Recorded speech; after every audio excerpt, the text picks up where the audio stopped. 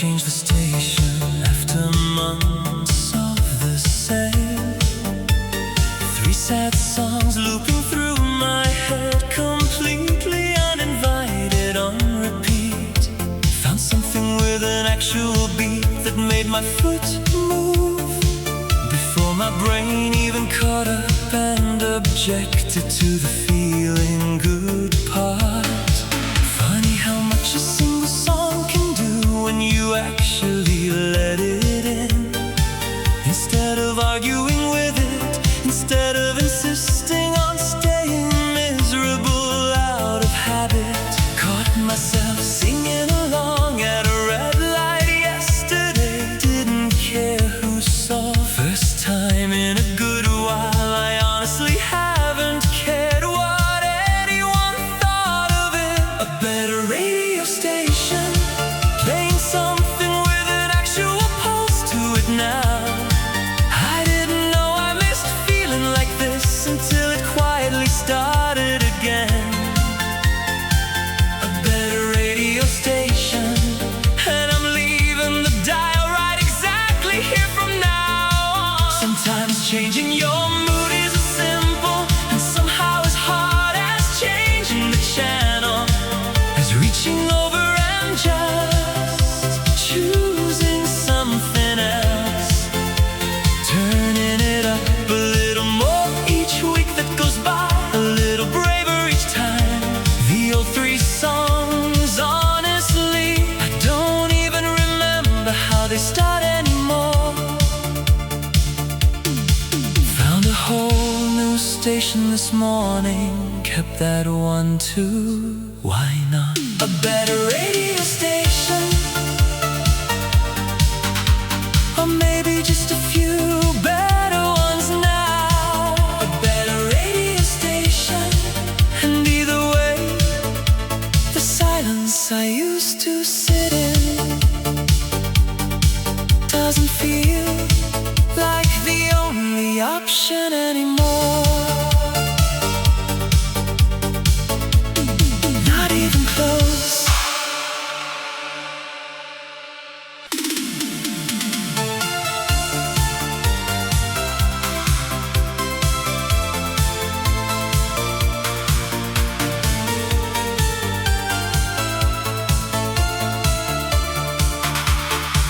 We've never had a place that was ours, just borrowed rooms. Other people's beds made and remade before anyone noticed. You keep a bag half packed at all times, said it's easier that way. I've stopped asking easier for who, easier for what exactly. I don't know your parents' address or even your childhood street. Just hotel names, just exit numbers, just the backs of receipts. Someday maybe we'll rent something small and boring with both our names on the lease together. Someday that word again. A love with no address, no mailbox, no key of our own, just a string of rooms we're borrowing time in, one after another. A love with no address, and I've stopped needing one, mostly, some days completely. Maybe the address was never really the point of any of this. Maybe you were always the only fixed location I ever had. I've got a whole collection of hotel key cards in a drawer now, souvenirs of a life we built entirely out of temporary rooms. Some couples have a house, we've got a very good travel routine. I know the exact weight limit of every airline we've flown, better than I know most addresses. A love with no address.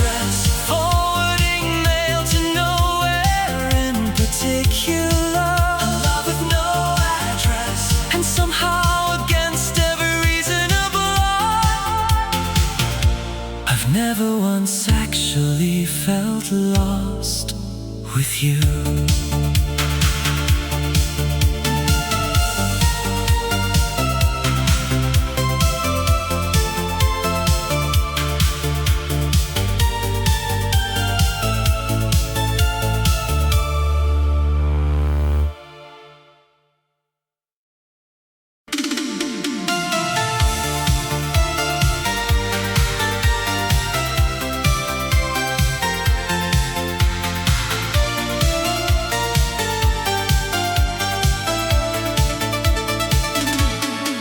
The guitar again after years sitting in the closet.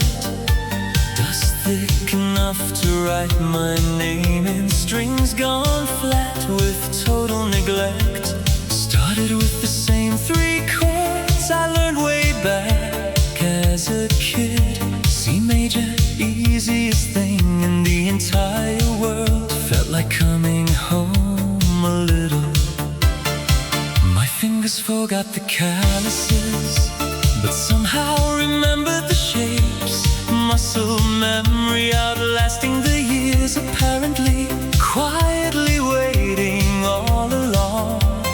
Played something small for a friend last week, badly but proudly. She clapped like it was a concert hall, like 3 chords deserved an ovation. Second chance in C major, simplest key there is, and somehow the hardest one to actually come back to after all this time away. A second chance in C major, and I'm not rushing toward anything harder just yet, not this week. Some second chances don't need to be dramatic or announced loudly. They just need 3 chords and the nerve to finally play them out loud. Calluses coming back slow, but coming back steadily all the same. Each session a little easier, a little more familiar, a little more mine again. Finally ready to learn the 4th chord this weekend, taking my time with it. A second chance in C major.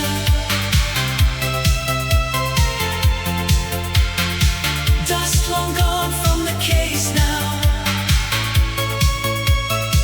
A second chance in C major. And whatever song comes out of these 4 chords eventually, I'm just glad, honestly, to be sitting here playing something again.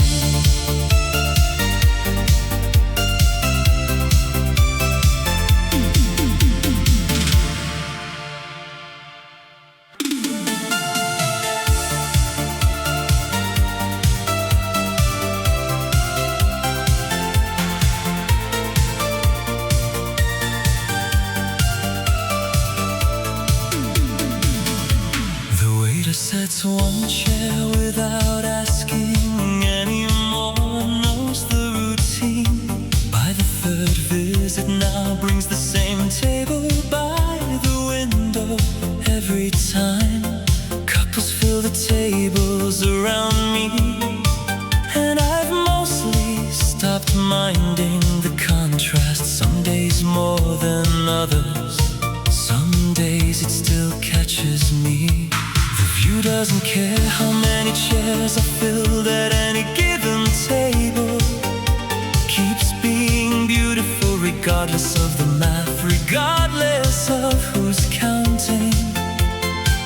An old man at the next table nods every visit. We've never spoken, don't need to really. Some regulars just quietly recognize each other. A table for one at the seaside, best seat in the whole place. Honestly, nobody to share the view, but somehow the view doesn't seem to mind at all. A table for one at the seaside, and neither slowly, gradually do I mind it either.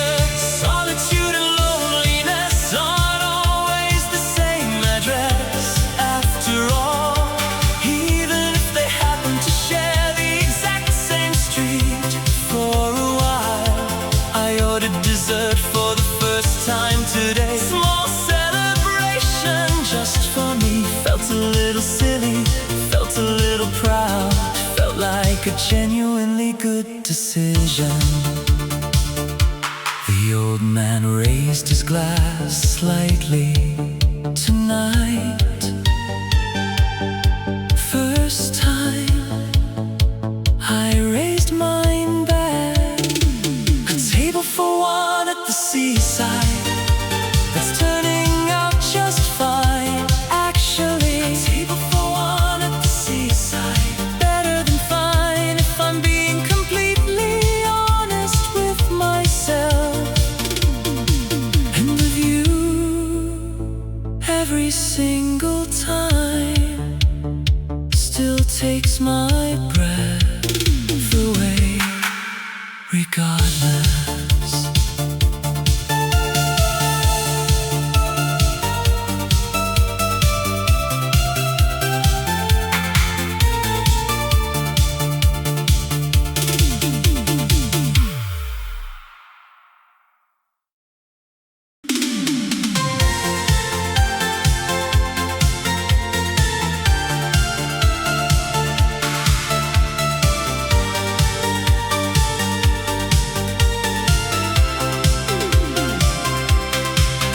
The people from that summer scattered to cities I've never been to. Careers, kids, addresses I honestly can't even spell correctly anymore. But a few of you stayed close enough for Sunday dinners, close enough that distance never once got the final say in things. Some friendships survive by accident, some survive by pure choice. Ours feels like both at once, honestly, some strange lucky combination.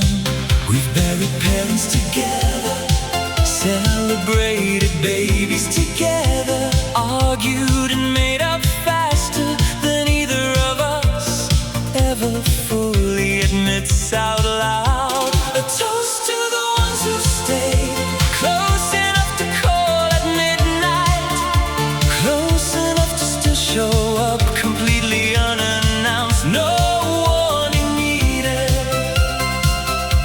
A toast to the ones who stayed. I don't say it enough, so I'm finally saying it now.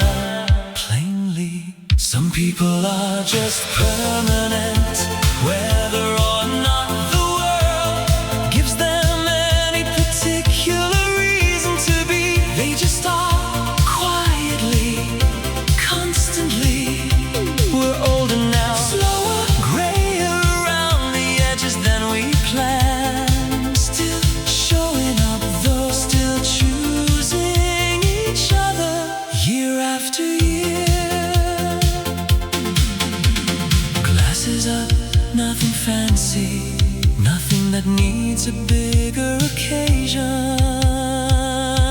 A toast to the ones who stayed into however many years we've got left to waste on each other. Gladly, willingly, completely. A toast to the ones who stay, the only toast that's ever really mattered, if I'm honest.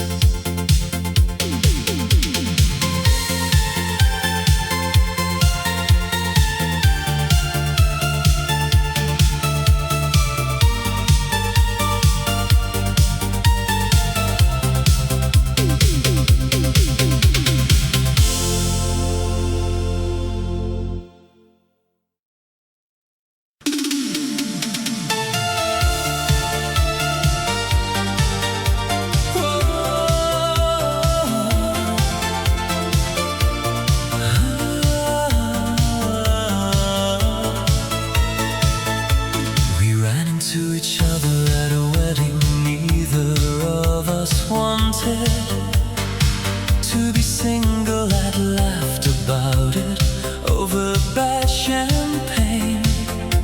You're someone's fiancé now, I'm someone's ex twice over. We toasted the versions of us that don't exist anymore. played something slow, and neither of us mentioned it on purpose, kindly, the way old friends learn to skip a verse. You asked about my mother, I asked about your brother. Small mercies, the questions people still owe each other. A toast to who we were, 23 and certain of everything. Sure, the whole world had been arranged specifically for us. A toast to who we were, gone now, but not wasted, not even close. You can grieve a version of yourself without grieving the person who became someone else entirely, someone happier maybe. Your fiance came over, shook my hand like he meant it. I liked him more than I expected to, more than made sense. The DJ played our old song by accident. We both just smiled, neither of us danced to it, just raised our glasses a little higher instead, and let it pass. A toast to who we were, glasses up before the last song starts. A toast to who we were, and to whoever's dancing with you now. He's a lucky man, and I mean that.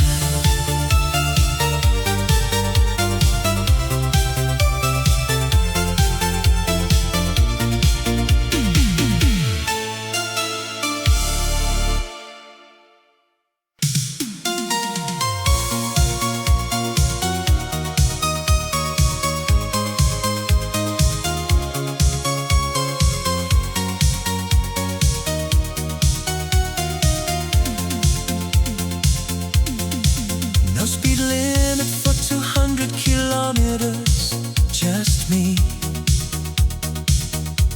the radio, and a tank of gas. I filled it 4 in the morning for no good reason.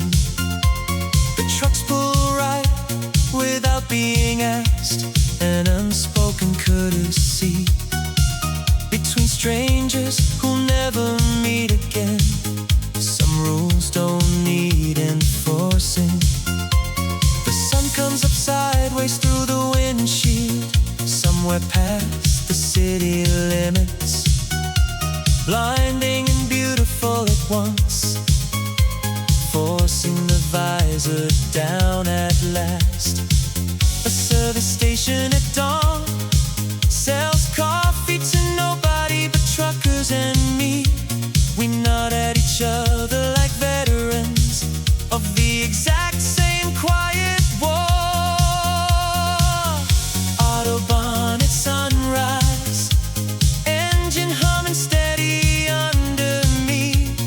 Nobody waiting, nobody worried, just road and light and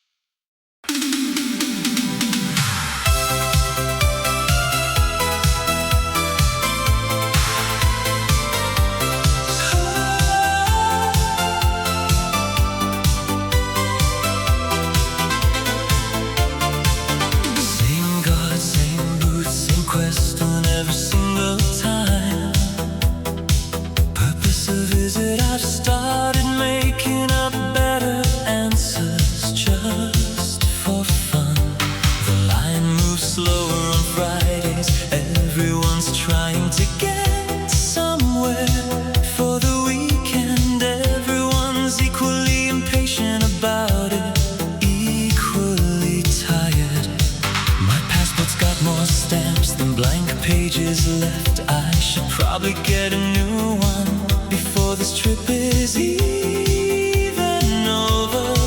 A kid 2 cars back is crying about a lost toy. The God actually smiles at that first smile. I'll shift probably all week, maybe. Border crossing blues, same booth, different God this time. Purpose of visit, well, that's a longer story than he's got time for. Border crossing blues, worth the wait every single time. No matter the delay, there's a strange comfort in a border. Proof you're actually somewhere between somewhere and somewhere else. Suspended, official, real. The God stamps my passport without looking up this time. Says something in a language I don't quite catch. Waves me through anyway.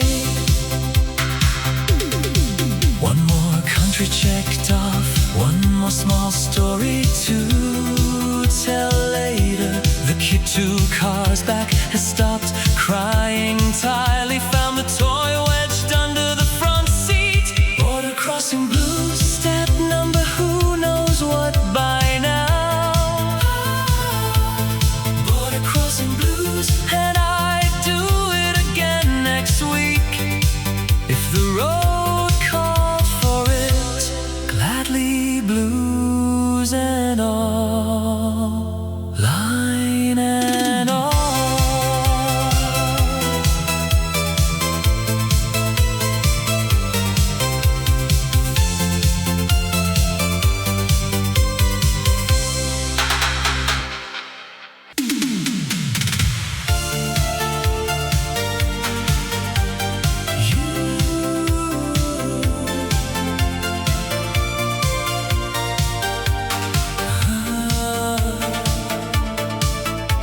You lent me your jacket at a festival years and years back, and I still haven't given it back. On purpose now, not by accident anymore. It smells like someone else's cologne after all this time, but I still wear it whenever the weather turns cold enough to justify it. You never asked for it back, said it looked better on me anyway, which was a generous lie, and we both knew it the moment you said it. You've got 3 jackets of mine, you never returned either, so I figure we're roughly, approximately, permanently even by now. Borrowed jacket still in my closet, still fits somehow, still smells faintly of a festival we barely survived together. Borrowed jacket, and I'm never giving it back now, not after all these years. Some debts you're better off just letting run forever between friends. They're not really debts at all, they're just excuses to stay connected. Patched at the elbow now, older than either of us really wants to admit. I fixed it twice myself, never once thought to just buy a new one. You saw me wearing it last month, didn't say a word, just smiled. Borrowed jacket, and I'll wear it till it finally falls apart completely. Borrowed jacket, and when it does, I fully expect you to lend me another one. That's just how this particular friendship seems to work.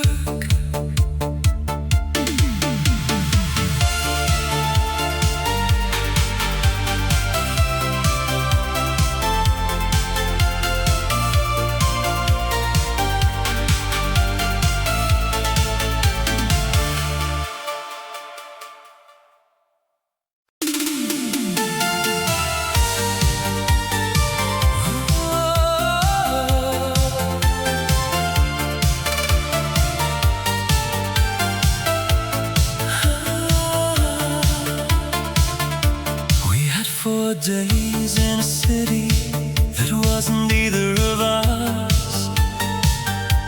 A conference that mattered less than the hotel bar we found instead. You told me you were flying home Thursday, back to a life with different furniture, a different last name on your badge. Vienna doesn't know or care that this isn't supposed to last. The whole city just keeps being beautiful regardless of our situation.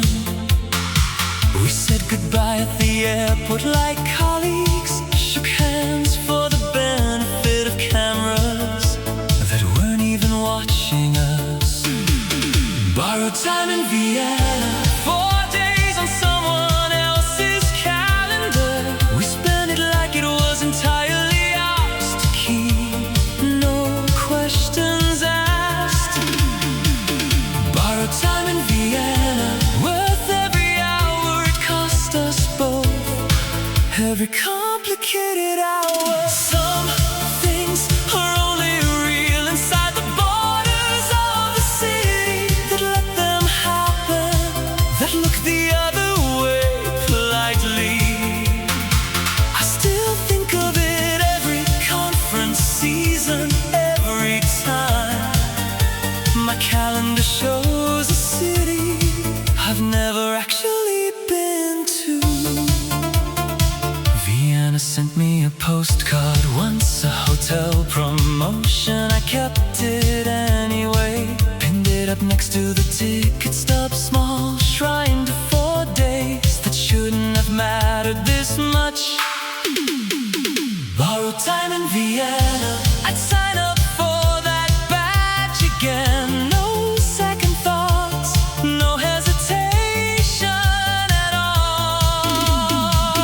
Borrowed time in Vienna, and I hope wherever you are, you remember it the same way I do.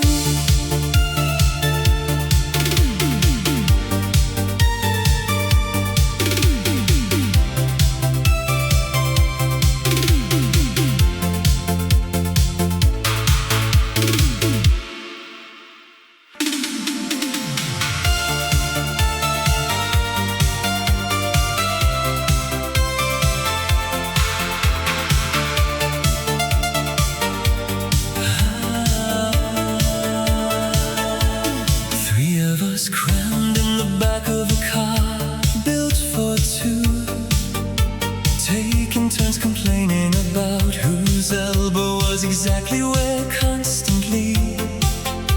Dad drove, never once told us to quiet down properly. Said the noise meant we were happy, and honestly, he wasn't wrong about that. We measured every road trip by how many games of who can stay quiet longest. We lost within the very first 10 minutes, every single time without fail. We're grown now, own cars, actual proper legroom finally, and somehow still end up crammed in the back together at every gathering.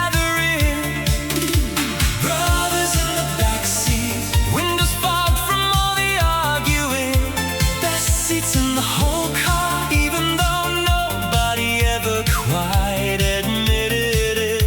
Brothers in the back seat wouldn't trade the cramped legroom for anything else in the world.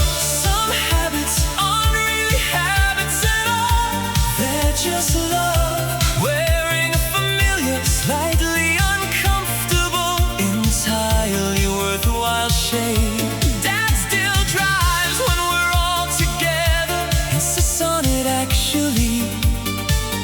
He's not ready to give up that particular job just yet. Not yet. We still argue about elbows at family gatherings, 30-something grown. Dad just laughs from the front seat, says some things are worth never quite outgrowing at all. Brothers in the backseat.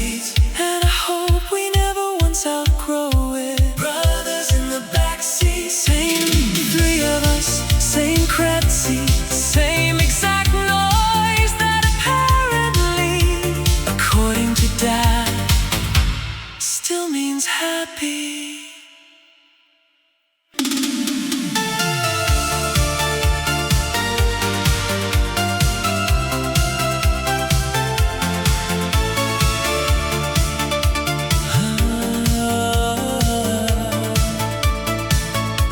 The generator cuts the power every night at 10, so we run the radio on batteries and hope.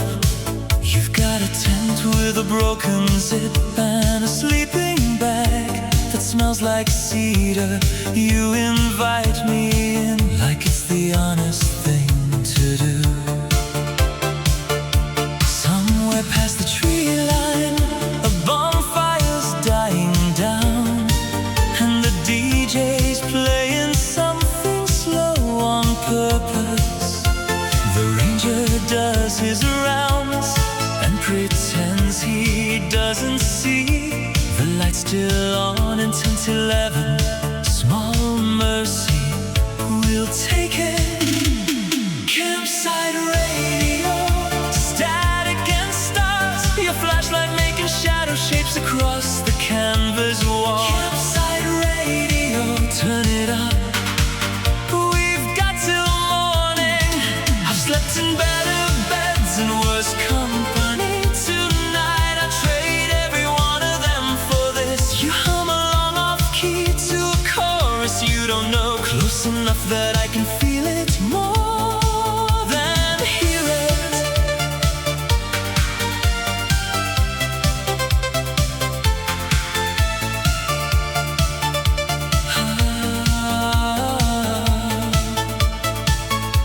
The battery light starts blinking red around 2. Neither of us reaches for replacement. We let it die completely somewhere near dawn. Glad for the excuse to just lie there quietly, listening to nothing but pretend fabric breathing in the wind, easy and unhurried. Campsite radio, the battery's dying slow. You hum the ending when the station cuts to static. Campsite radio, that's enough for me, better than anything with a clearer signal.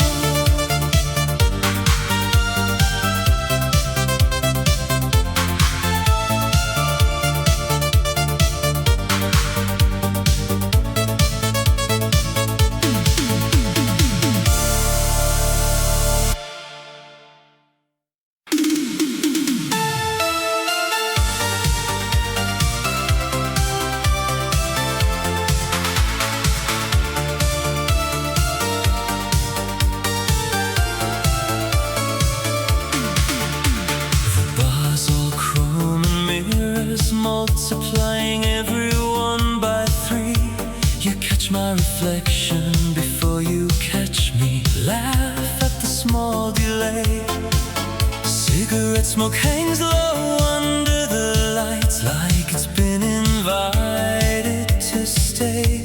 Nobody minds, nobody's minded here in years, honestly. The bartender's seen every version of tonight before, pours without asking, knows the order by the look on your face before you've said a word. We find a booth in the back where the smoke's thinner, the mirrors fewer, just us and a candle burning slowly down to almost nothing. Chrome and cigarette smoke, city lights caught in every surface. You're the only thing in this whole room that isn't multiplied. Chrome and cigarette smoke, and I only ever see the one of you. Never need more than that.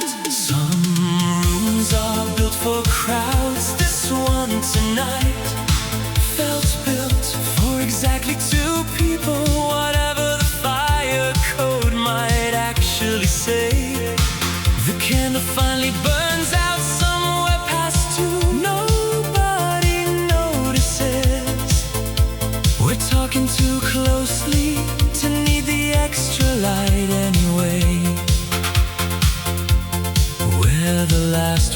the bartender hasn't politely asked to leave. Chrome and cigarette smoke, words stay until the lights come on.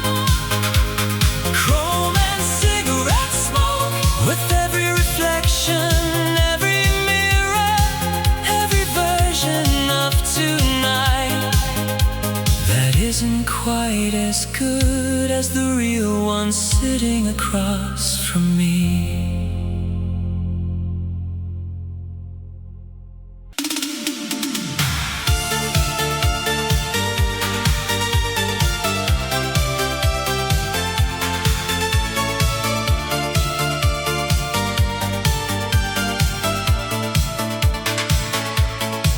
The apartment 2 years back, kept the compass, don't really need it. GPS does the job better, but I like the weight of it in my pocket. People ask where home is now, and I've stopped having a fast answer. Give them a city instead, whichever one I slept in last night. Still finds north no matter where I point it. Some things stay reliable even when nothing else quite does anymore. My mother worries, asks when I'll settle. I tell her I already have, just not in the way she means it, not in one single place. A compass without a home, pointing at nothing in particular except forward. A compass without a home, and somehow that's enough direction for me these days. More than enough, honestly. More than I expected it to be. Maybe home was always a direction, not a destination. Maybe I finally believe that now, after enough miles to prove it. I keep the compass in the same pocket every single trip. Old habits, small comforts, proof that something stays constant. She still sends letters to an address I haven't used in years. A compass without a home, needle steady, hand steadier now. A compass without a home, pointing forward, always forward. It's home enough for now.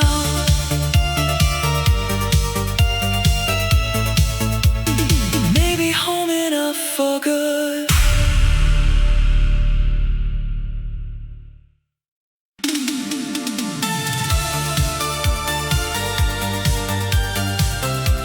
Arriving at the airport early just to watch the board flip through cities. I'll never get to this year, this decade, maybe ever. Somebody's flight gets called for the 3rd time and they still don't come running. I wonder what's keeping them, what's harder to leave than a plane ride. Doesn't care who's late, who's early, who's crying quietly by gate 9. It just keeps flipping indifferent, fishing entirely unbothered. A little girl presses her face to the glass at gate 12,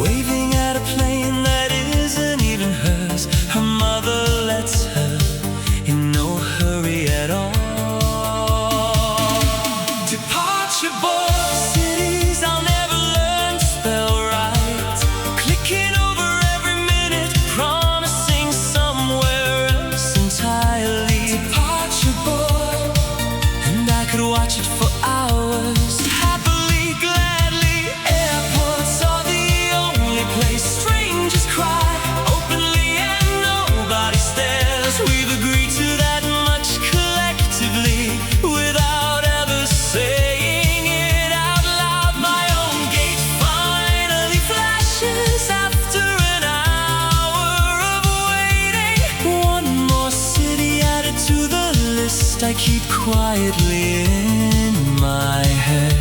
The girl at gate 12 is still waving, her plane long gone by now. Departure boy, see you next time, wherever you send me. Departure boy, one more click, one more city, one more chance to end up somewhere I never quite planned on.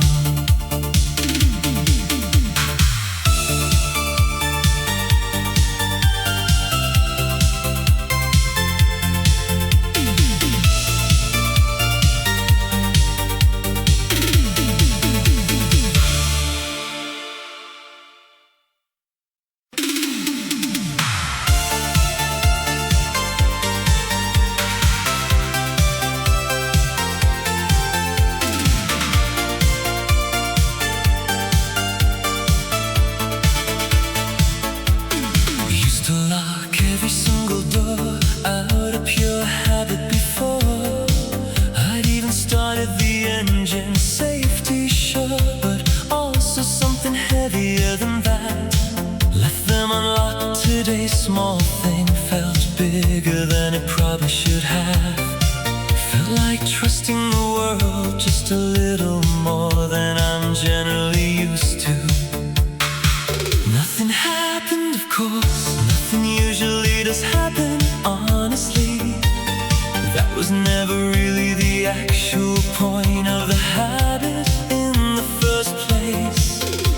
Picked up a stranger stuck at a bus stop in the pouring rain.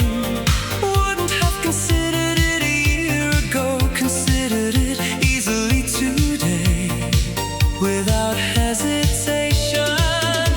Driving with the doors unlocked, windows down too, while I'm at it, letting a little more world in than I'm generally cautiously used to.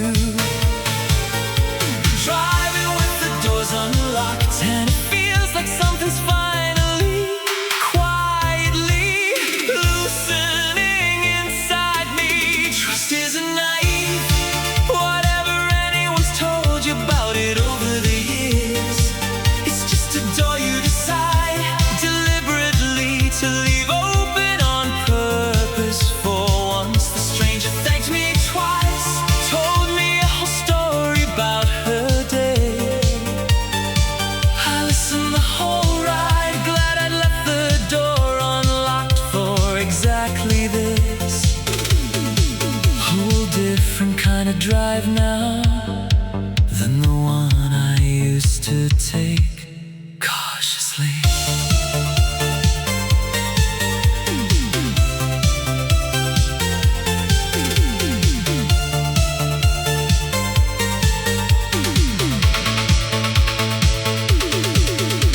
Driving with the doors unlocked, and I like who I'm slowly becoming. Driving with the doors unlocked,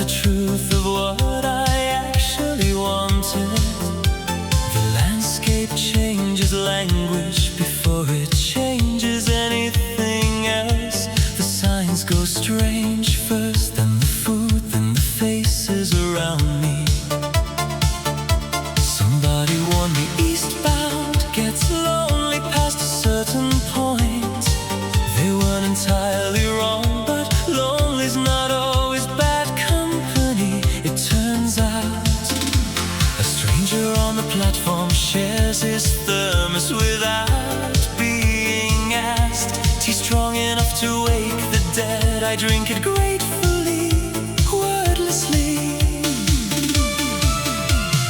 Eastbound, further than I planned, further than made sense on paper. Eastbound, and every mile feels like it's finally mine to spend, mine to waste, mine to keep, however I choose to. You find out who you are somewhere around the fourth country, with no plan left, no itinerary, just momentum and curiosity. The stranger gets off 2 stops later, waves once, doesn't look back. I finished the tea alone, and that feels right too somehow. Ticket still in my pocket, still no return date, no plans to get one. The stranger's thermos is empty now, but the warmth of it somehow hasn't worn off yet. Eastbound, further than I ever thought I'd go. Eastbound, I'm gladder for it than I know how to properly say. Gladder than I expected to be, gladder than I've been in years.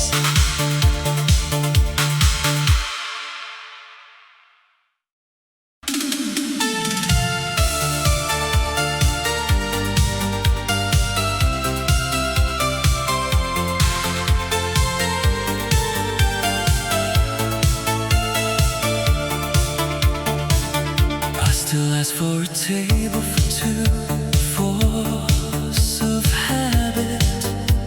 The waitress stopped correcting me weeks ago, just brings one setting quietly. The chair across from me collects the coat I'm not wearing, the bag I didn't bring, whatever excuse fits the particular day. The regulars know better than to ask who used to sit there. They just nod, refill my coffee, let the silence do what it needs to do. A stranger asked to share the table once. I said no faster than I actually meant to. Wasn't ready to give the seat away just yet. Empty chair at the diner, coffee going cold across from nothing. I keep the seat anyway, out of habit, out of something like hope. Empty chair at the diner. Maybe next week I'll finally ask for just the one. Grief doesn't always look like crying at a table by the window. Sometimes it just looks like an extra place setting quietly, patiently. The waitress brought a second coffee, out of habit again today. I let her, drank both, didn't say anything, didn't need to. I finally asked for a table for one this morning, small thing. Empty chair at the diner, felt enormous, that small change. Empty chair at the diner, and that's alright, that's actually genuinely alright. One step, one table, one quiet Tuesday morning.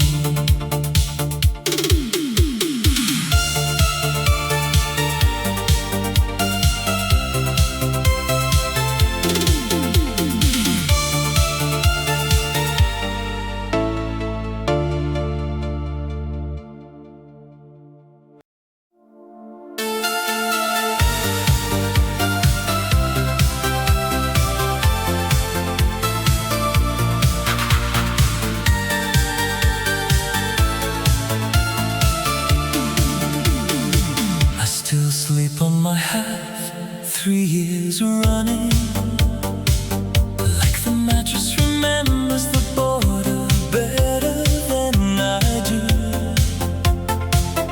Your alarm clock's still in the drawer, unplugged. I don't know why I kept it. It never even worked that well. The landlord asked if I wanted a smaller flat, cheaper. I said no, not yet, not this year, maybe not next either. A friend stayed over once, took your side without thinking. I didn't sleep at all, and didn't tell her why. The empty side of the bed, cold in a way that has nothing to do with the radiator being broken. The empty side of the bed, and I've stopped apologizing to guests who ask. Space doesn't fill itself just because you're ready for it to. It takes its own time, keeps its own calendar. I finally moved the pillow last week. Small thing, felt enormous, like rearranging furniture in a museum.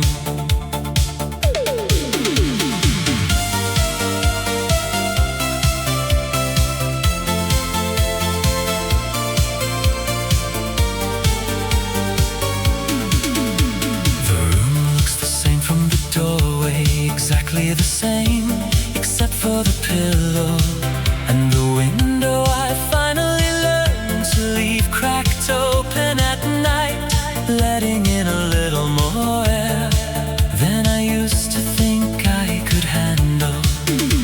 The empty side of the bed, getting a little less cold, not warm exactly, just less like a monument. The empty side of the bed, and some nights now I actually stretch out into it.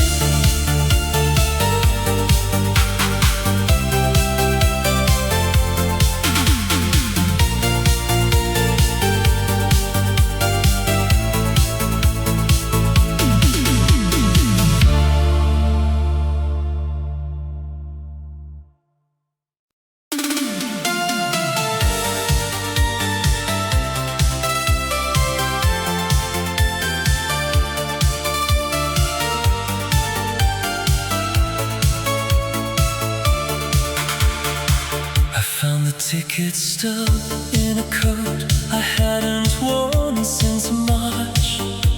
A concert I barely remember, a night I remember completely. You lost your voice by the encore, screamed it away on a song we both hated until that night, until you made it ours. I still can't hear it without thinking of your ruined voice. The morning after, how you whispered instead of talked for 2 whole days, and loved it. Funny what survives a receipt, a stub, a matchbook from a bar that's closed now. Proof that things happened that memory alone can always vouch for. Ticket stub, half thing gone soft, proof that a night like that actually happened, and wasn't just something I made up to feel less alone. A faded ticket stub, and I can't throw it out. I checked if the band's still touring, they are. Different lineup, same old songs, a new bassist who wasn't even born when we went. I didn't buy a ticket. Some nights you don't want to repeat, you just want to keep the receipt safe in a drawer. A friend asked why I keep it. I didn't have a real answer. A faded ticket stub, tucked back in a sinkhole pocket, waiting for the next time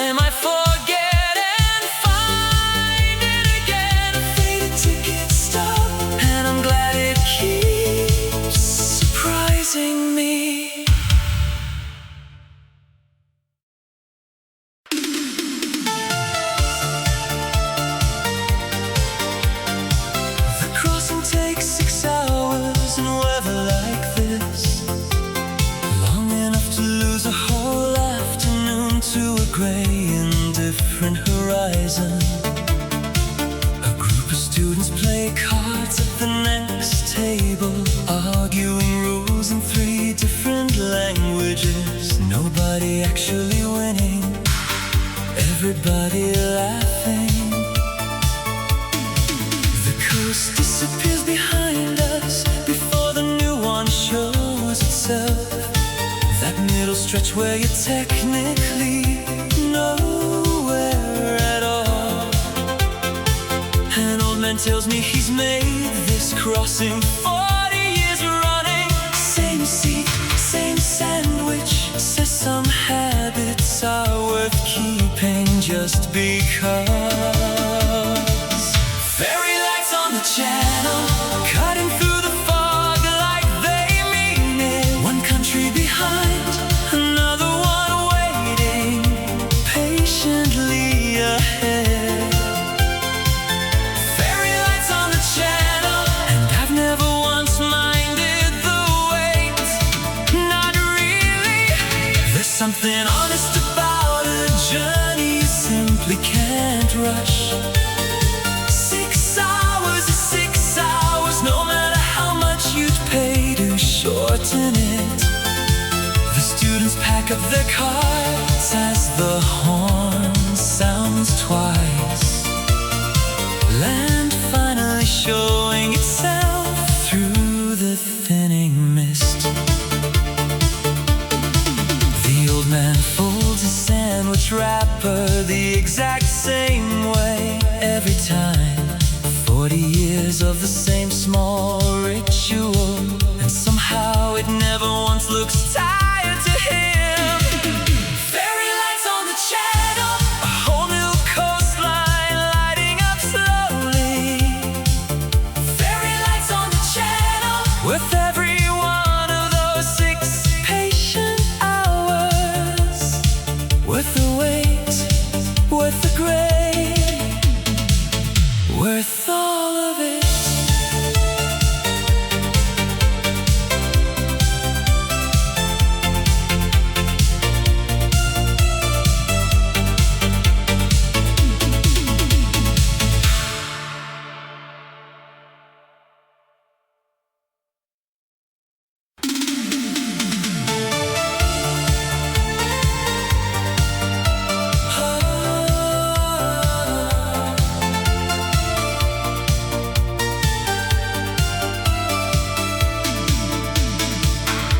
Every wrong key in the piano bench for years running, forcing songs into shapes that never quite wanted to properly hold them at all.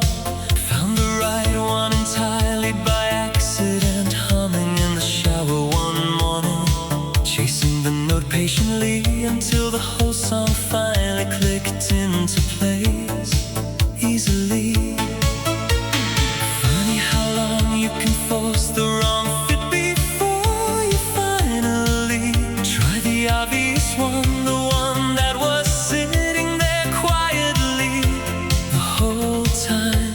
Played it for nobody but myself first, just to be completely sure of it.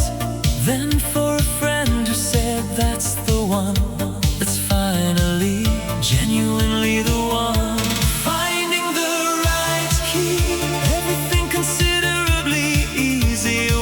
You stop forcing it, finding the right key, and the whole entire song sounds like it was always meant to sound. Like it had been waiting patiently this whole time for me to simply find it. Some things in life work exactly the same particular way. Honestly, you just have to stop forcing the wrong key and finally try the obvious one instead. Whole new set of songs opening up now that I found the right starting point. Not going back to forcing anything again. Not the notes, not the rest of it either. The piano bench stays open more often these days. intimidating now. Finding the right key, and everything after it comes so much easier. Finding the right key, and I'm just grateful, honestly, that I finally stopped forcing the wrong one long enough to actually hear the right one calling.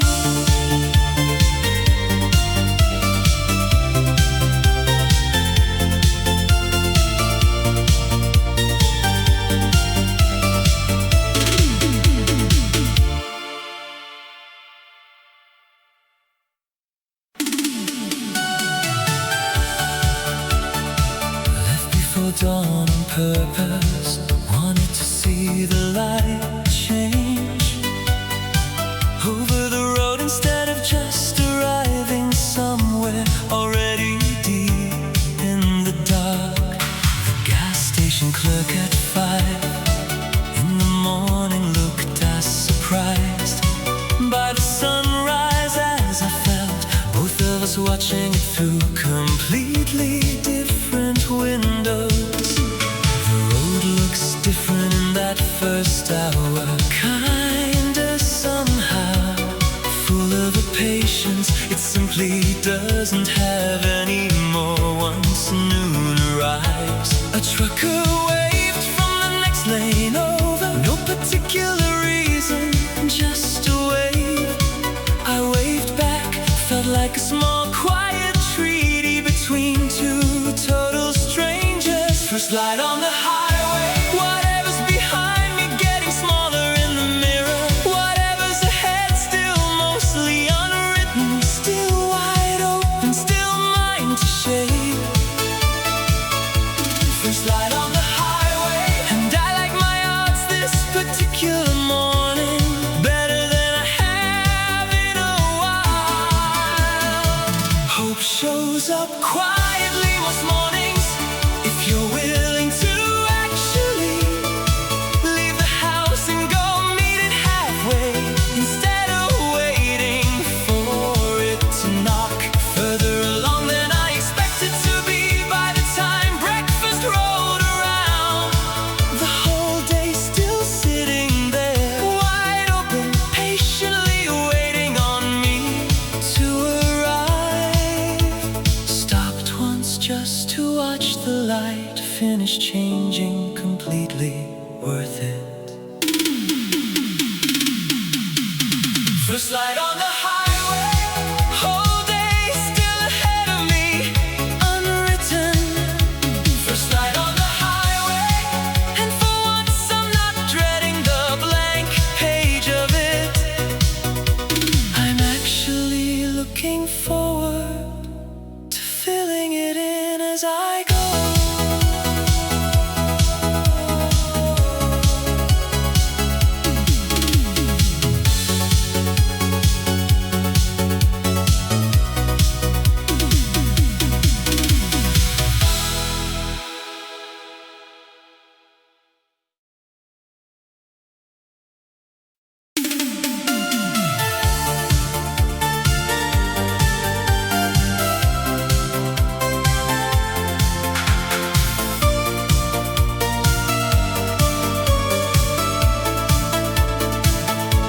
Her coat's still on the chair by the door.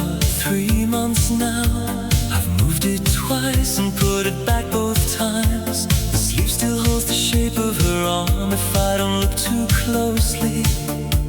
Or maybe I want it to, I can't tell the difference anymore. I could give it to charity or to her sister, or just let it hang there till the wool gives out. A friend asked why I hadn't moved it. I said I don't know, and that was the most honest thing I'd said in weeks. Her coat's still on the chair, gray wool, one button missing. I catch myself talking to it some nights. nights when the flat gets quiet, her coat's still on the chair, and I'm not ready yet. Grief doesn't leave when you ask it to. It just changes shape, sits in different chairs. I finally checked the pockets last week, found a ticket stub from a film we never got to see. She'd want me to move it, probably. She was practical that way. I laughed thinking about her, rolling her eyes at how long I've dragged this small decision out. Her coat's still on the chair, though I washed it Sunday, folded it properly for the first time. Her coat's still on the chair, and maybe that's alright for now.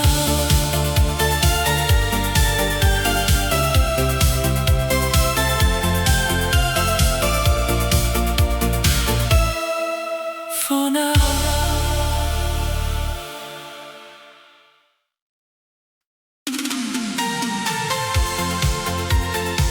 Her father doesn't like my job, my car, my last name. Doesn't like much about me except that I make her laugh, which she pretends not to notice from the kitchen doorway. Arms crossed, pretending to read a newspaper he isn't reading.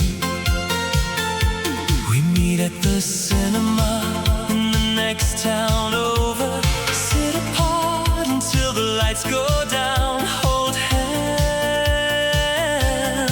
in the dark, like teenagers twice our age, twice as careful, twice as certain. We've got nothing left to lose by trying. Rules exist to be respected or broken, and I've made my choice. Her father's rules, written nowhere but enforced everywhere. We're finding every loophole this town forgot to close. Her father's rules, and I'm getting better at reading between them every week. One day she'll be old enough that permission stops being the point. We're just buying time until that math works itself out properly. Some fathers come around eventually. Mine did, took him 7 years, and a grandchild to admit he liked my wife. Her mother already likes me, slips me coffee when he's not looking. Small treaties brewed quietly in her kitchen. He pretends he can't smell from the next room. The father's rules, I've learned to work around them. Patient, careful, playing a longer game than he thinks I'm capable of. The father's rules won't matter forever, and we both know it, even him.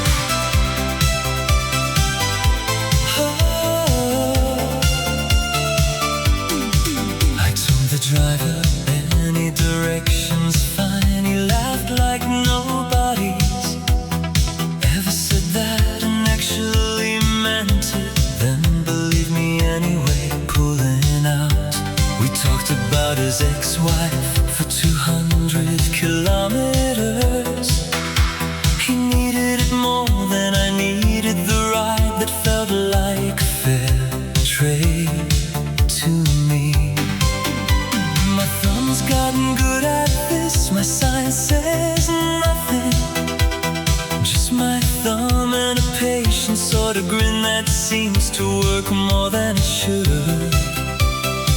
A farmer drops me at a crossroads with directions to a town. He swears it's worth seeing. I believe him. I always believe them. Hitchhiking to nowhere, 4 rides so far and counting. Everyone's got a story if you're willing to just sit and listen. Hitchhiking to nowhere. Best education I never once paid tuition for. You learn more about a country from its drivers than from any guidebook. More truth in 200 kilometers than a whole semester of lectures. A woman with 3 kids in the back offers me the front seat, tells me to buckle up like she's known me my whole life already. Sun's going down on ride number 5. This driver's got a dog and a story. Hitchhiking to nowhere, and I'm in no rush at all. Hitchhiking to nowhere, wherever this next ride takes me is exactly where I meant to end up all along.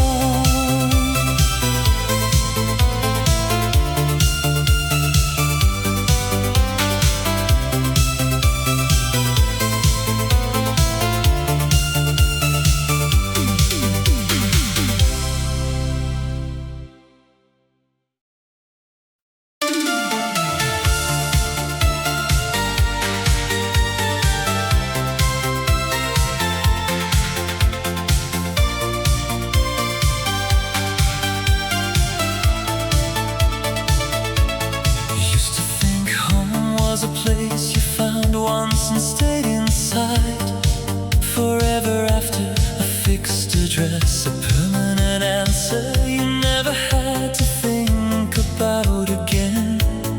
Moved 4 times in 5 years and somehow felt more at home each time.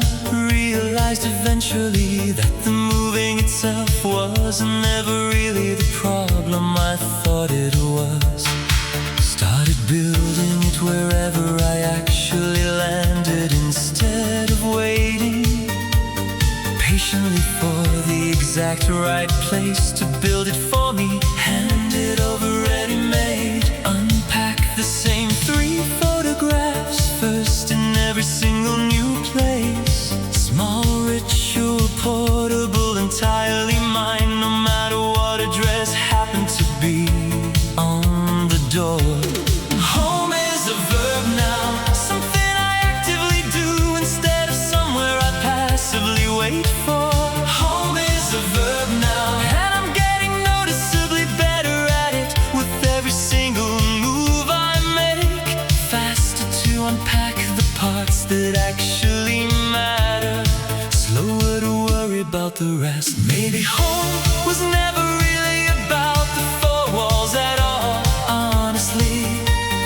Maybe it was always just the quiet practice of arriving fully wherever you land, practicing it again in this new place, starting this very week, unpacking slowly. Same 3 photographs on the same small shelf, same ritual, same steady practice.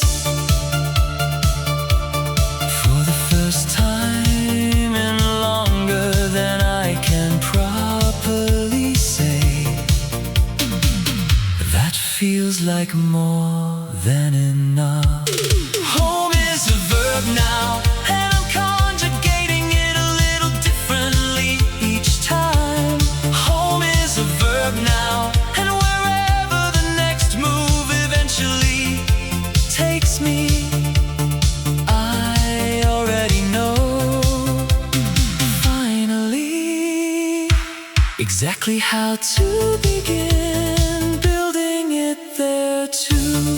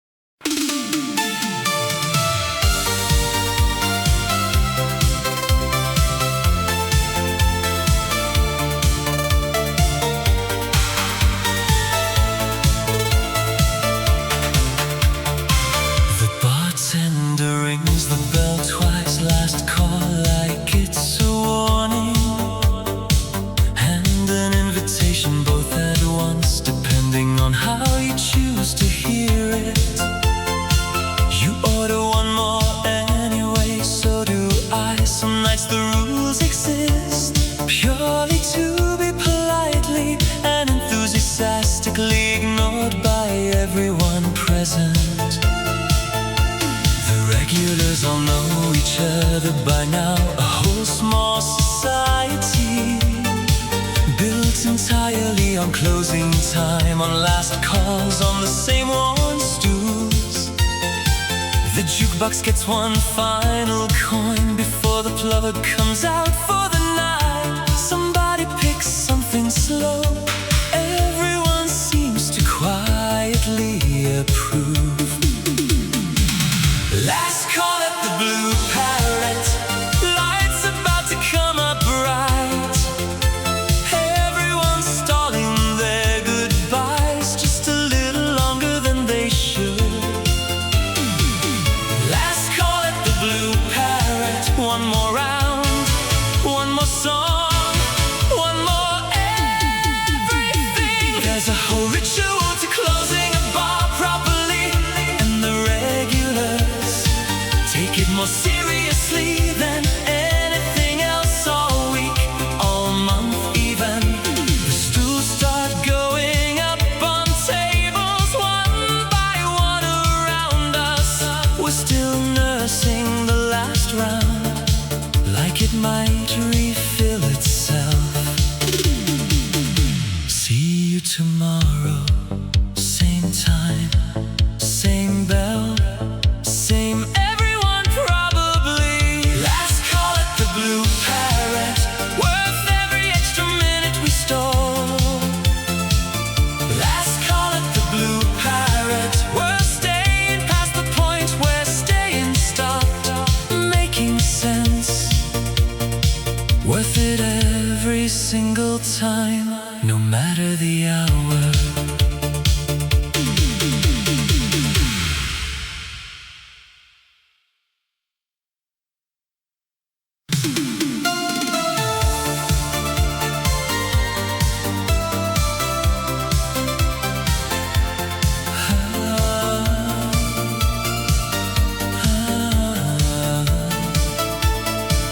You ran the last 100 meters in wedge sandals, waving a ticket like a white flag at the crew already pulling in the rope.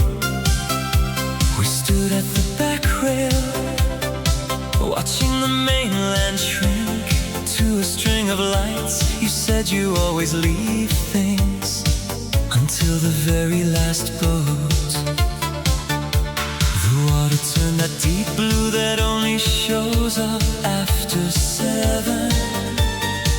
And you turned to me like the timing was no accident.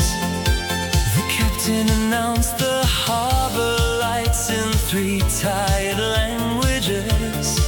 You translated the 4th one just for me, badly, on purpose I think. Last ferry to Capri, engines cutting through the dark. You're leaning on the railing like you've got nowhere left to be. Last ferry to Capri, and I missed my stop on purpose. We passed a fishing boat with its lantern swinging low. You counted seagulls out loud until you lost the number. I don't know if this is the beginning of something, or the whole thing start to end in one crossing. Some nights don't ask permission to matter, they just do. This one didn't ask either, it just happened, quiet and complete, somewhere past the harbor lights. Last ferry to Capri, salt spray on the glass. You fell asleep against my shoulder before we even docked. Last ferry to Capri, best missed stop I ever made. And I take the wrong boat again tomorrow.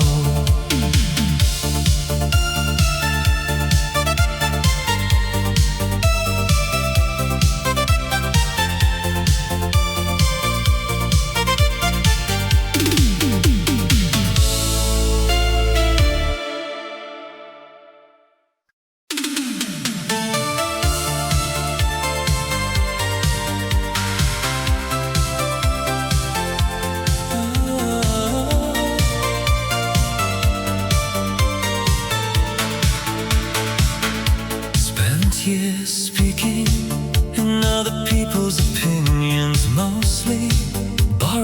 phrases that never quite fit the actual shape of what I meant to say. Started writing things down just for myself. No audience, no performance, just trying to find my own real voice underneath all those borrowed ones. Turns out I had an accent this whole time in my own words that I never once noticed until I actually started using them properly. Honestly, a friend noticed the difference before I even did myself. Said you sound like yourself lately. I didn't fully know what I'd sounded like before that. Learning my own language, slow, clumsy mind, finally entirely mine. Learning my own language, and it sounds better somehow than every single borrowed sentence ever did. More awkward at first, but truer, and I'll take true over polished any day. Some people never get around to actually learning their own language. Spend a whole life fluent in everyone else's, never quite finding their own voice. Getting more fluent every single week that passes, now a little braver each time. Finding the right word a little faster, hesitating a little less before I say it.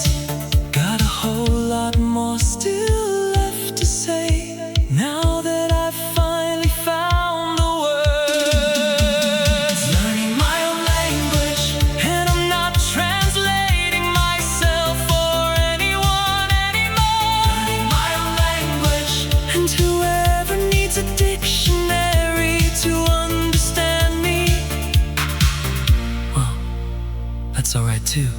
I'm not editing myself down to fit it.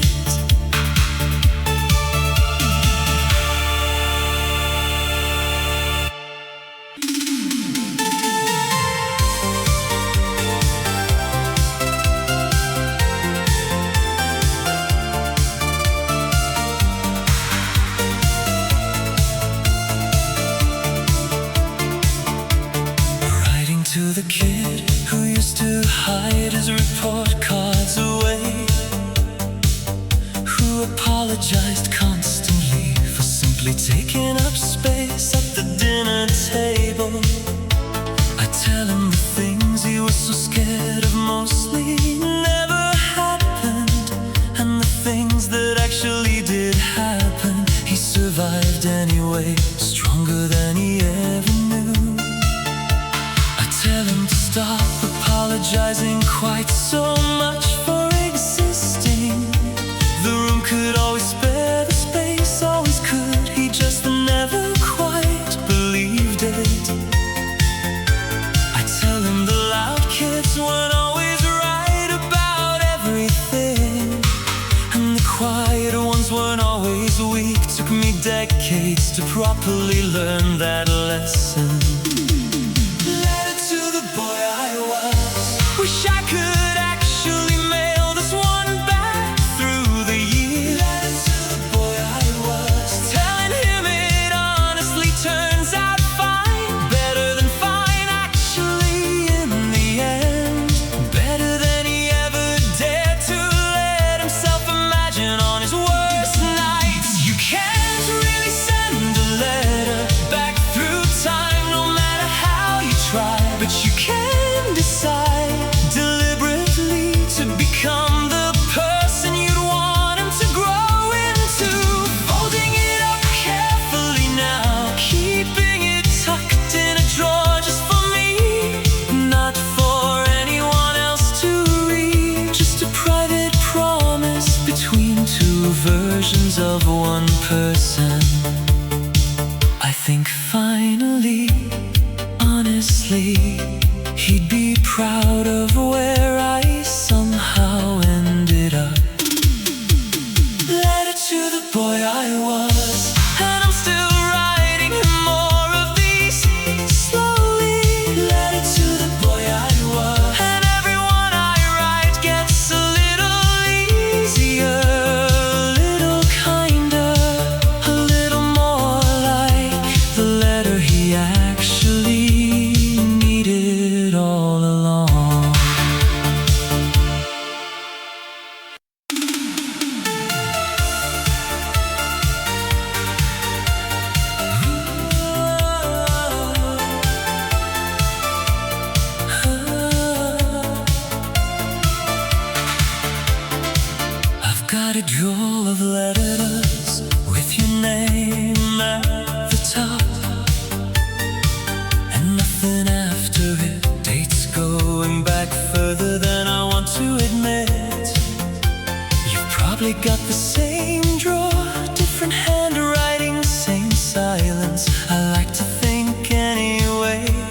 it helps somehow, imagining that symmetry. Every letter says the same thing in different words, and none of them ever made it as far as a stamp. I started one again last week, got 3 lines in, folded it into the drawer with the rest. Creature of habit, coward of habit. Letters we never sent, stacked like evidence of a case we're both too scared to bring to any court. Letters we never sent, and maybe that's the safest kind of love there is. Some things are true or unsaid, or that's what I tell myself to sleep. A comfortable lie that's kept me comfortable for years now. Maybe someday someone finds them sorting through a life and finally understands what we couldn't say out loud to each other. The drawer barely closes anymore. I should really buy a bigger one, or maybe I should just admit what the drawers actually become and stop calling it storage. Letters we never sent, this one's going in unfinished too. Part of a collection now, a strange sort of archive. Letters we never sent, still worth every unsent, unsaid word between us.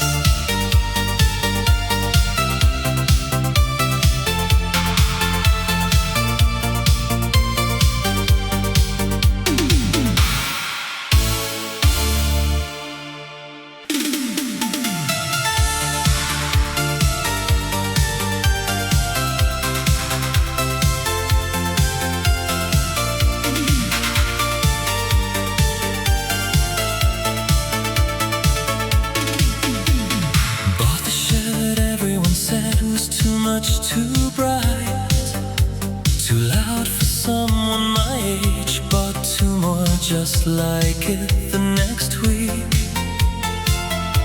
Wore it to a wedding where everyone else played it safe in gray.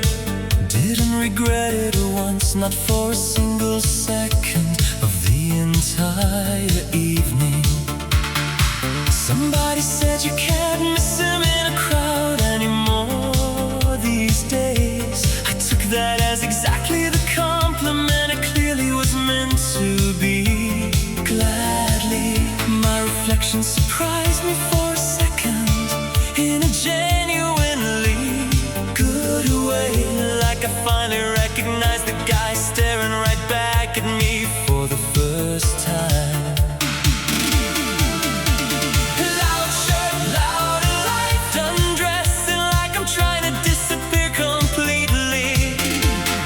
Loud shirt, louder life, and I actually like being easy to find in a room full of people now. Like standing out instead of carefully blending to every background. Sometimes changing how you dress is really just changing how loud you're finally willing to be about simply existing out loud. Closet's a lot more colorful these days than it's ever been before. Done apologizing for taking up a little more space than I used to allow myself. Bought a jacket to match it last week. No hesitation this time, none at all. Loud shirt, louder life, and I'm not toning either one back down. Loud shirt, louder life, and whoever notices, whoever comments, I'm exactly the version of myself I've been quietly waiting to become.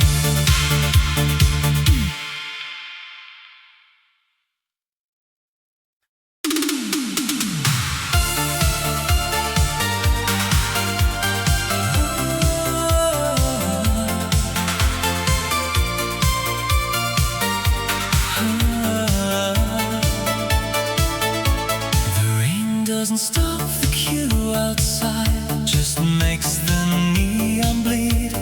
Twice as far across the pavement, pink and blue, running together like a warning nobody heeds. You're wearing the wrong shoes forever like this, laughing about it anyway.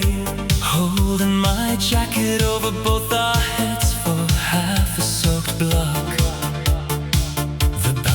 Your name waves us past the whole line like it's nothing, like we're somebody, like the rain outside doesn't apply to us tonight. Inside the bass hits different than outside, softer somehow, muffled by the rain still falling steady on the roof above us.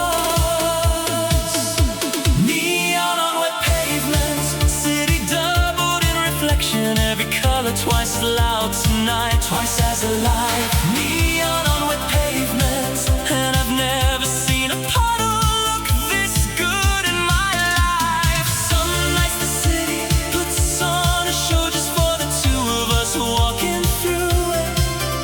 An audience of two for a performance nobody else even notices. We stop halfway to just watch the colors bleed into each other.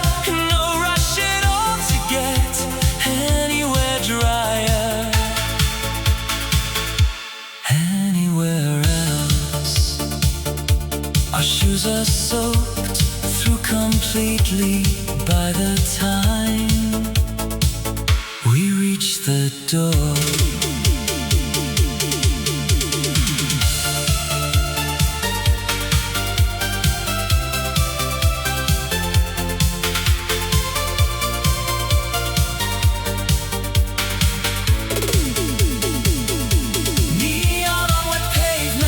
Worth every step of the wrong direction we took. Neon on wet pavement, best detour of the whole night. And I take the long way again tomorrow, rain or not.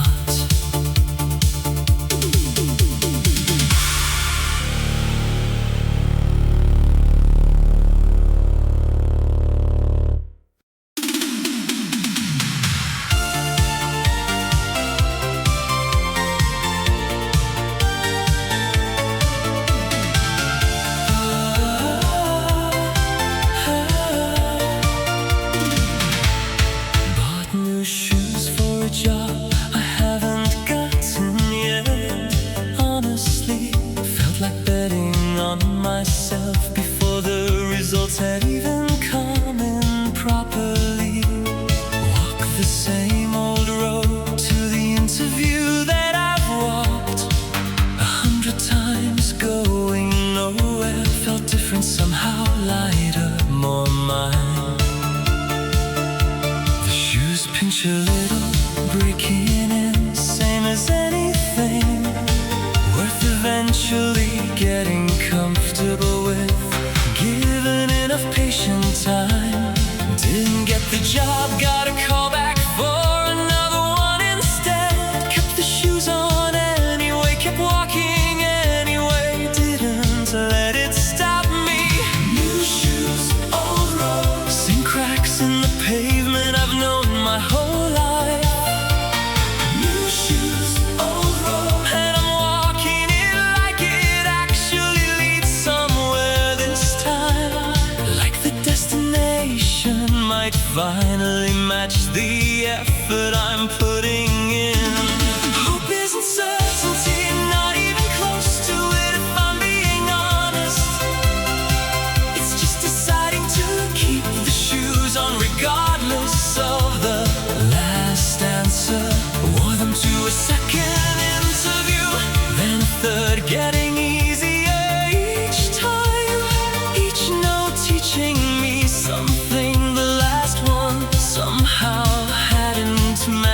too. Wanting now, fitting better every single week that goes by. New shoes, old road, and wherever it finally leads. New shoes, old road, how to walk there on my own to determine feet. New shoes and all, old road and all, every single step counted.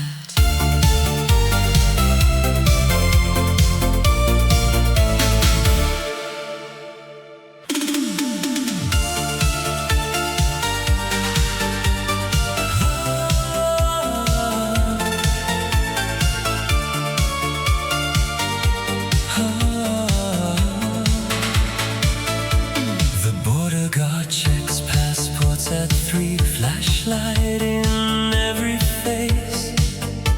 Half asleep himself stamps mine without much interest at all. My compartment mate snores in a language I don't speak. Dreams louder than the wheels beneath us, steady and certain.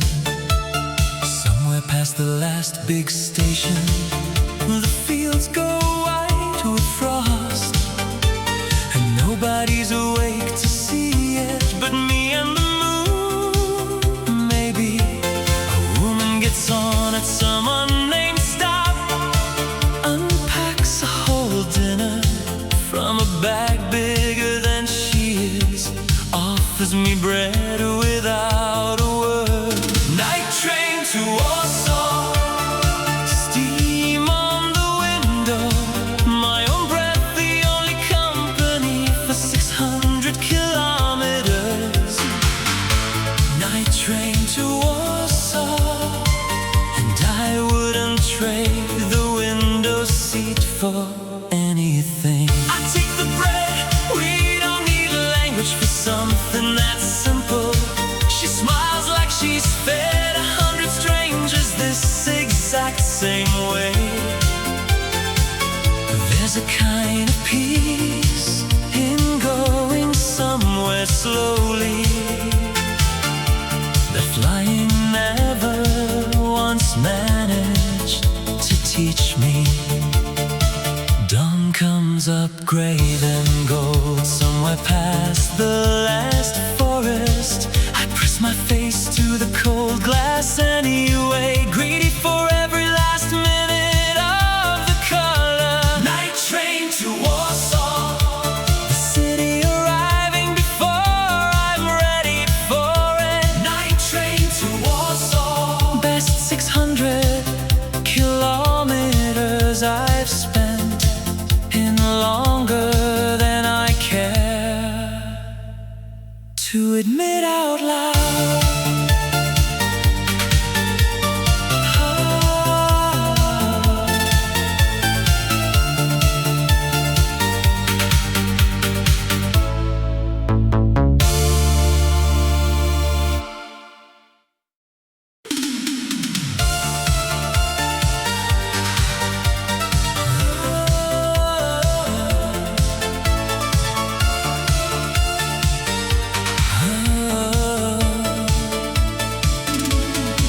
Nobody's waiting up this time, no clock on the wall, keeping careful score of exactly how late I finally managed to get in.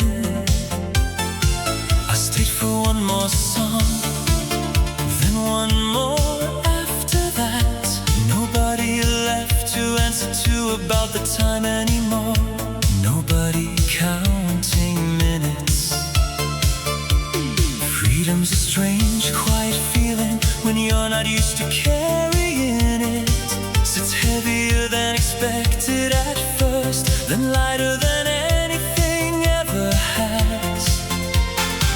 Walked home the long way just because I actually could this time. No reason to rush toward a door that nobody's standing behind, watching. No curfew tonight, no lights left on in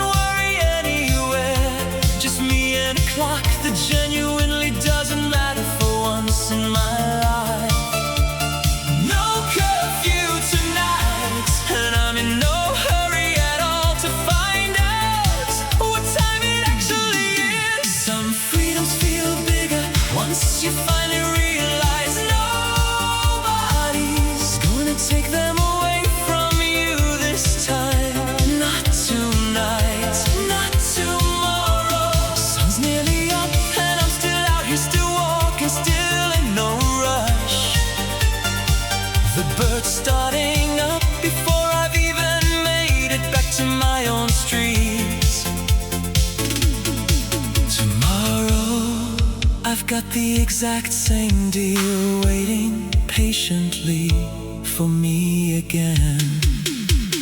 No curfew tonight, and then tomorrow either, that's the whole new deal. No curfew tonight, and I think I could get used to carrying this feeling. Lighter every single night, I get to choose it for myself.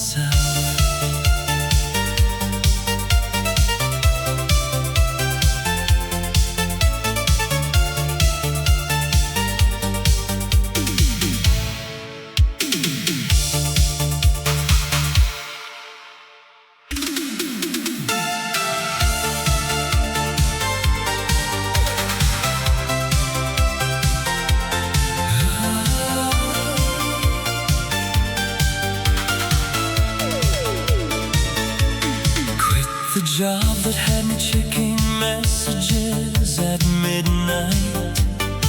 First week I felt like learning to actually walk again from scratch. Turned the phone off for a whole entire Sunday, genuinely off, not just silent. Felt like breaking a rule that never should have existed at all.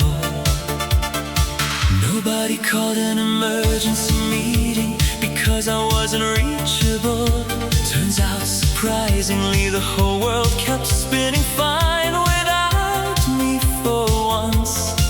Took a walk at 2 in the afternoon on an ordinary Tuesday. No reason, no meeting, just because the sun happened to be out that day.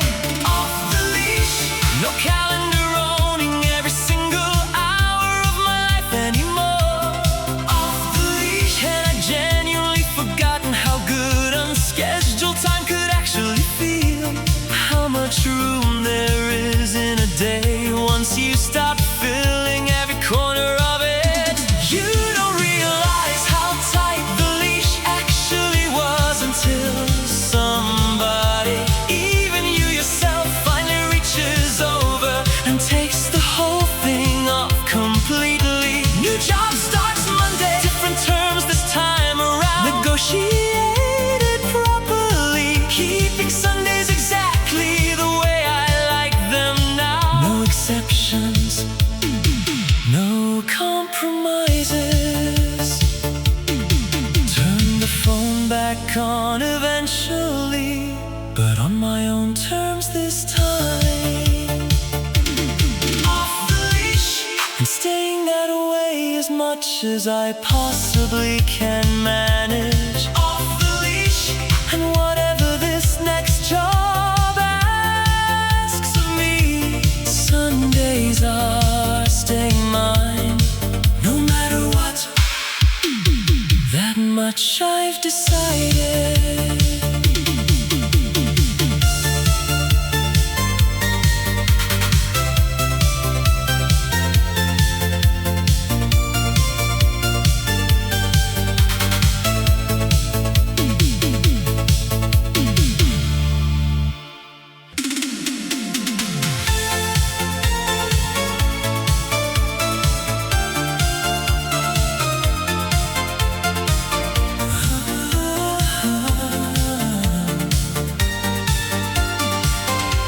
We reunited for one wedding gig, half the original lineup, half strangers filling in the gaps we left behind years and years ago. The drummer's kid is old enough to play bass now, better than any of us ever managed, embarrassingly, obviously better. Somebody found the old set list folded in a drawer somewhere. Half the songs we can't even remember the words to anymore, honestly. We mess up the bridge the same exact way we always did, laugh about it the same exact way too. 20 years hasn't touched that part.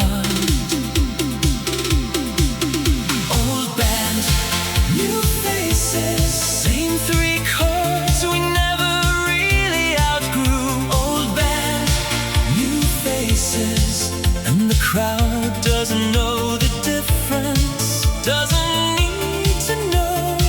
They're just here for the wedding, for the dancing, for the noise. Some things you don't need to practice, you just need to remember how to fall back into, like a chair that still knows the shape of you. The bride's father requests a song we haven't played in a decade.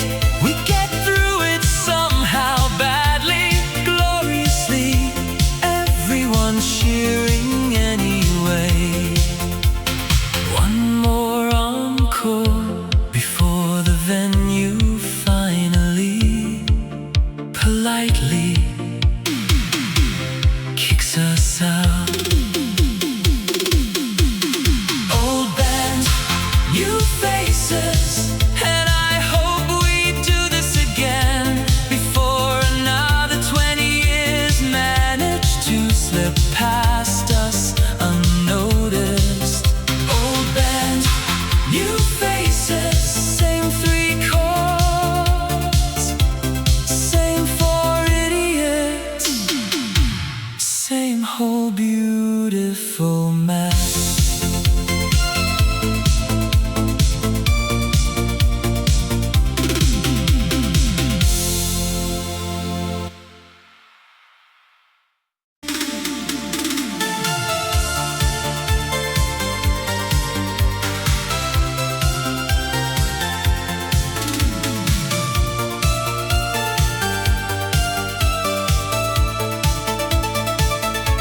The beach is ember this time of year, just me and a tide that doesn't seem to care one way or another whether I'm here at all. I used to leave 2 sets of footprints down this exact stretch. Now there's just the one, going nowhere in particular, slowly, patiently. The gulls don't seem to notice the difference, keep circling the same exact spot regardless of who's walking below them. Today a dog runs up, no owner in sight for a good long while, walks beside me for a stretch like it understands something I won't say aloud. One set of footprints disappearing behind me with every single wave.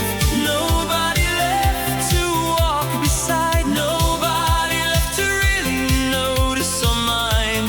One set of footprints, and I keep walking anyway, further than I planned to.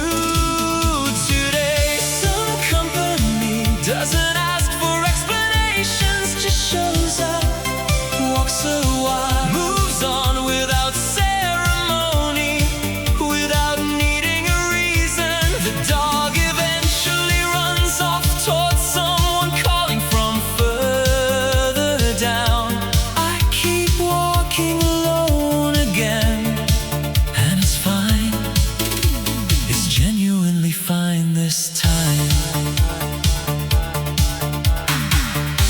The tide's already erasing the prints behind me.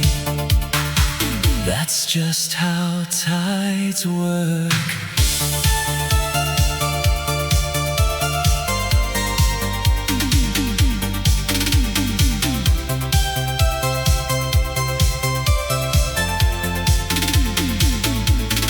One set of footprints, and tomorrow I'll come back and make some more.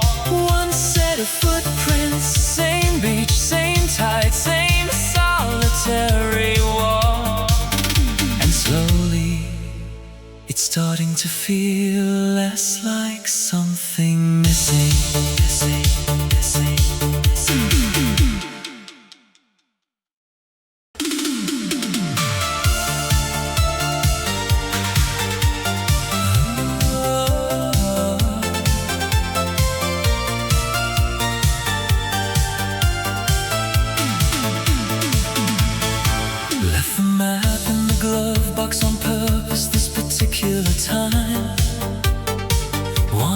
see what happens when the only real plan is the next exit sign. Took a wrong turn somewhere past the county line, kept driving anyway. Called it a discovery instead of a mistake, and somehow that felt entirely true. The GPS lady's given up trying to correct me by this point. Gone completely quiet, resigned apparently to all of my ongoing nonsense. Found a diner in a town I honestly can't even spell correctly. Best pie I've had in years, worth every single wrong turn that led me there. Open road, no map, whatever town shows up next is exactly the one I meant to find all along, whether I knew it yet or not. Open road, no map, and getting lost never once felt this much like winning before now. Sometimes not knowing where you're actually going is the only way to genuinely end up somewhere worth all the trouble, worth the detour.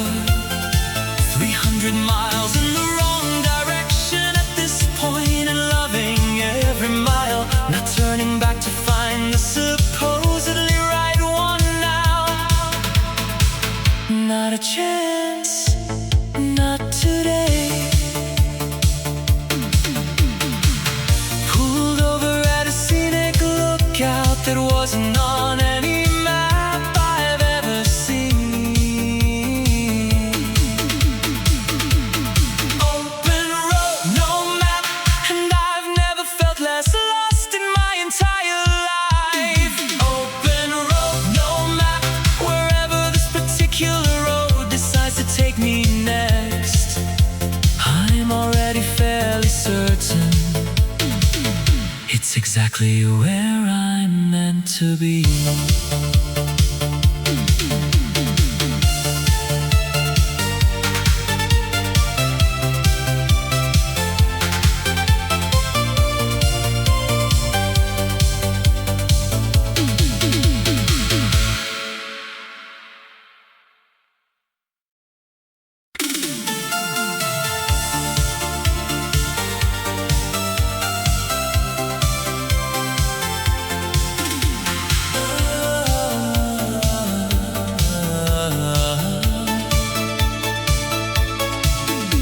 You spilled orange soda on my only clean shirt and called it a souvenir. Said now I'd remember this town by the stain. We sat on the church steps because the shade there was the only free thing left in a town selling everything else twice over. You traded your gelato flavor for mine halfway through. Said sharing's not really sharing if you like your own better. The old man on the bench started a betting pool on whether I'd kiss you before the gelato melted. I lost on purpose twice. An orange soda afternoon, sticky fingers, church bell time. You're teaching me the local words for things I'll never need again. Orange soda afternoon, and I'm in no rush to leave. The bell tower struck 4 and startled every pigeon on the square. You laughed so hard you had to hold the railing. Some days don't need a plan or a destination, just a bench, a bottle, and someone worth being stained by. The waiter finally chased the old man off their bench for us. grumbled about it for a week, we heard. Still betting on every couple who sat there after. An orange soda afternoon, the stain still hasn't come out. I've stopped trying to wash it, honestly. Orange soda afternoon, wear it like a souvenir, better than any postcard I could buy.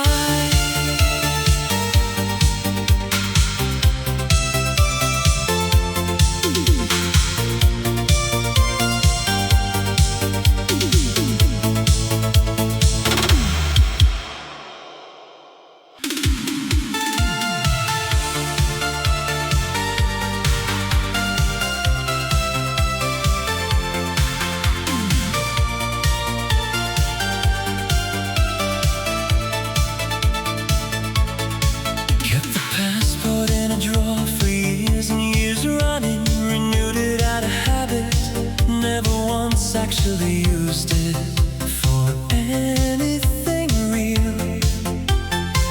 It's in my back pocket now, permanently more or less. Ready before I even know exactly where I'm actually going next. My mother asked if I'm running from something, sounding a little worried. I tell her no, honestly, just running toward everything instead, all at once. Used it twice already this year, more than the 10 years before combined. Still getting used to how light it makes me feel, carrying it around like this. Passport in my back pocket, ready for whatever flight comes cheap enough.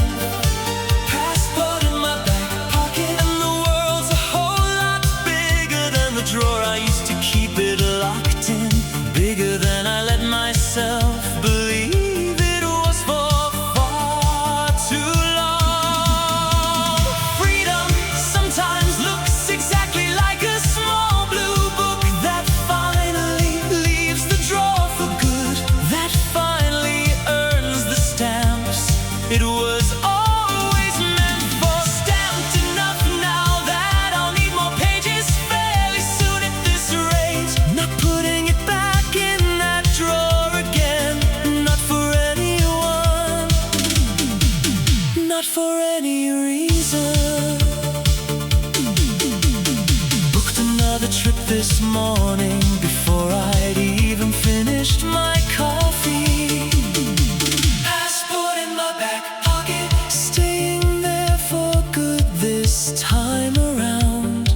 Passport in my back pocket, and every stamp it collects from here on out is proof of a life I finally decided to actually go out and live.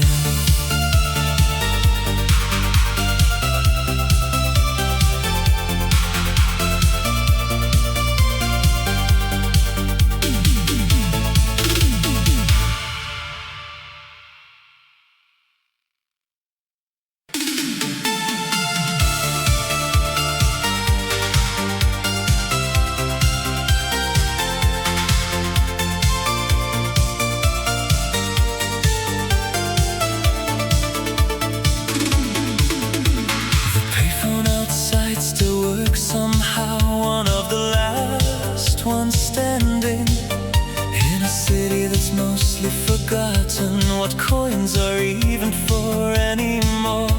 You call your sister to say you'll be late. She already knew, she always knows. Some things simply run in families, unspoken, understood, reliable. The line for the phone's almost as long as the line for the club itself. Everyone's got someone to call before the night really properly starts. I use the last coin to call nobody in particular, just my ear one more time before it's gone for good. Payphone outside the disco, one more coin before we head inside. Everyone's got someone waiting on the other end of this exact line. Payphone outside the disco, worth the wait in the cold, worth every minute of it. They're tearing these out next year. The city says progress, whatever that word actually means to a phone booth on a corner. You hang up and lace your fingers through mine for the walk to the door. The receiver still swinging slightly on its cord behind us. I'll miss the sound of it ringing when we're both stood right beside it.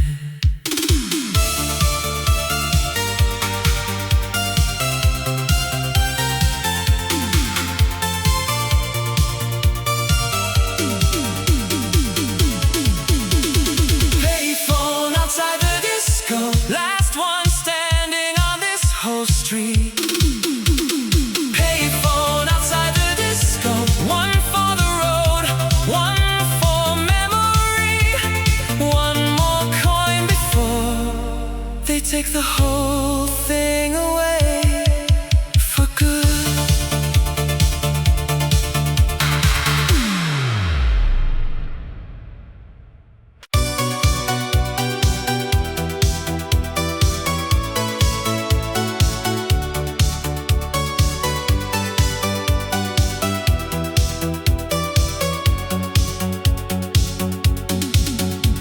Sundays used to just happen to me, mostly without much say in it.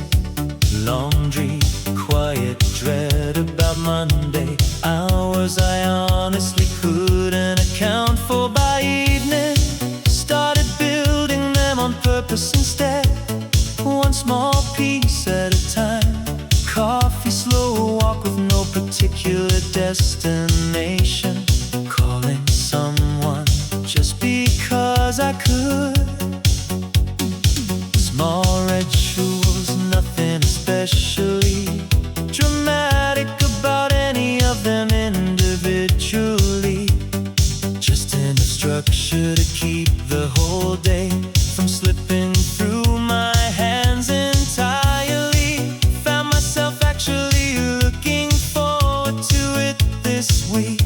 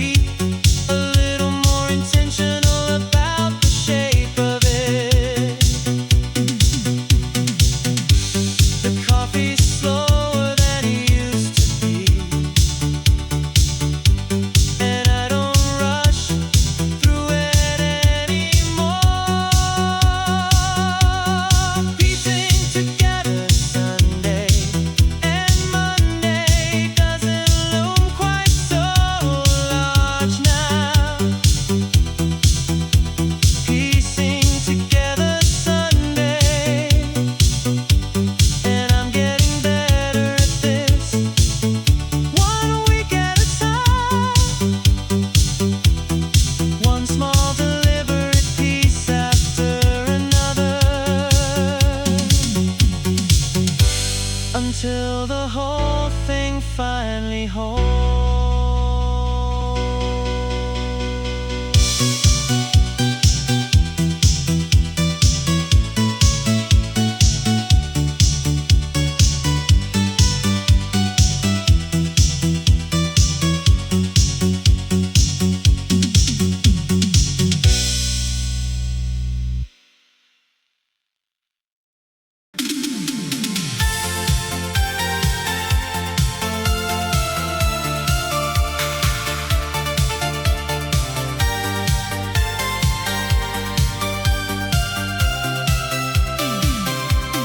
Mark sends a postcard from every city he passes through.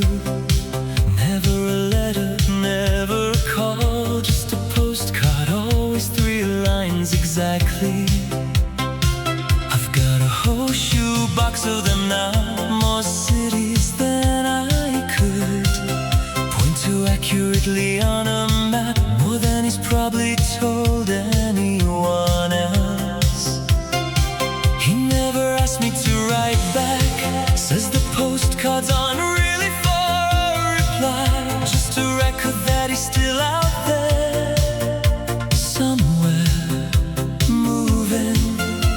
The handwriting's gotten worse over the years, or maybe my eyes have. Either way, I read them slower now, more carefully than I used to. Postcards from Marek, 3 lines and a stamp I don't recognize, proof that somewhere he's still thinking of home, even when he's nowhere near it. Postcards from Marek, I keep every single one, filed by year, filed by city, filed by memory. Some friendships run on postcards instead of phone calls, and somehow against every expectation, that's exactly enough to keep them alive. The newest one came in yesterday, some city I've never even heard of, some joke I didn't quite get, some line I'll figure out eventually. I hope wherever he is right now, he knows the shoebox is still full. Postcards from Mary, newest one pinned up on the wall already. Postcards from Mary, and I hope he never once stops sending them. Not for my sake exactly, but because I think he needs to send them too.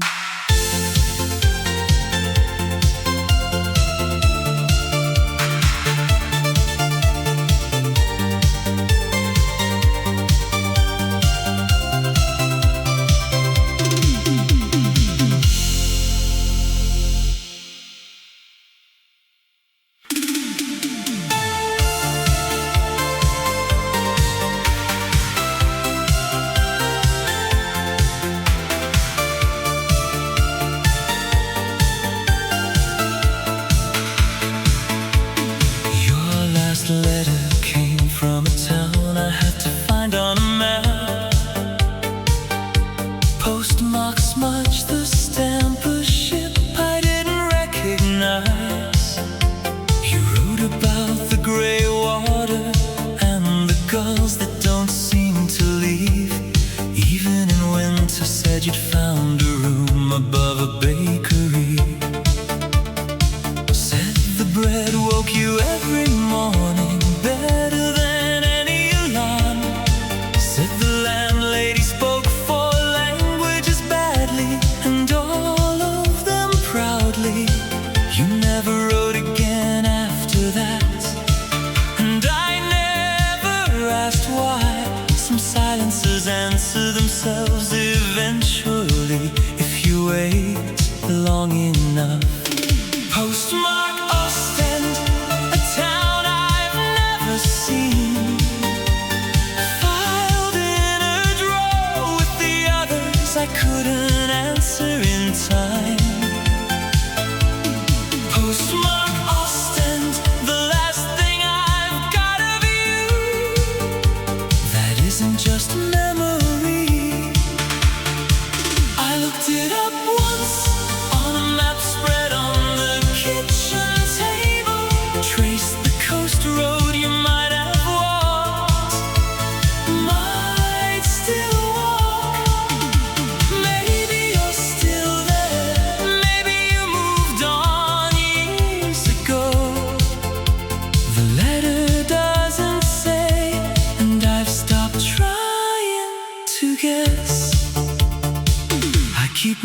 looking to visit, see the bakery, see if it's still standing. Maybe next spring, maybe the spring after that. Some plans need their own slow postmark too. Postmark Ostend, the ink's gone soft at the folds. I read it so many times, the paper knows the words better than I do. Postmark Ostend, wherever you ended up, I hope the bread's still good.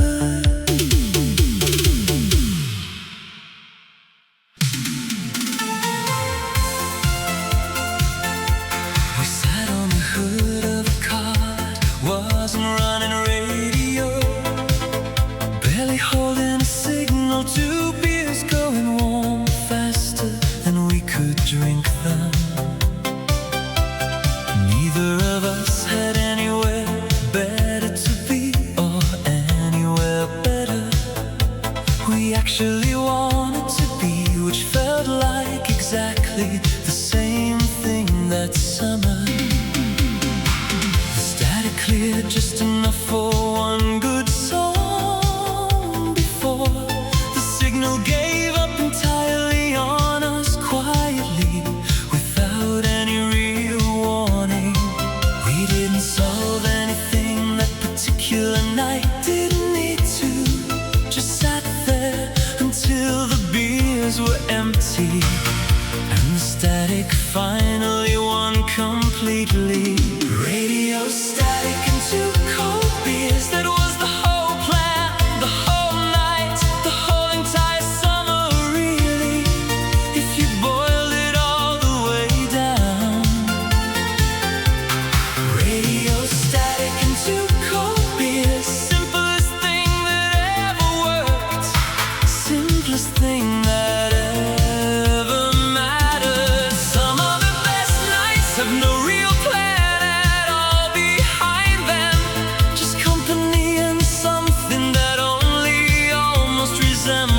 actual music. 20 years on, I still remember the exact song that got through. Still remember the exact hood, the exact stars, the exact quiet after. I trade a fair amount to have that same hood under me again tonight.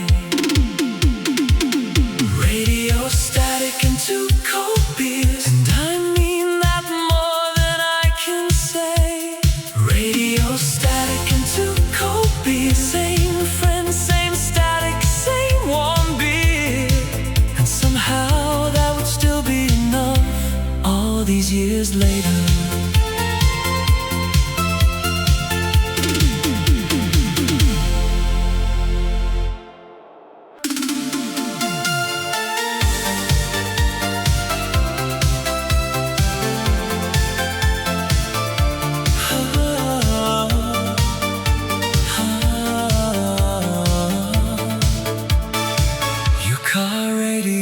Only gets one station past the tunnel, so we learned every word to a song in a language neither of us speaks.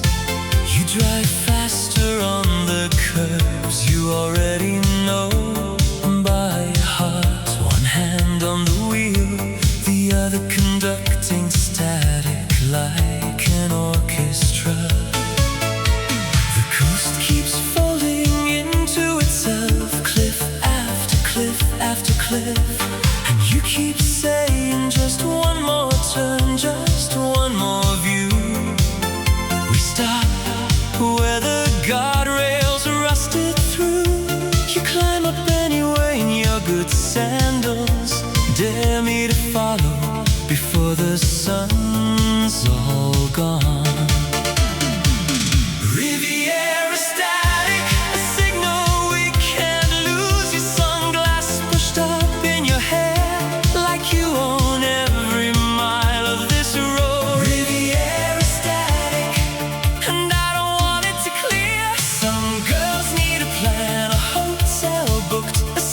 Taped inside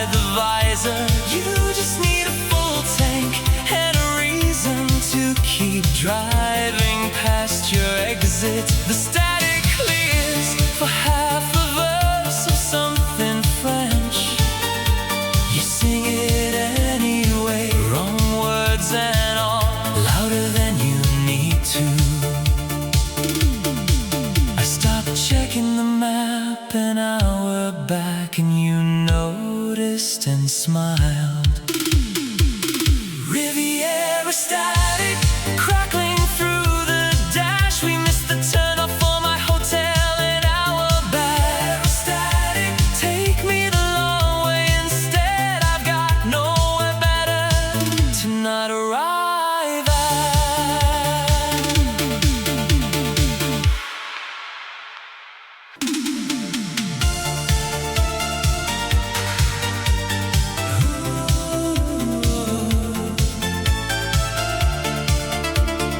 Room 214 has the same view every single night. Parking lot, a vending machine humming steadily through the thin connecting wall.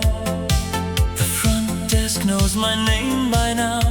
Third week running, doesn't ask when I'm checking out anymore. Just nods politely, kindly. I could go home, there's nothing actually stopping me except everything that's quietly waiting for me there, patient, unresolved. I called the front desk just to talk once, invented a fake complaint about the heating, felt embarrassed after, did it again the next night anyway. Room 214, ice machine down the hall at 3 in the morning. Nobody expecting me anywhere else in the world tonight. Not one soul. Room 214, and somehow that's the whole problem. The whole quiet weight of it. Some rooms aren't lonely because they're actually empty in themselves. They're lonely because you brought all of it in with you, packed carefully. The desk clerk asked tonight if I was doing alright, genuinely asked. I said honestly, not really, and it felt like the first true thing all week. Checking out tomorrow, actually meaning it properly this time. Room 214, thanks for the view, thanks for the vending machine hum. Room 214, thanks for the company nobody here knew they were giving me, and for the honesty I finally managed to say out loud tonight.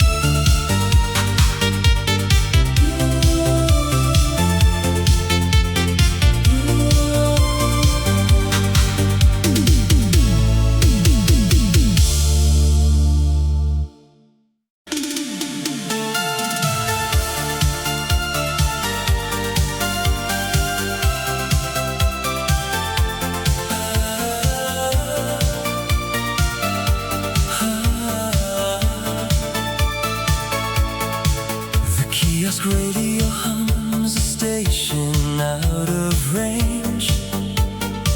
You're barefoot on the boardwalk, counting change for lemon ice. I offer you my shade and you sit down without asking, close enough that I can smell the coconut and salt. We trade our names for nicknames by the second afternoon.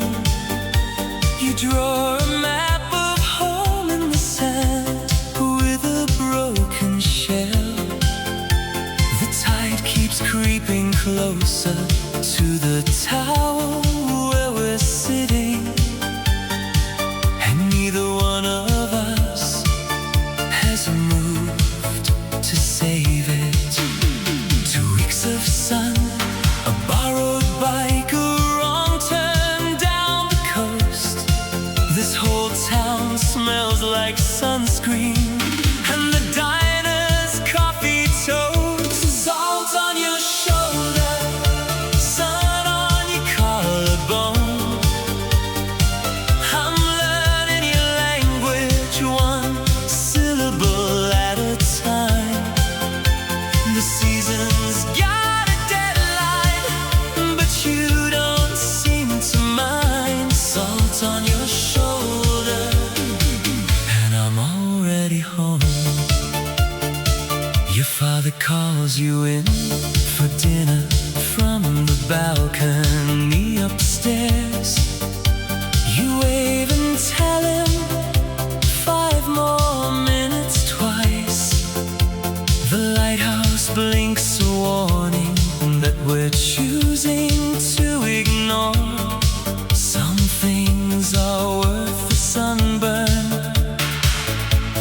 worth the price. September's waiting at the station with our tickets in its hand, but nobody's rushed to board a train yet. Salt on your shoulder, sun on your collarbone.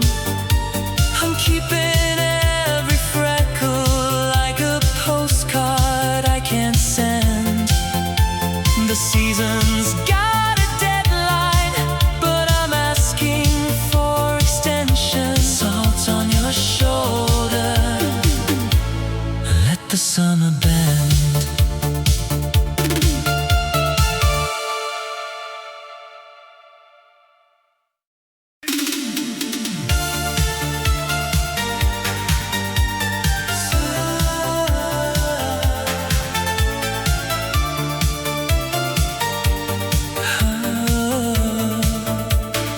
Same table every New Year's Eve, same corner booth, same argument about who's actually paying that absolutely nobody ever manages to win.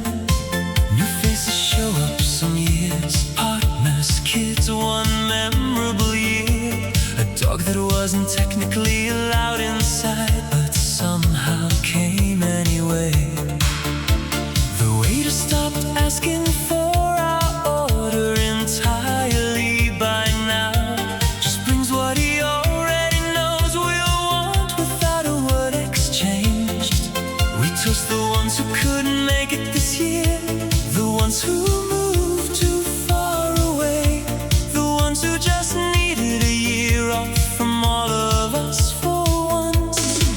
Same table, different year, same 4 of us at the center of it. Everyone else just orbiting our particular familiar chaos happily. Same table, different year, and I wouldn't change a single seat at this table, not one.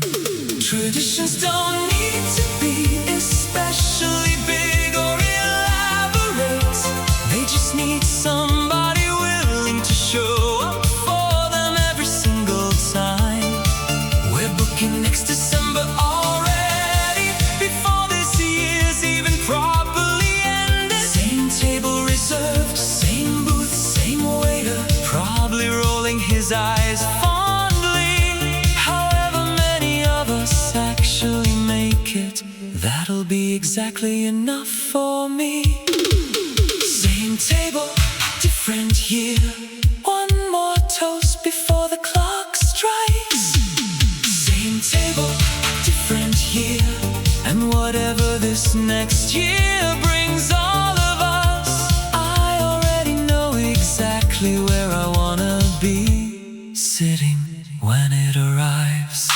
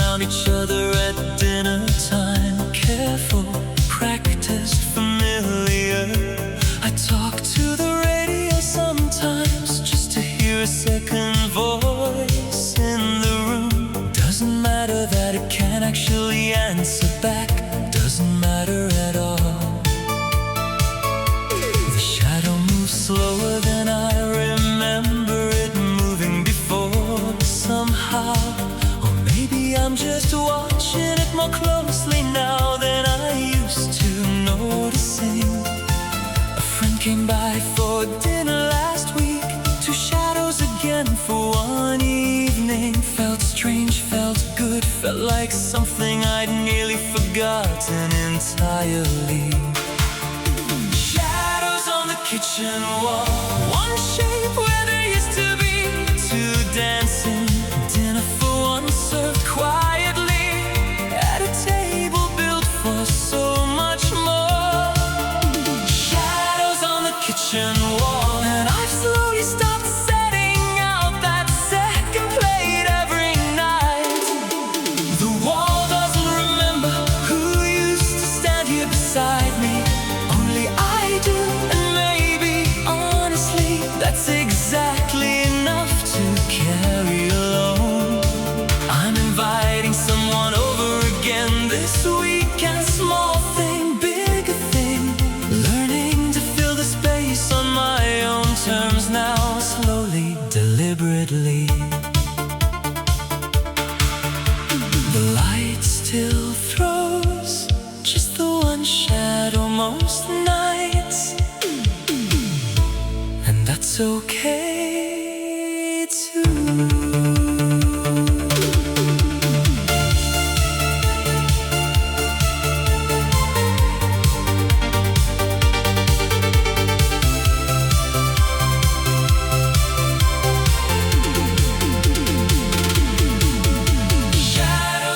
Kitchen wall, learning to like the company of one.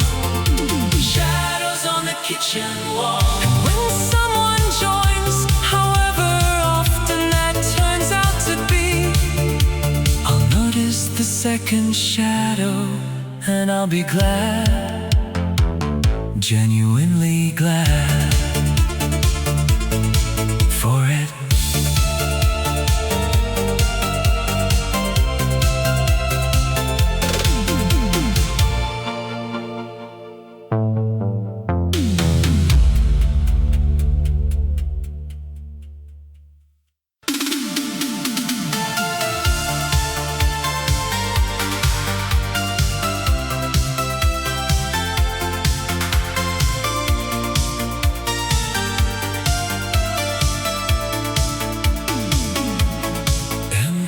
Kitchen radio on, nobody watching at all. Decided to dance anyway, badly alone, completely unbothered by the particular fact. Used to think dancing required a partner, a reason, an audience of at least one. Turns out, honestly, it just requires some music and a small amount of nerve. Neighbors can't see through the curtains, thankfully and honestly. At this point in my life, I wouldn't even mind too much if they somehow could. Caught my reflection in the dark window mid-spin, laughed out loud, kept going anyway. Didn't stop for the laugh, let it just become part of the dance. Slow dance with myself, hand resting on my own shoulder like I'm leading. Slow dance with myself, and it turns out surprisingly I'm not actually a bad partner after all. Patient, unhurried, in no rush to get anywhere in particular with the steps. Learning to genuinely enjoy your own company is its own kind of slow, patient courtship, the kind you can't rush, no matter how badly you might want to. Doing it most Fridays now, small ritual, entirely mine, entirely private. Stopped waiting around for a partner to finally show up and start the music for me. The song ended a while ago, honestly, but I kept dancing anyway, alone, content. Slow dance with myself, and I stopped waiting for anyone else to leave. Slow dance with myself, and whoever eventually joins in. Whenever that happens, I'll already know exactly exactly who I am while moving.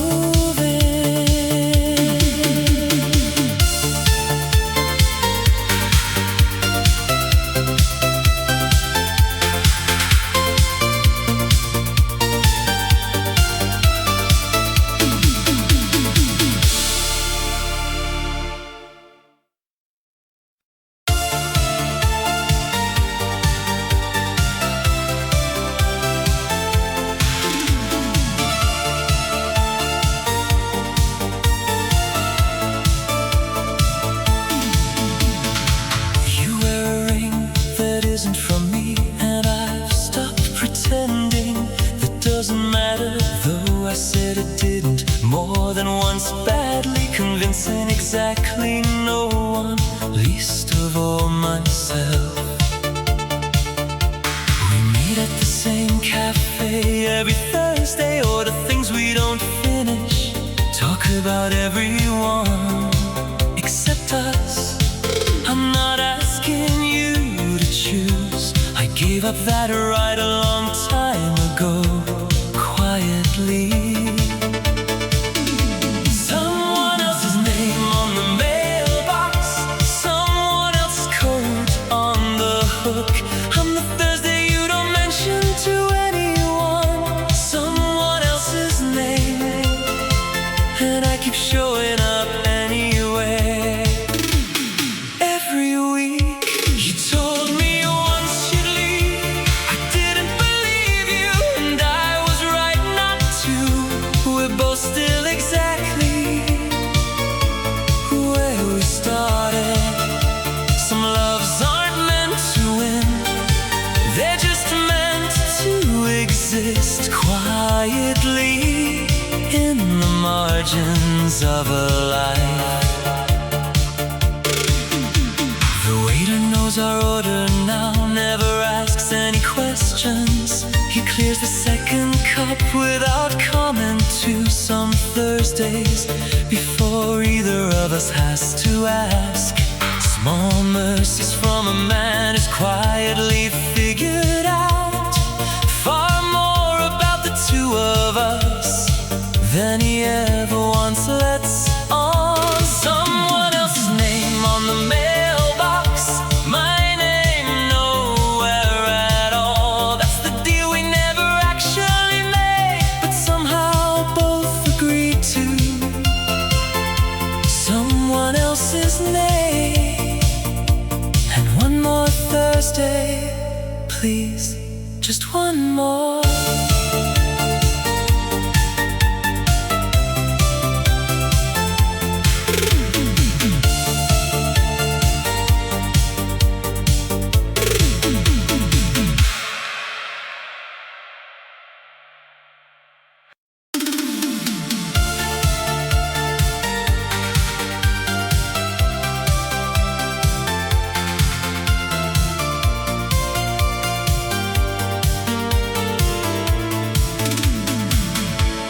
Radio dial sits between stations most nights now, static filling a room that was built for two voices, not just the one. I could tune it properly, find something clear and simple, but the static feels more honest than a song, pretending everything's fine. Some nights static is the only sound that doesn't ask anything of me, doesn't need a response, doesn't expect a conversation back.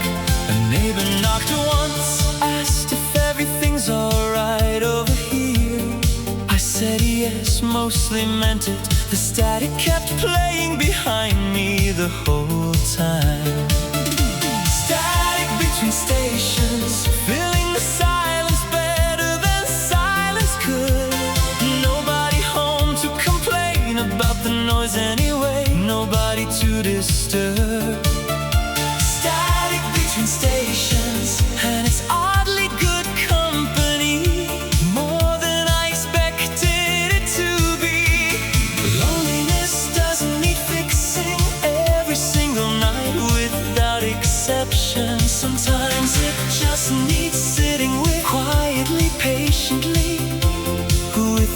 judgment. I finally found a clear station today. Small local one, local news. Somebody else's voice filling the room instead of just static for once. It's getting easier slowly, station by station, night by night. The static still shows up sometimes, uninvited, and I've stopped minding so much when it does. Static between stations, keeping the dial there anyway sometimes. Static between stations, not because I need it now the way I did, but because it got me through the nights that mattered most.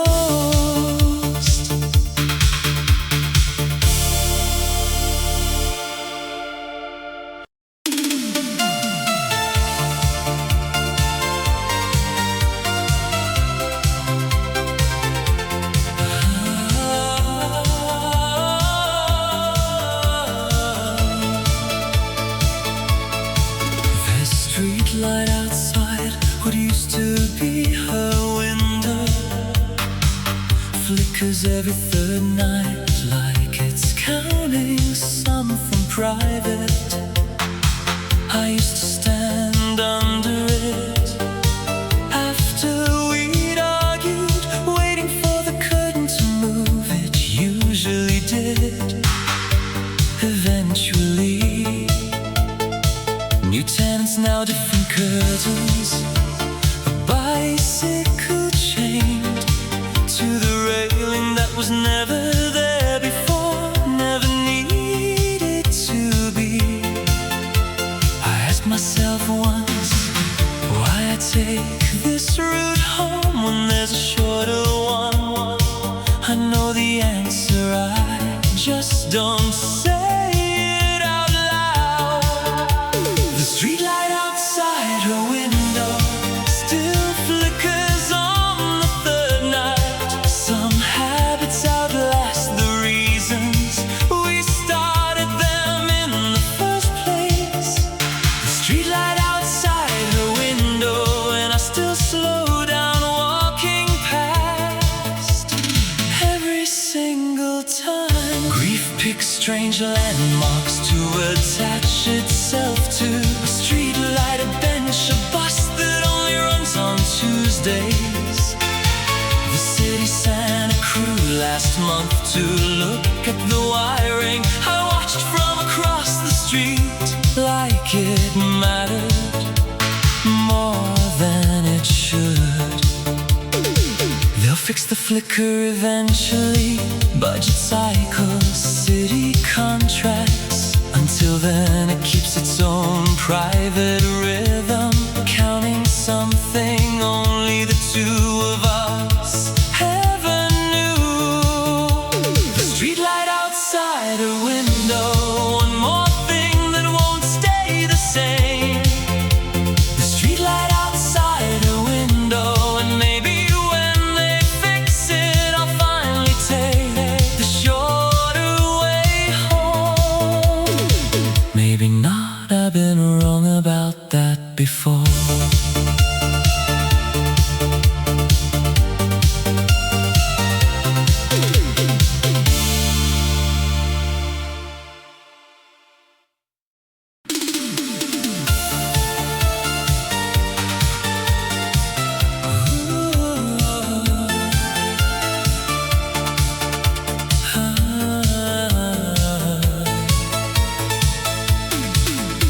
The subway after midnight runs half empty. Every stranger keeping careful distance, careful eye contact, careful everything out of habit. You fall asleep on my shoulder 3 stops before mine. I let the train pass my station twice before I finally wake you. The announcer's voice sounds tired too. This late reading the same stops like a lullaby.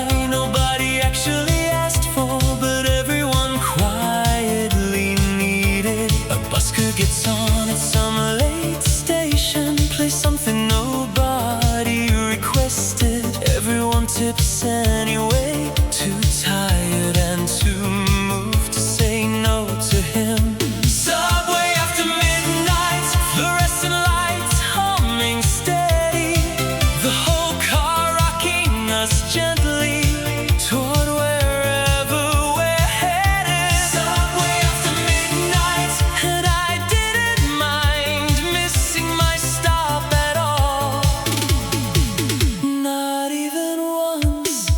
There's a strange intimacy to public transport at the wrong hour. Strangers becoming temporary company in a way daylight never quite allows.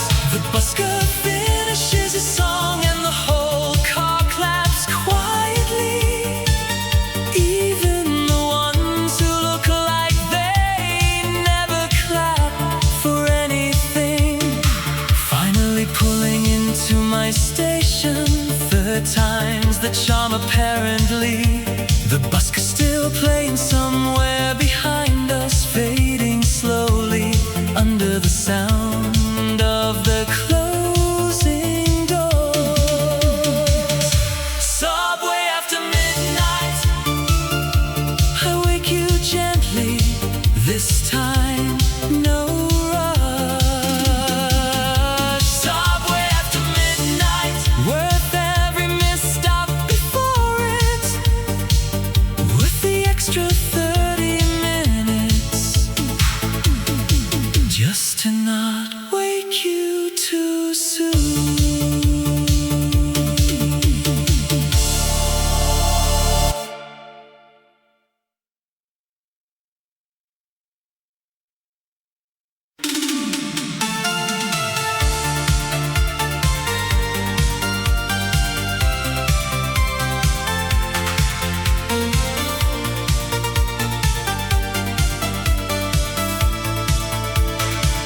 I never throw away a map, even the ones for cities.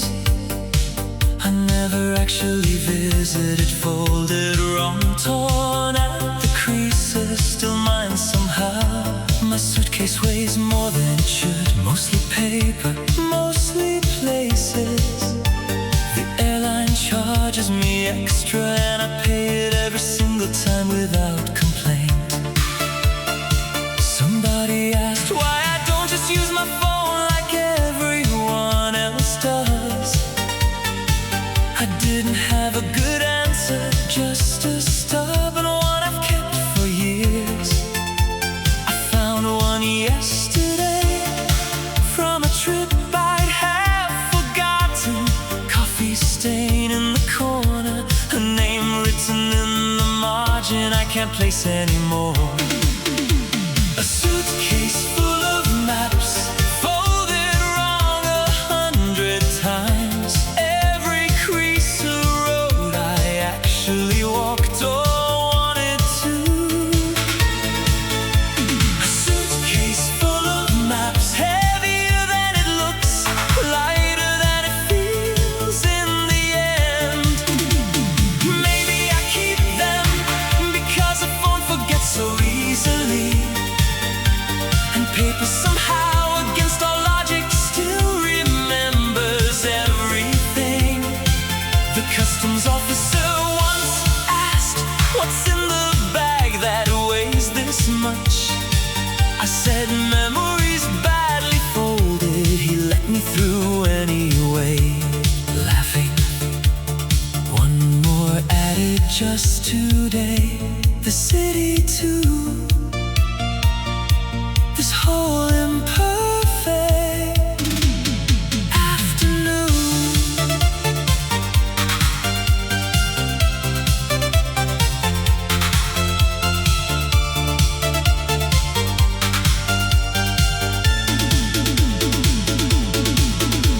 A suitcase full of maps, and I'm not done filling it yet.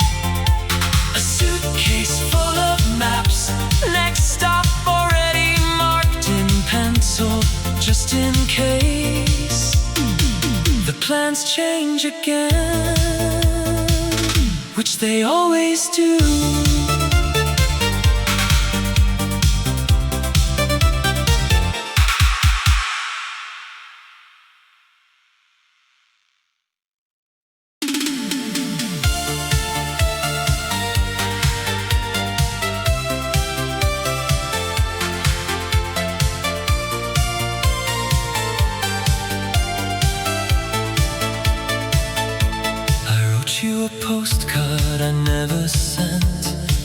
ran when I spilled the wine. Said the water here is the color of your cardigan, the one you left on the rocks. I keep finding sand in places sand shouldn't be. In my boots, my book, the cassette player. You laugh at that, you always laughed at the wrong parts of my stories, the ones I didn't mean to be funny, the ones that were true. 4 weeks since you flew back to your gray city, and I'm still tender where the sun got me and where you didn't. A sunburnt postcard, stamped but never mailed, sitting in my glove box like a promise with no address. I keep rereading my own handwriting, waiting for it to say something braver than I did. The lifeguard's whistle sounds different now that you're not swimming. Pass the flags to prove a point, just because you could. The whole beach got quieter when you left it, or maybe that was always me, mistaking noise for company. I could mail it now, 3 months late, or I could learn to say these things out loud instead. A sunburned postcard, still stamped, still waiting. I bought a new one just in case the words come easier this time. A sunburned postcard and your real address, folded in a drawer. I open more than I should.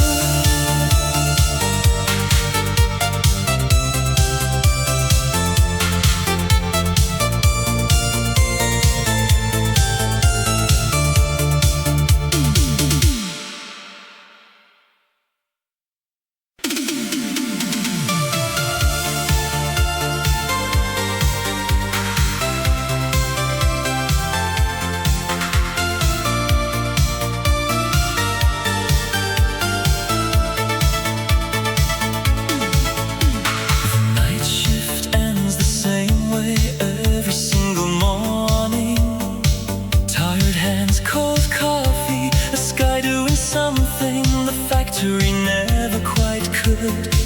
Nobody else stops to watch it. Everyone's rushing toward the bus, but I stand there anyway. 3 minutes just for me, just for this.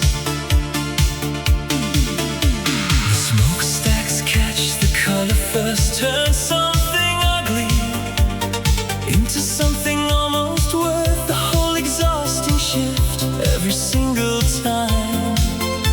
A co-worker joined me last week, didn't say anything at all, just watched too quietly. Some things really don't need commentary attached. Sunrise over the factory, proof the day starts clean.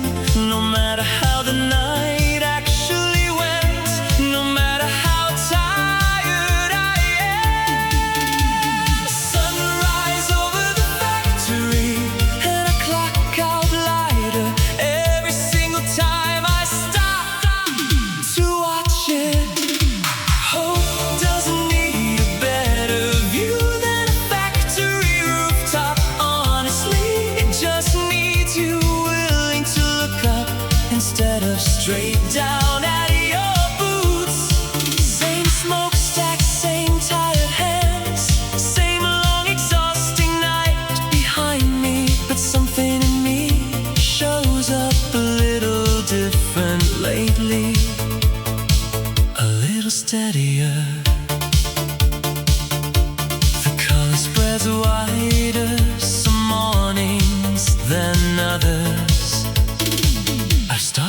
noticing. Sunrise over the factory, I'm starting to believe in the color again. Sunrise over the factory, and whatever the night takes out of me, the morning seems determined to give a little of it back.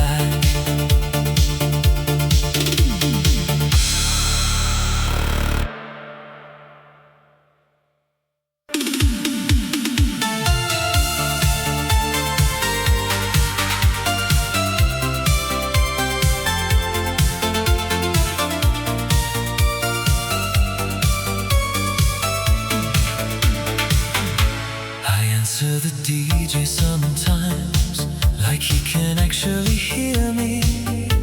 Argue with the weather report like it's got something personal against me. The apartment's quiet enough that even a bad joke on the radio gets a real laugh out loud from me every single time, without exception. Neighbors probably think I've got company over most evenings. I don't correct that particular assumption, let them believe it honestly. The DJ signed off last night, said take care of yourselves out there. I said you too out loud to an empty room, meant it more than expected. Talking to the radio, agreeing, arguing, laughing at nothing much. It's not really company exactly, but it's not silence either, not quite. Talking to the radio, better than either extreme, somewhere comfortable in between. Sometimes a voice through a speaker is enough, genuinely enough to remind you the world's still populated, still talking, still out there. Joined a class this week, actual people, an actual shared room. First time in a while I've talked to someone who could talk back properly. I'll still keep the radio on for the drive home most days, out of habit. Talking to the radio, but talking to people too now, slowly. Talking to the radio, and both, it turns out, have their own particular place, neither one canceling the other out, both simply mine to keep.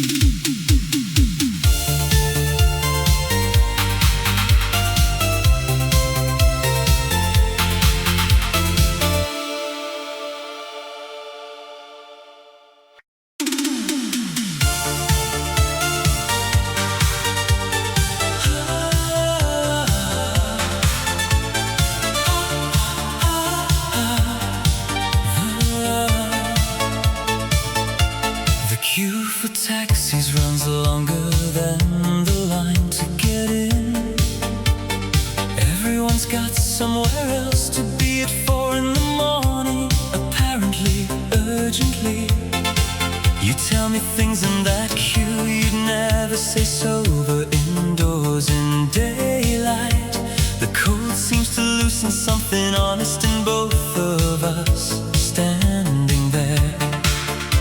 A stranger ahead of us shares a lighter, a smoke, a whole life story. In under 2 minutes, the way strangers do at this exact hour, this exact code. The cab finally pulls up, and you ask if I want to share the fare.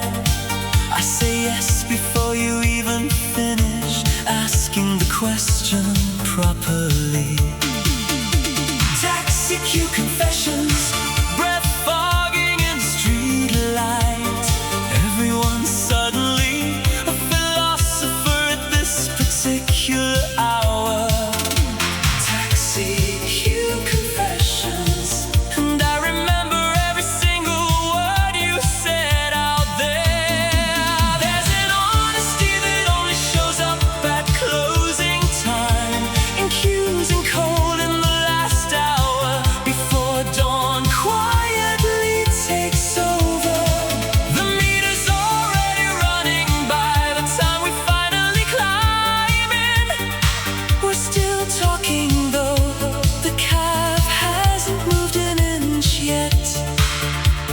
driver just watches us in the mirror, patient, unbothered, used to this.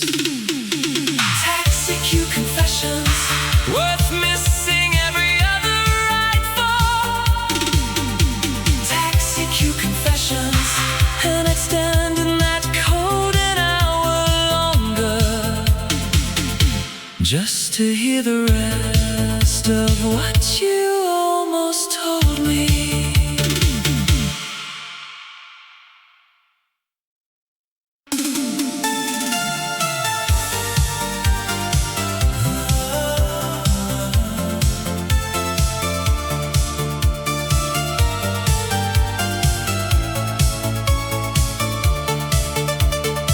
You smoked your last cigarette on that balcony in November.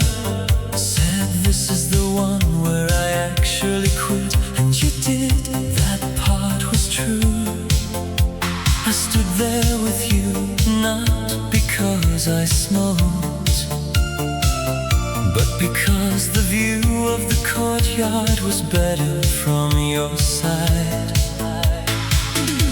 The building's been sold since, new balconies, glass instead of rusted rail. I drove past it last winter, someone else's laundry on the line. We said things out there we never said inside. The code seemed to make honesty easier, cheaper somehow. The balcony in November, breath fogging in the cold. We said things out there we never said indoors. The balcony in November, and I still feel the rail under my hands sometimes. Rooms don't remember us, but we remember rooms.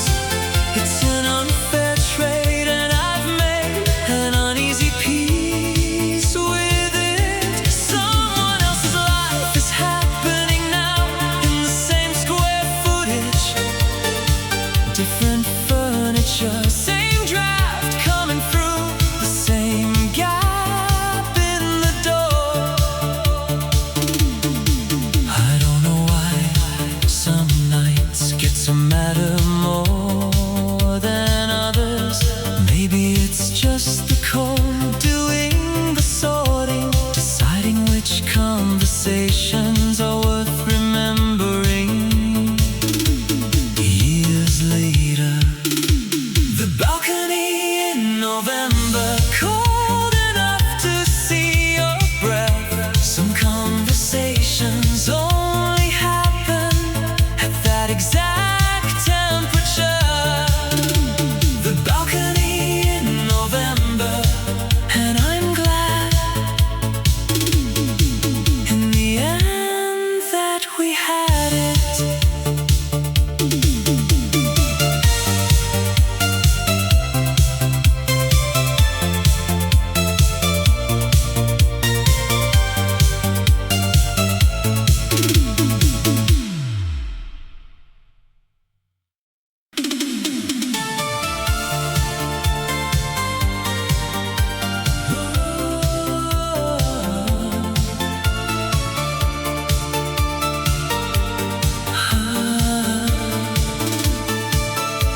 We used to meet on platform 9 before anyone had anywhere.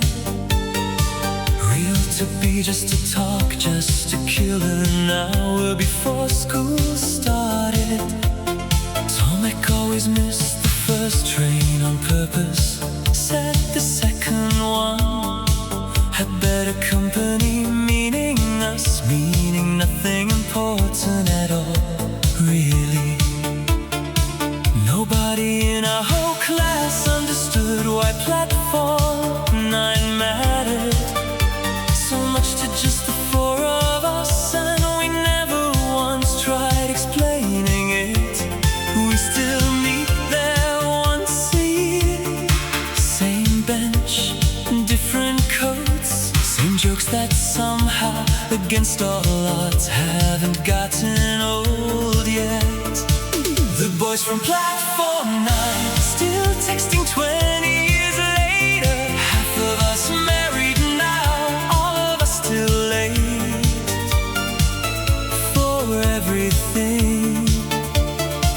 The boys from Platform 9, best delay I ever chose in my whole life. Honestly, some friendships don't need updating, they just need showing up. Same bench, same hour, same faces, getting a little older each time. Tom X still misses the first train. Some things really don't change, and I've stopped expecting them to, stopped wanting them to. One of us is always missing now, work or distance, never for long.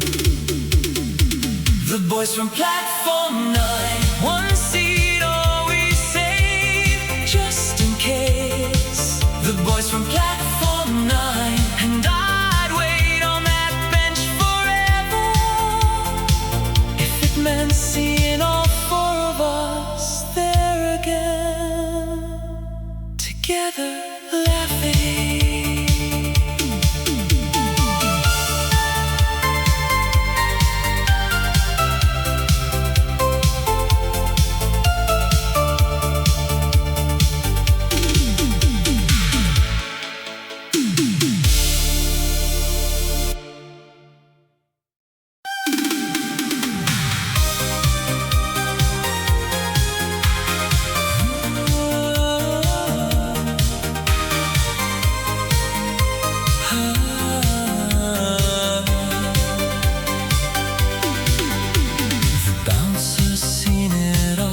Doesn't blink at anything anymore, waves us in with the same tired nod. He gives absolutely everyone. The DJ's playing something I don't recognize, something everyone else seems to know by heart already. Arms up before the drop even hits. The lights cut through the smoke machine in patterns too fast to actually follow. Red then white, then something in between that has no name. I know you disappear to the bar and come back with drinks I didn't order. Say trust me, and I do completely, without a second thought. The club on Kaiserstrasse, bass shaking the floor beneath our shoes. Everyone's a stranger and everyone's family for exactly 3 minutes. The club on Kaiserstrasse, best 3 minutes of the entire week, every single week. Some nights the whole city seems to converge on one single room for reasons nobody could really explain if you ask them directly. The DJ drops something slow and near the end gives everyone a minute to catch their breath before the next big wave comes rolling in. Lights finally coming up at 5, everyone blinking, forgetting the sun existed. The club on Kaiserstrasse, see you again next Friday, same time.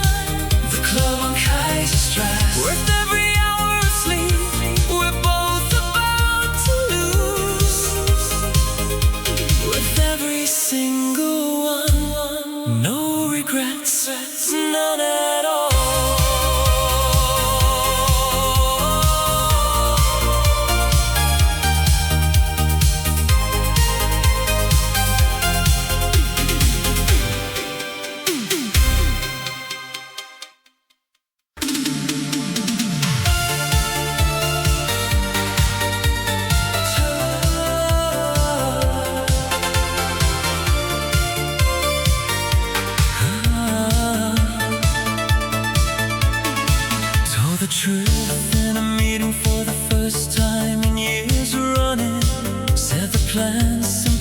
wasn't working, said it plainly. Watched the whole room actually agree. Start laughing at jokes I never once found genuinely funny, just to fit in. Felt strange at first, honestly. Felt entirely like myself again by the end of that week. Turns out pretending takes considerably more energy than anyone ever properly warns you about when you first start doing it. Day after day, a coworker thanked me privately after that meeting, quietly, sincerely. Said she'd been wanting to say the same exact thing for months, just hadn't found the nerve yet. The day I quit pretending, said what I actually meant for once in my life. The day I quit pretending, nobody ran, nobody even blinked. Turns out, not a single person. The room just kept right on going, a little more honest than before. Sometimes all it genuinely takes is one person quitting the act to make it noticeably easier for everyone else left standing in that same room. Keep finding more of it to quit every single week that goes by now. Small pretenses, small performances, dropping them one at a time, steadily, gladly. Like this version of myself, considerably more than the one I was before. The day I quit pretending, marking the date on the calendar properly. The day I quit pretending, and every day since has felt just a little more like a life I actually chose, instead of one I simply performed.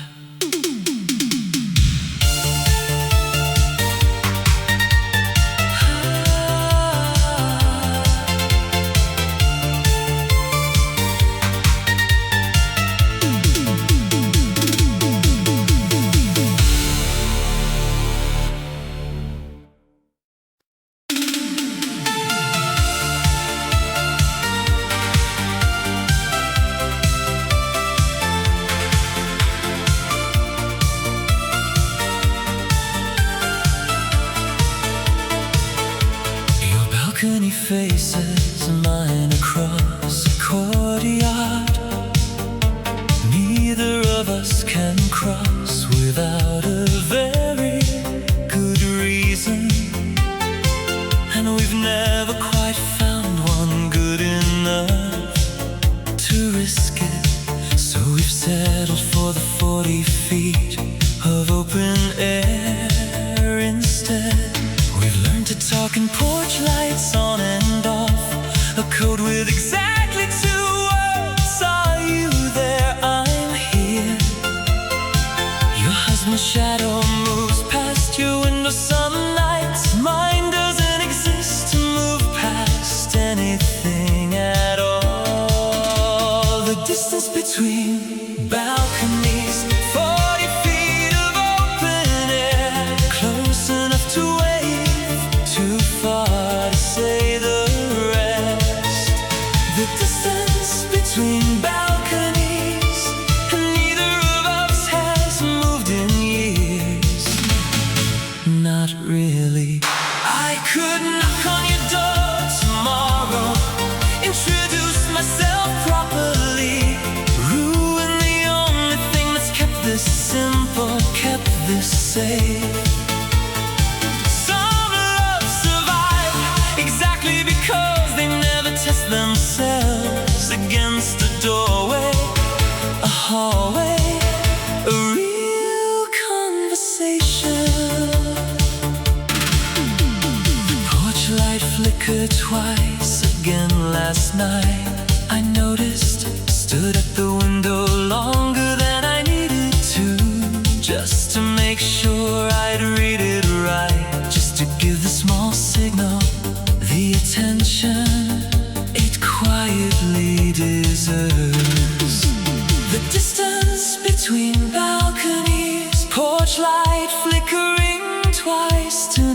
it means goodnight. That means I saw you, that means enough. The distance between balconies, close enough for now, close enough for years, maybe.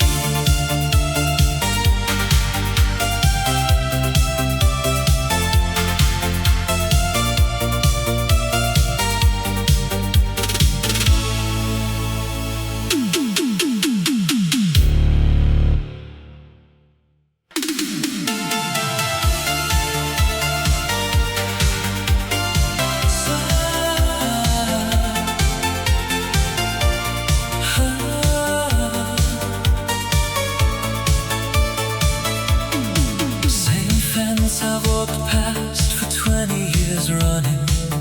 Always wondered what the other side actually looked like. Never once checked. Climbed it on a dare from absolutely nobody but myself. Scraped my palm on the way up, didn't care. Kept climbing anyway, determined. Almost exactly the same as this one, honestly, and somehow surprisingly that turned out not to be the point at all. Told a friend about it later, she laughed, said that fence of all things, and I laughed too, said exactly that fence of all the fences I could have picked. The fence I finally climbed, nothing especially special waiting on the other side. Just proof that I could actually do the thing I talked myself out of for years. The fence I finally climbed, worth every single scraped up palm it cost me, worth every hesitant year. Sometimes the barrier's never really about what's waiting on the other side. Just about proving to yourself that you're capable of moving past it at all. Found 3 more since then, smaller ones, a couple bigger ones too. Climbing them one at a time now, not rushing, just steadily working through the list. I'm done walking past things now, done wandering from a safe distance. The fence I finally climbed, keeping a running count of them these days. The fence I finally climbed, and every single one I get over, the next one somehow looks just a little bit easier to face.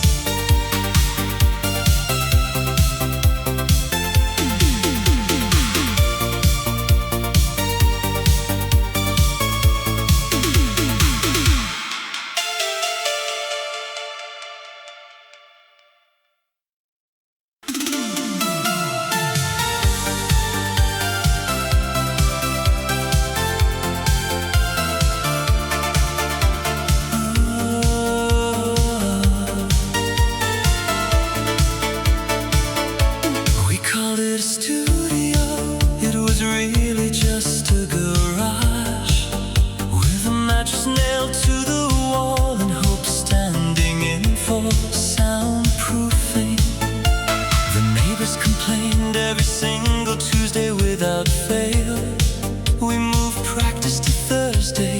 They complained about that too. Eventually,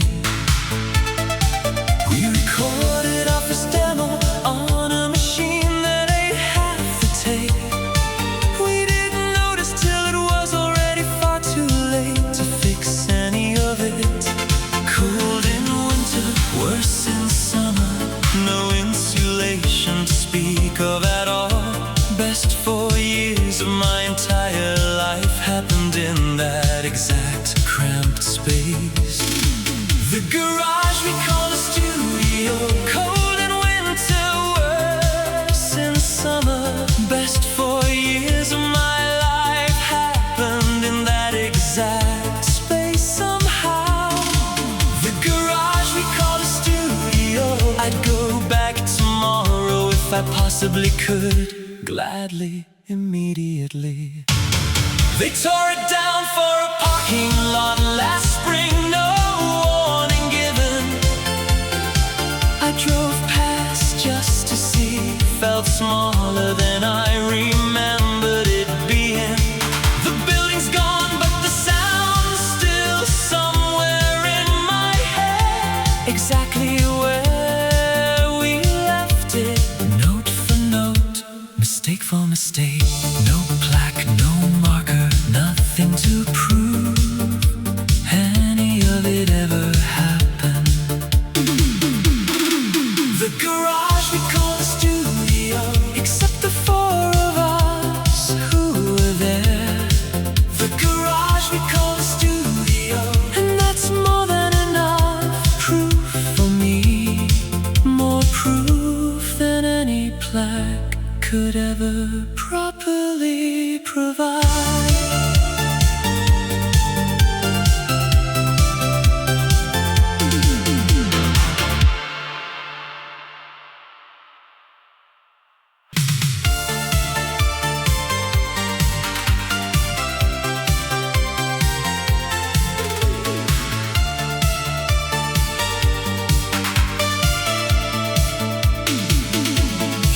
Behind glass, thick enough to stop a bullet, stamping passports for people leaving countries I've never seen. I come by more than my paperwork actually requires, inventing reasons the forms never quite ask for. God knows my face now, waves me through without checking. Thinks I'm just bad at filling out forms. He's not entirely wrong about that.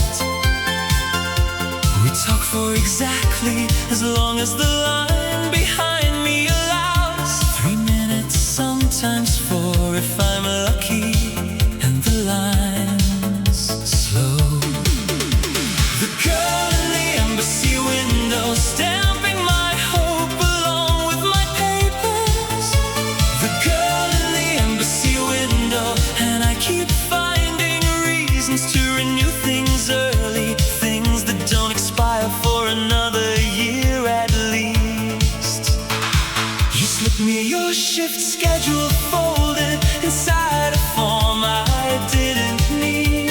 Said don't tell my supervisor, I never have, not once. Bureaucracy's never sounded so much like a love song before you showed up behind that glass with a stamp in your hand. I've got the most organized paperwork of anyone I know now. My accountant actually complimented me on it. Had no idea the real reason behind the filing system. The girl in the embassy window, my visa's valid for another year, but I'm already planning my next unnecessary visit. The girl in the embassy window, worth every form filled out in triplicate, every single time.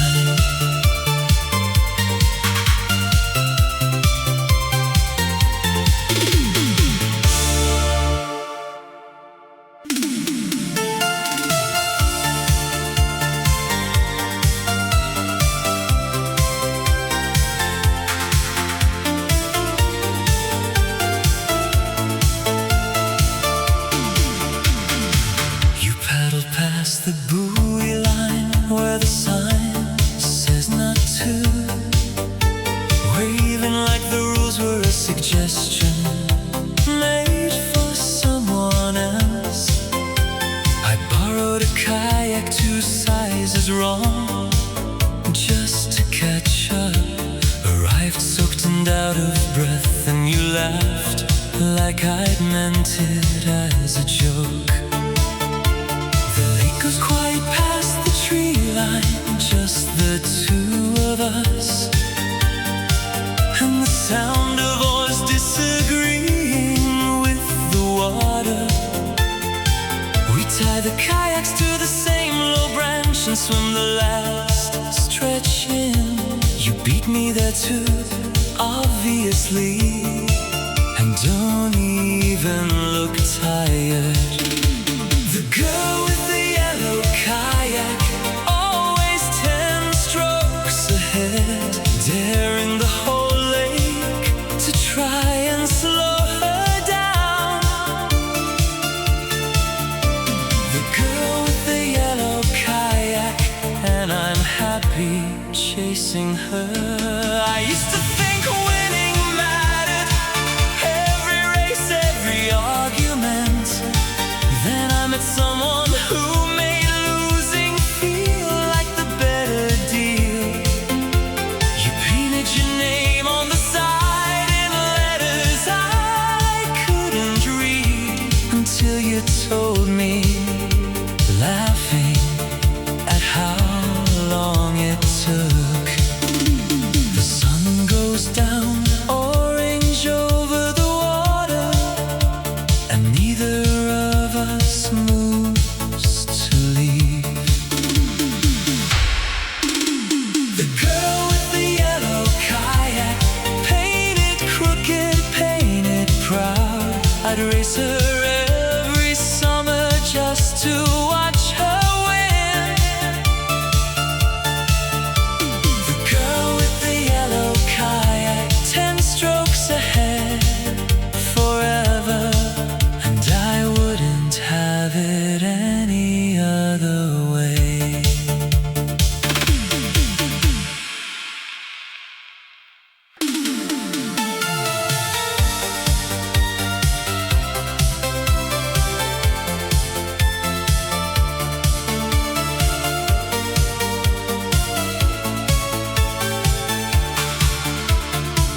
The last bus runs at midnight, mostly empty, just me and the driver and a couple who fell asleep before their stop arrived.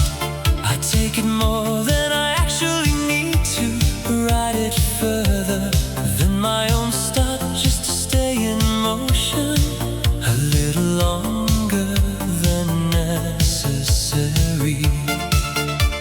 The driver stopped asking where I'm headed these days, just nods now, lets me stay on past mine, without a single word exchanged between us. A woman got on crying once, sat near the front by herself. I didn't say anything, just made sure she wasn't alone in the back half of the bus. The last bus, almost empty, street lights lighting past the window steady.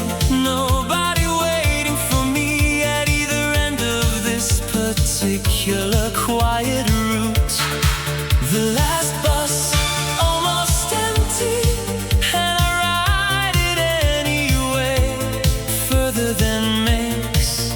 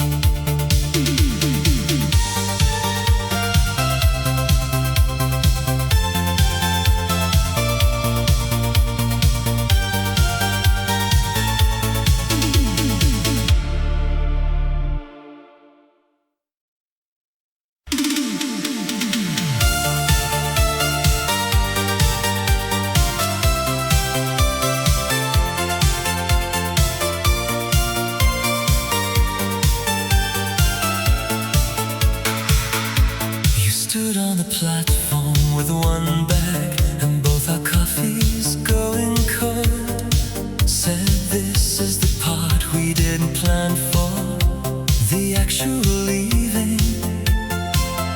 The departures board flipped through cities neither of us was going to. You kept reading it anyway, like it might change its mind.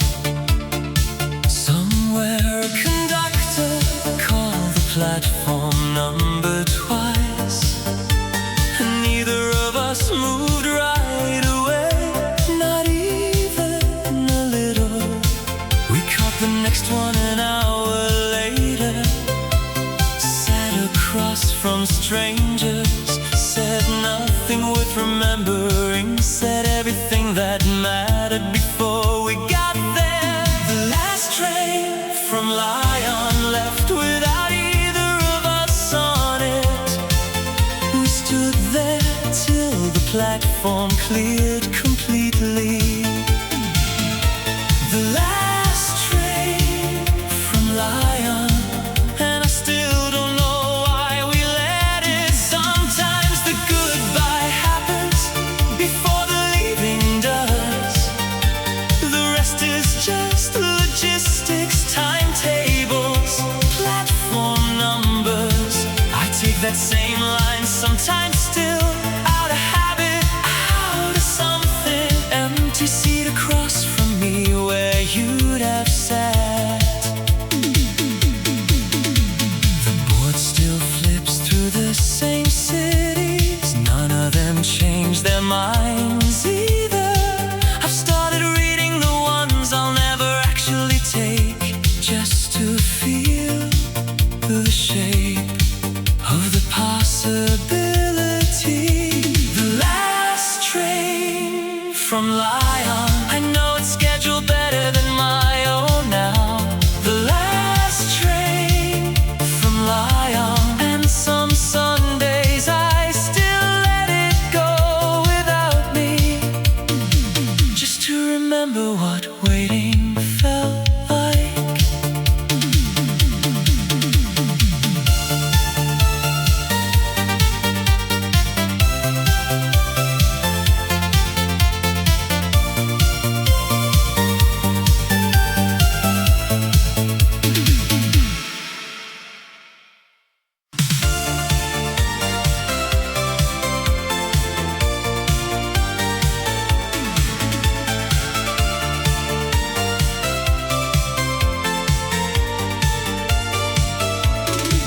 I've rewritten this letter 9 separate times now, and this is the version I'm actually mailing. Imperfect, honest, unmistakably mine.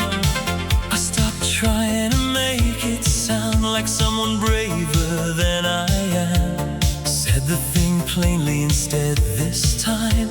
No dressing it up, no hiding behind it.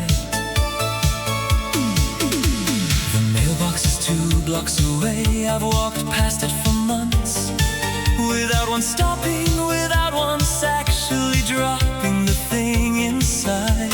I heard back faster than I expected, better than I expected. Too small proof that waiting isn't always wasted time. After all, not entirely. The letter I'm finally sending, stamped, sealed, out of my hands completely. Whatever happens next isn't really up to me anymore, and that's alright. The letter I'm finally sending, and that alone feels like real progress, more than I expected it to. Sometimes hope is just doing the thing you've been carefully avoiding, and finding out gratefully that it genuinely doesn't break you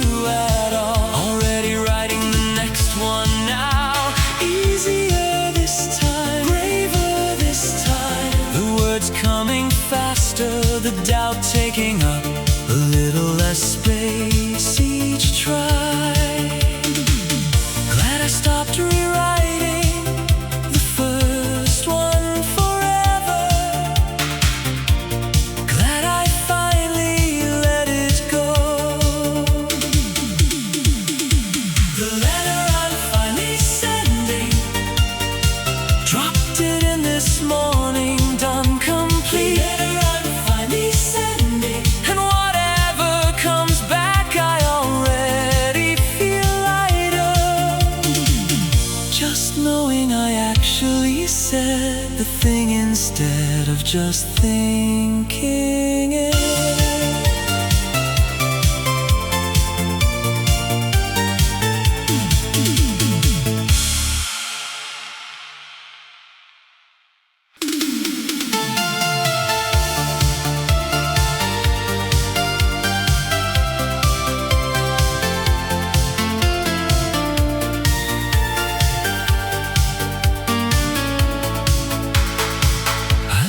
Porch light on every single night, force of habit, from years of someone coming home later than me, later than expected. Nobody's coming home later than me anymore, hasn't been in a while, but the light stays on regardless, stubborn, patient, unwilling to quit. The electric bill's noticed, sent a polite little note about usage. I ignored it completely, kept the light on anyway, out of principle almost. A neighbor mentioned it once, said it's a nice thing to see from the street, said it makes the whole block feel a little less empty somehow, less quiet. The light left on for no one, burning steady over an empty step. Maybe it's not really for anyone coming home at all, not anymore. The light left on for no one, and I'm slowly starting to understand exactly why I keep it lit. Maybe the light was never really about who's arriving after all. Maybe it's about refusing to let the dark win completely. Every single night, someone actually did come home late last week. An old friend visiting saw the light from the corner, said it made the house easy to find. Still burning tonight, still will tomorrow, same stubborn little bone.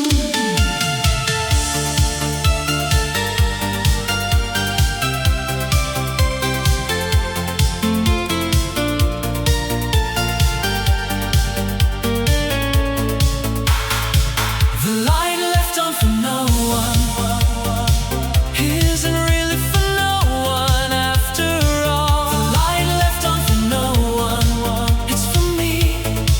It turns out it's always been for me, and that finally feels like reason enough to keep it burning.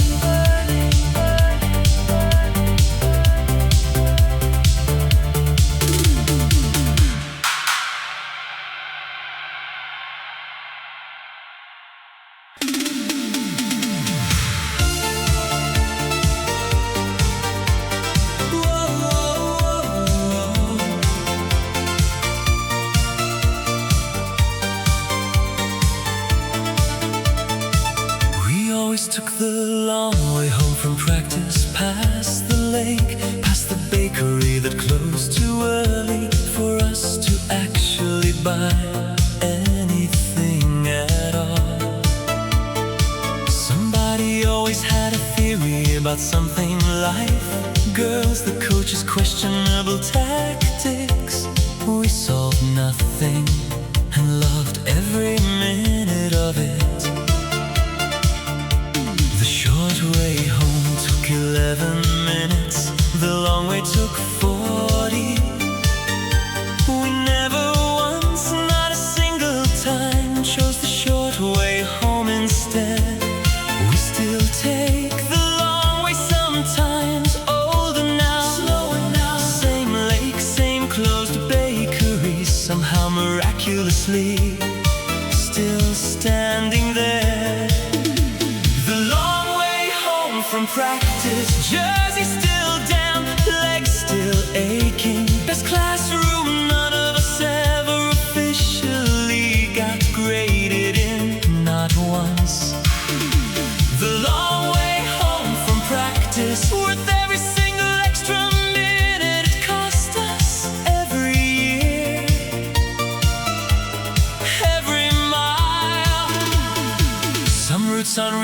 about the distance at all in the end. They're about exactly who you're willing to walk them alongside. We measured every walk by how many arguments we lost track of, by how many theories got proposed, debated, and quietly abandoned. The bakery's under new management now. Same hours, still close too early. The long way home from practice, and I'd walk it again tomorrow. The long way home from practice, with exactly the same 3 people. Same lake, same bakery, same 40 completely unnecessary minutes.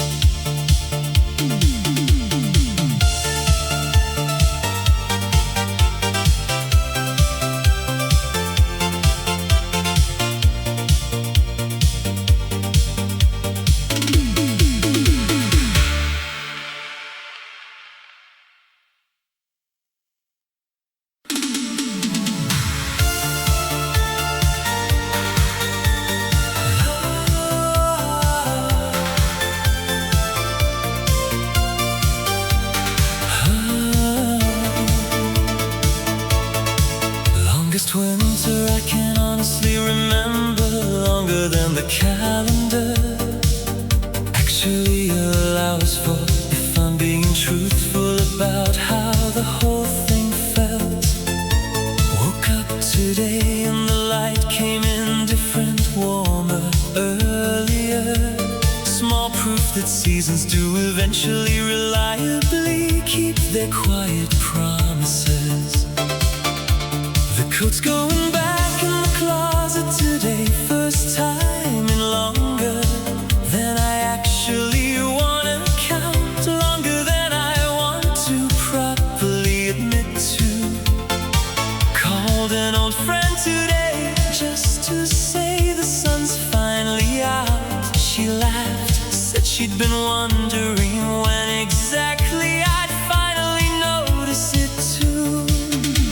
The long winter's over, whatever particular kind of winter it actually was. The long winter's over, and I'm walking out into whatever comes next without the coat this time. Lighter, a little unsure, but ready enough to go without it. Seasons end whether or not you actually believe that they eventually will. That's the whole quiet mercy built right into the shape of them. Patient, planting something small in the window box today. Hopeful thing, small thing, but a thing that needs sun and time and a little faith to grow. Ready finally for whatever decides to grow next in its own good time.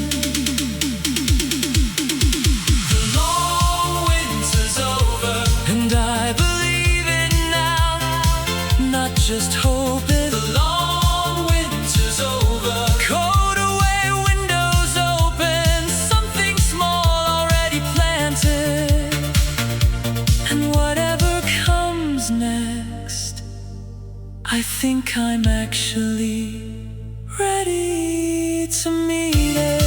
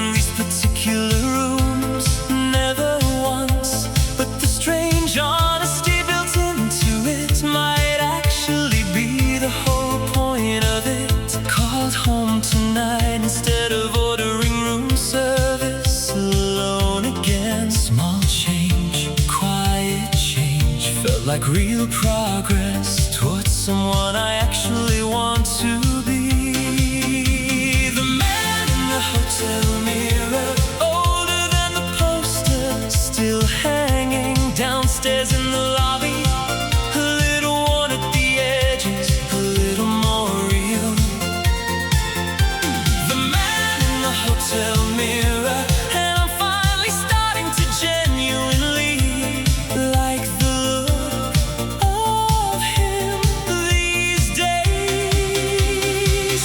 You can travel the whole entire world, running steadily from yourself, or you can stop in some forgettable room and finally simply say hello. Stood there a little longer than usual tonight, didn't look away first. Let the tired face just be tired instead of something to immediately fix or hide. Same face, different posture these days. Shoulders a little less braced. The man in the hotel mirror, and I think we're finally becoming friends. The man in the hotel mirror, after all these years of barely nodding at each other, we're actually slowly getting to know one another properly now.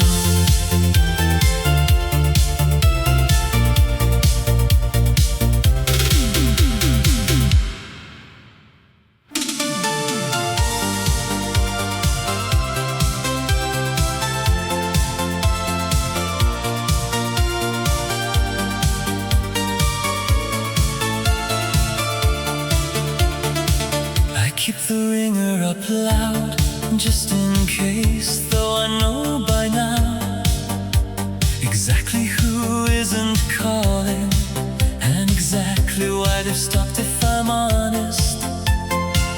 I check it more than I should, more than really makes any sense. A habit that hasn't quite caught up with the truth of things yet. Friends say call someone yourself, and they're right, completely right. And I don't most nights, some stubbornness I haven't figured out yet. I finally called my sister last Tuesday, first time in months. She picked up on the very first ring, said she'd been hoping I would. The phone that doesn't ring, sitting there patient, indifferent, waiting for a call I've slowly, quietly stopped expecting to come. The phone that doesn't ring, and I still can't quite put it down. Even now, even knowing better, sometimes the phone doesn't ring because you're supposed to be the one dialing, the one reaching, the one making the actual effort. My sister asked why it took so long. I didn't have a clean answer, just said I don't know, and she let that be enough for one conversation. I've called her twice more since then, easier each time somehow. The phone that doesn't ring isn't broken, never really was. The phone that doesn't ring was just waiting on me, apparently, this whole time. And I think finally, slowly, I'm starting to understand that.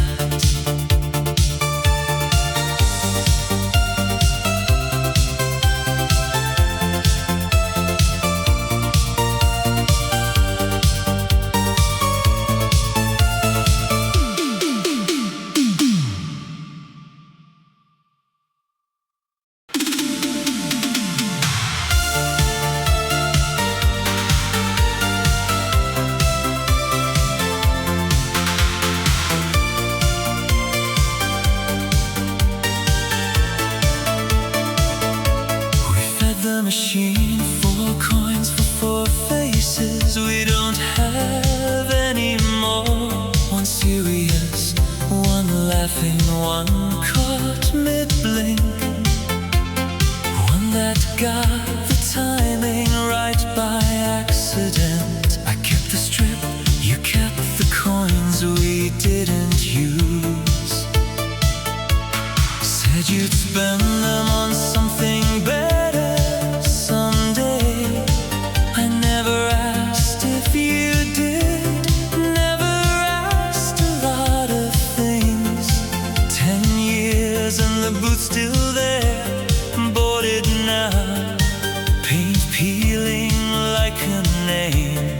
Someone tried to forget the photograph booth on Viroma, 4 frames of a face I used to know so well, I could draw it blind.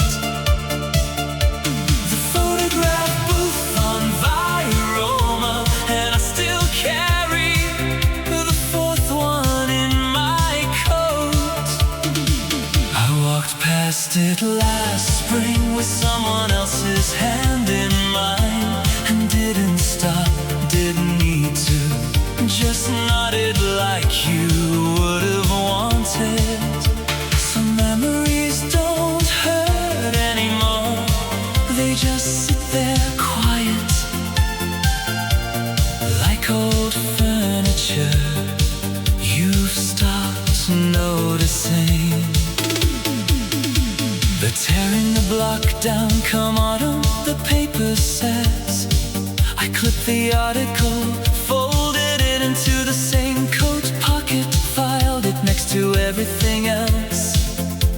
Another small thing I couldn't quite make myself throw away. The photograph booth on Viroma, closed for good this time. The photograph booth on Viroma, and I'm glad I've got my 4 frames still, tucked behind the one that came after.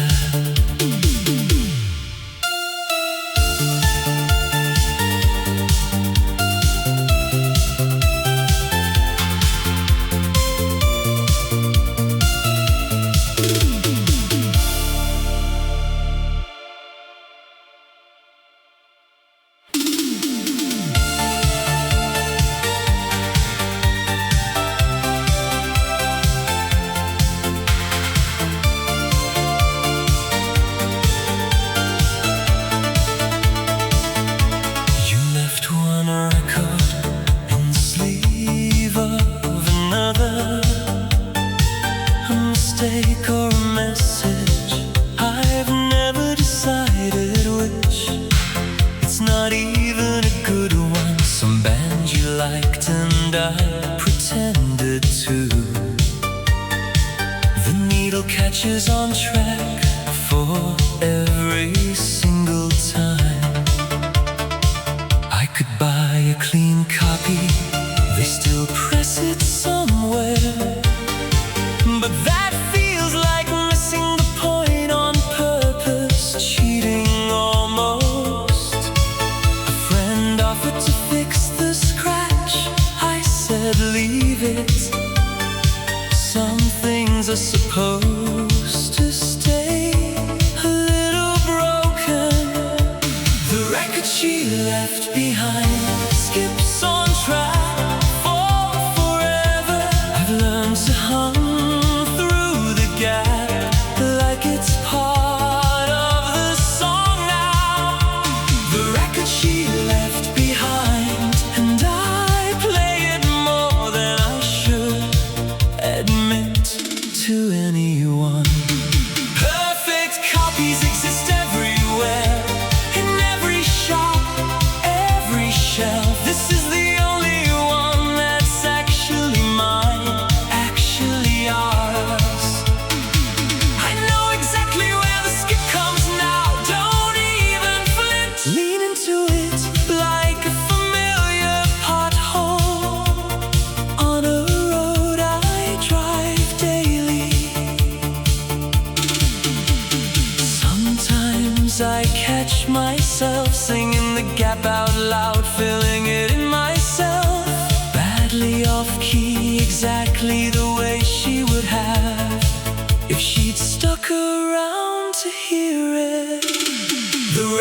she left behind. Sleeve worn soft at the corner, her handwriting still on the label, half rubbed away.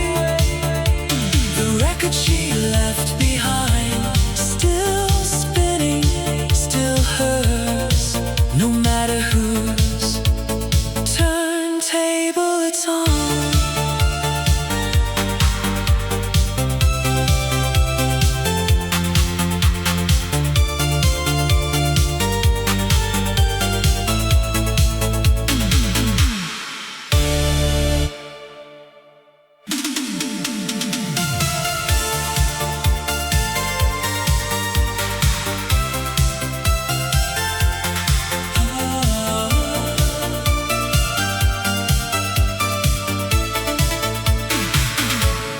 Bus climbs slow through switchbacks, engine straining like it's arguing with the mountain. Everyone on board pretends not to notice. An old woman crosses herself at every shrine along the roadside. There are more shrines than kilometers. It stops feeling superstitious the higher we climb.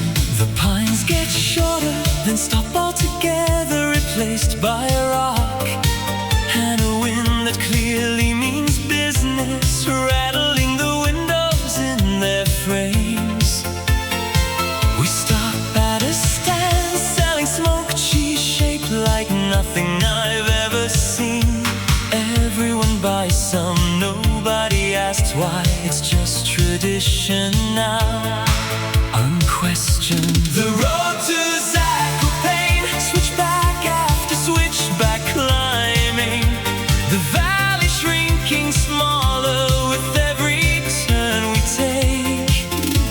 The road to Zakopane, worth the ache in my ears from all the altitude. Some roads exist just to remind you the world's bigger and older than your schedule, older than your whole itinerary. The driver honks twice at every blind curve, out of habit or superstition. Either way it works, we're still climbing, still whole. Mountains finally in full view. Once we clear the last ridge line, the old woman crosses herself one more time, quieter now, like she's thanking the view itself. The road to Zakopane, worth every switchback, every strain gear, every prayer, every roadside shrine we pass. The road to Zakopane, I'd climb it again tomorrow, gladly, ears and all.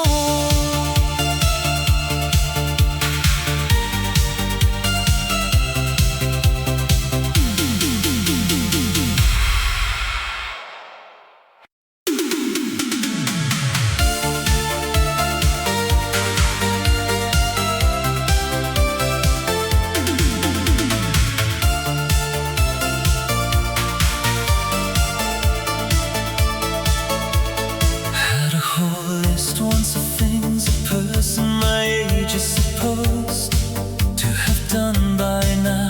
Folded it up carefully, put it in a drawer, walked away. Started doing things in the wrong order on purpose after that. Out of spite almost at first, out of genuine curiosity mostly as time went on. Nobody's checked the list in years, honestly not even me anymore. And somehow against every prediction, everything's turned out just fine anyway. Found the list again, cleaning out the drawer last weekend. Laughed at half of it, kept none of it, threw the whole thing out for good this time. The rules I left in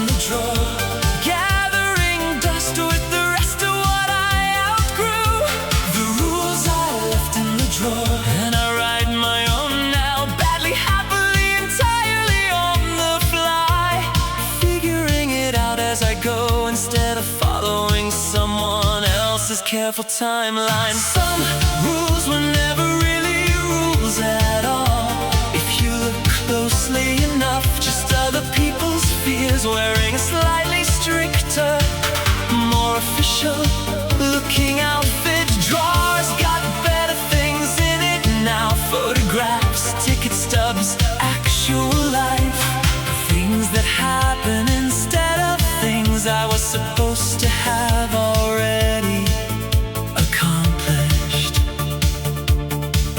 Never once missed following that old list, not even for a single day. The rules I left in the drawer, glad I finally cleared the space for something else. The rules I left in the drawer, and whatever timeline I'm actually on now, it's mine, entirely mine, and that's more than the list ever offered me.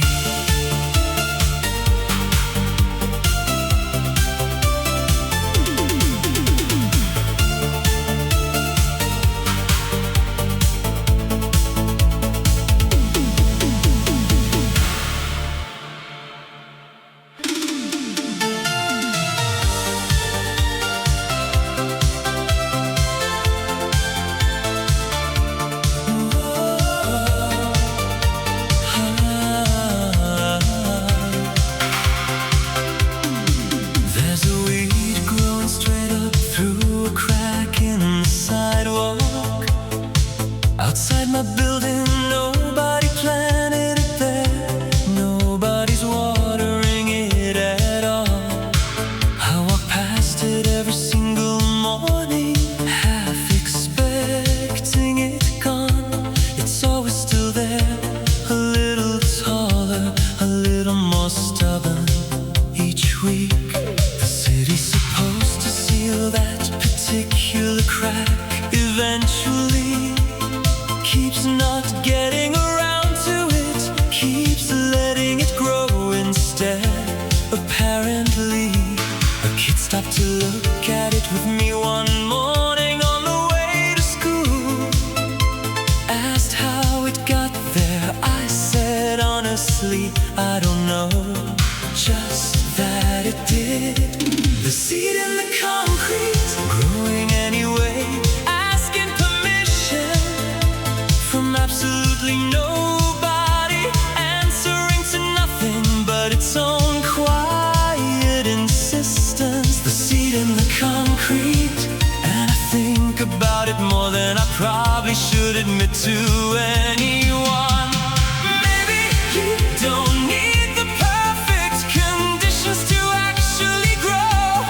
Maybe you just need to keep pushing steadily toward whatever light you can find. Still there this morning, a little taller than yesterday, still stubborn, still completely unbothered by the concrete that was supposed to stop it. Some days, honestly, it's the only thing that actually gets me moving.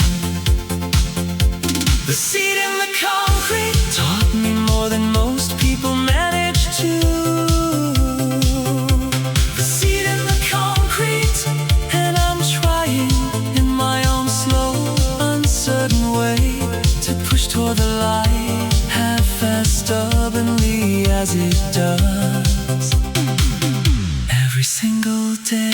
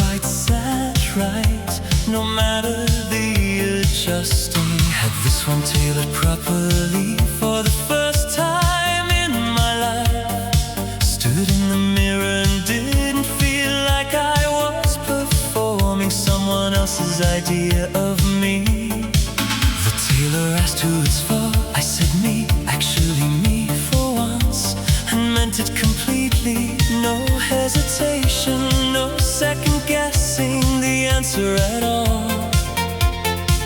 Or to something entirely ordinary on purpose, just to feel the fit. On a regular Tuesday, not a special occasion, just my own actual ordinary life. The suit that finally fits, shoulders sitting exactly where they honestly should. The suit that finally fits, and I'm standing straighter just wearing it around, just knowing it's mine. Fitting into your own life takes considerably longer than any tailor could ever manage in an afternoon, but it's the only fitting that actually matters. Hanging in the closet, ready for whatever comes at me next, whatever's ahead. Not saving it for some imagined special day, wearing it whenever I feel like it. Caught my reflection twice today and didn't flinch away from it either time. The suit that finally fits, and it's mine, tailored, chosen, entirely mine. The suit that finally fits, and every time I put it on now, I feel a little more like the person I was always meant to grow into.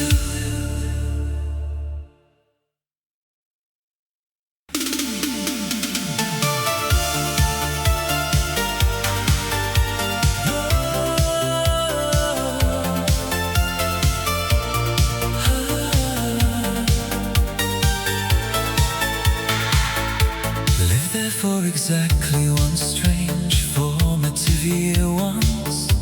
Became someone slightly different just by walking those particular narrow streets.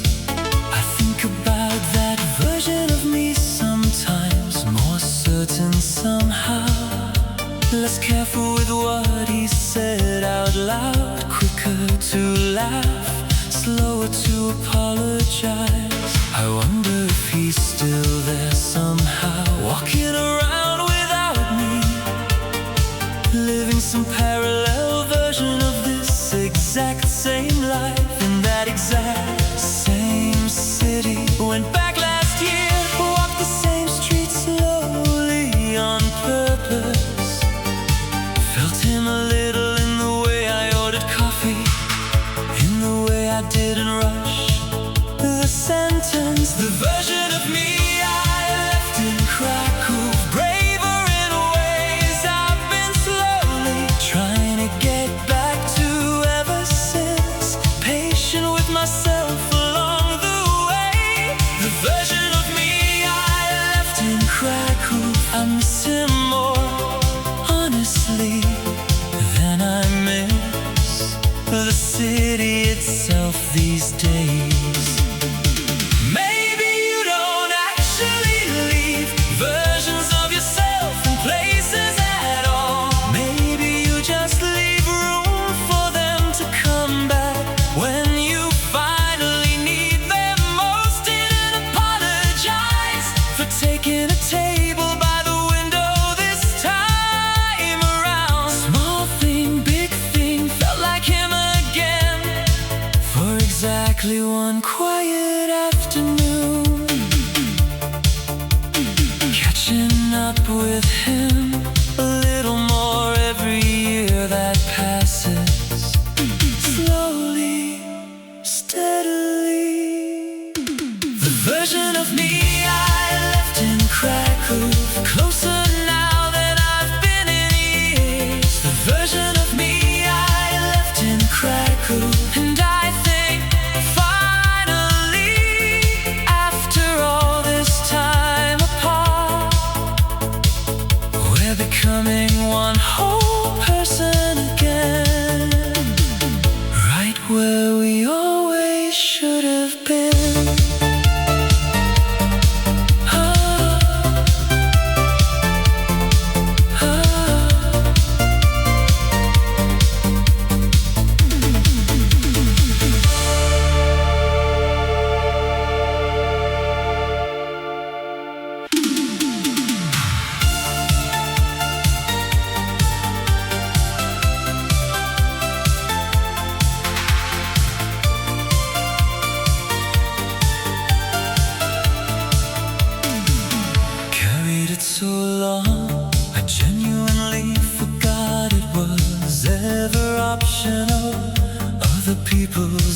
expectations folded neatly, quietly into my own tired shoulders. Set it down finally, not dramatically at all, just quietly. One ordinary Tuesday, decided I'd carried it far enough for both of us, further than was ever fair. Nobody noticed except me, honestly, not a single other person did. And that surprisingly turned out to be exactly enough, more than enough actually. Stood a little straighter within a week of finally setting it down.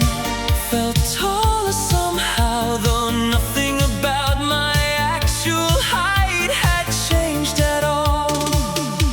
The weight I put down, still sitting right there where I left it that day. The weight I put down, and I'm not picking it back up again, not this time, not for anyone, not even for the people who quietly expect me to. Not anymore. Some weights were never really yours to carry in the first place. You just agreed quietly somewhere along the way to hold them for far too long. Checked on it once out of habit, left it there anyway, walked on. Felt lighter with every step further away from where I'd set it down for good. Told a friend about it, she said good. Finally, I was wondering when.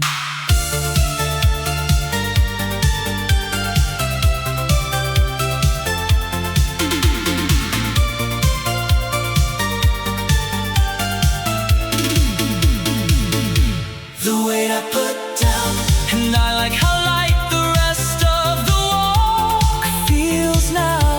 The weight I put down, and whatever I choose to carry from here on out, it's gonna be mine, chosen, not simply inherited without ever asking.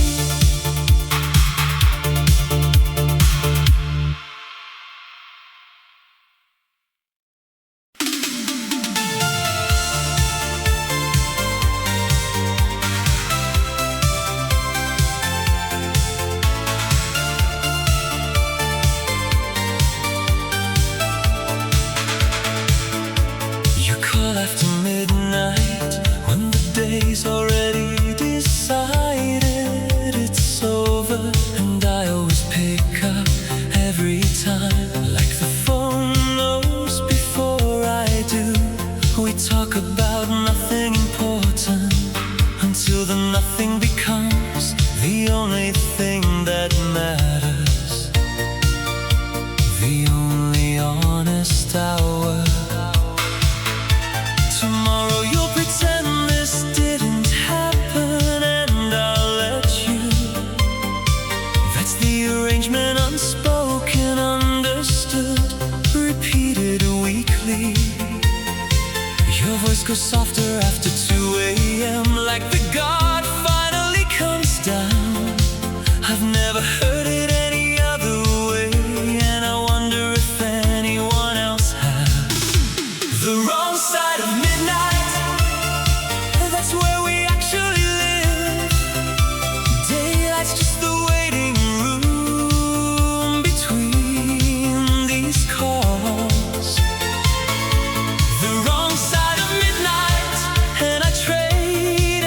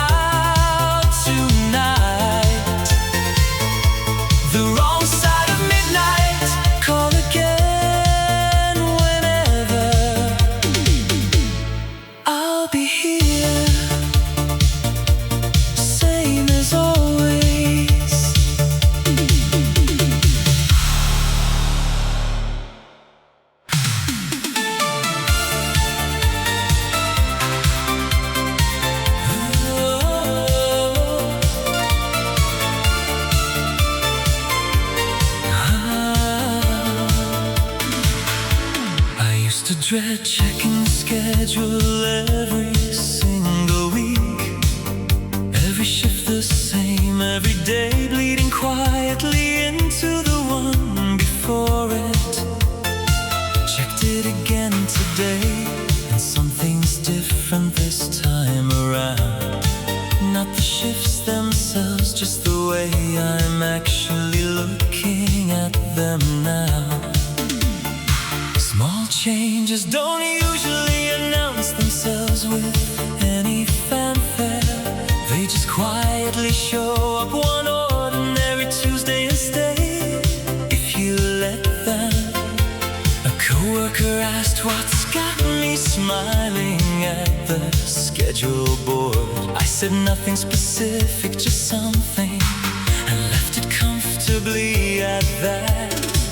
Tomorrow's timetable, same job, same hours, same everything on paper. Tomorrow's timetable, but I'm walking into it a little different than I used to, carrying it a little lighter than I have in longer than I can properly say.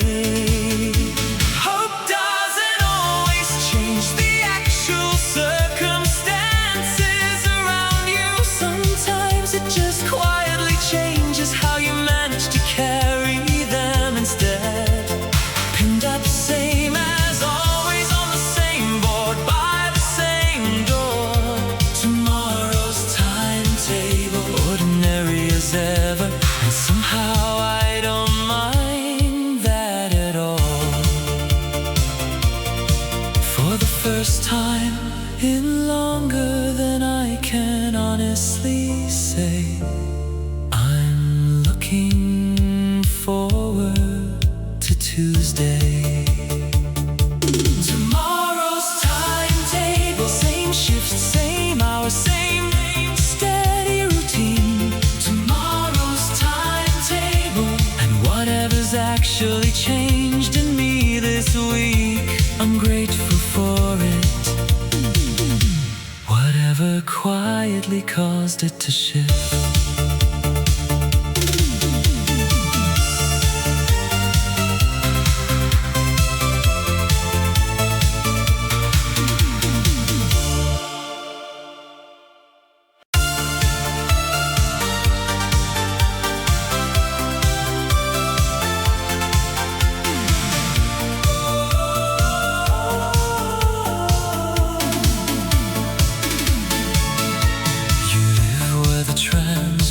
Till midnight,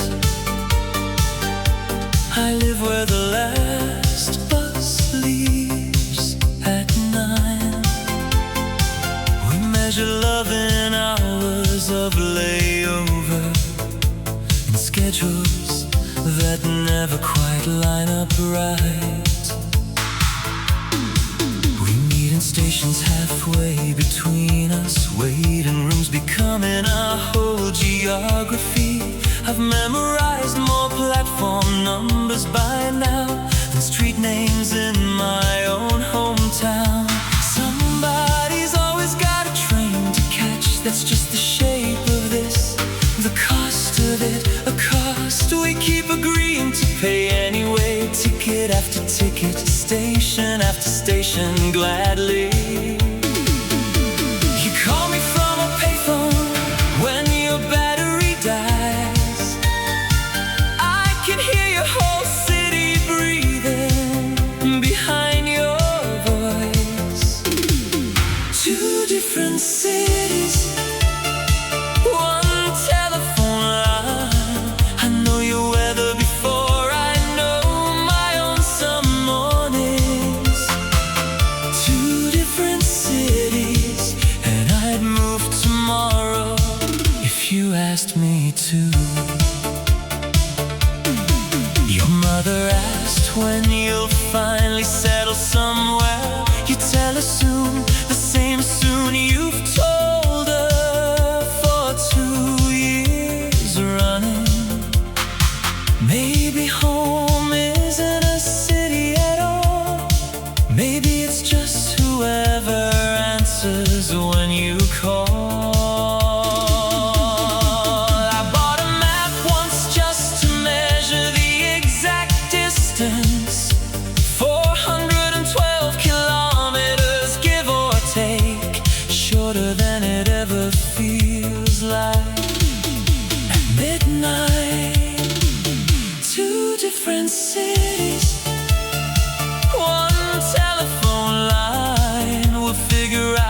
geography eventually. Two different cities, and I'd move tomorrow. Just say the word.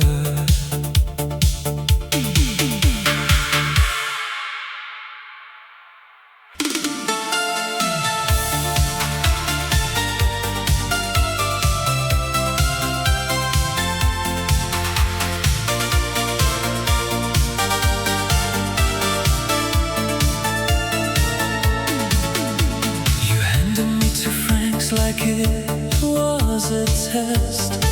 Said pick something we can dance to before the waiter notices.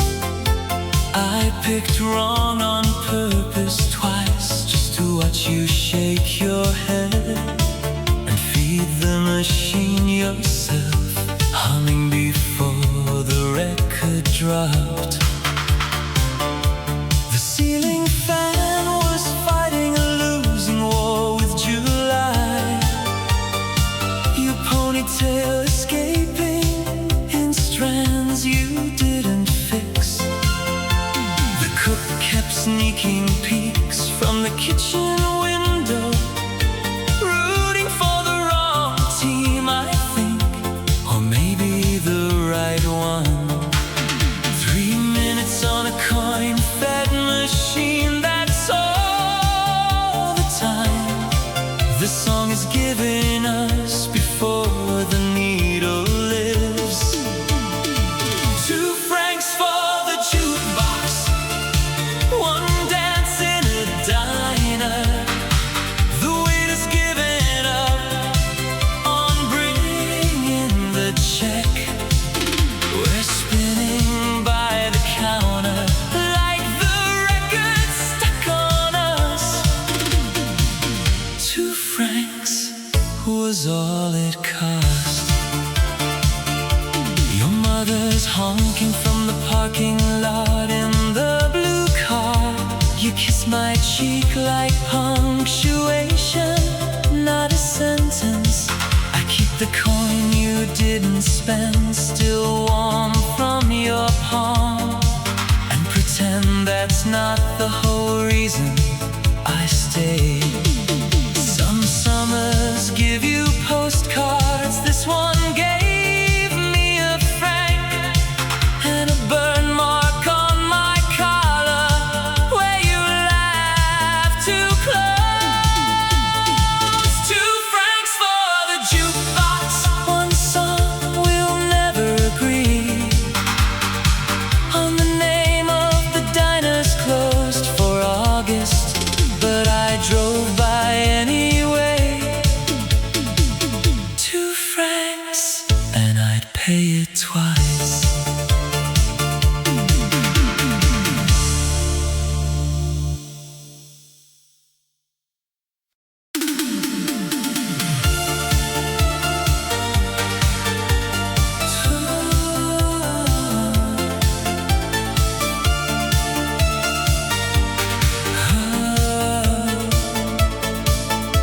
You told me from the start there's a return ticket with my name already on it. Said don't fall for the whole month, just the 2 weeks that are mine. We made a rule against tomorrow and broke it every single morning over coffee we were too broke to afford. The calendar on the hostel wall keeps crossing off our days in someone else's handwriting, not mine, not yours either. On the last night you packed my shirt into your suitcase by mistake, or maybe not. I never got it back and never asked. 2 weeks in July, that's the whole deal we made.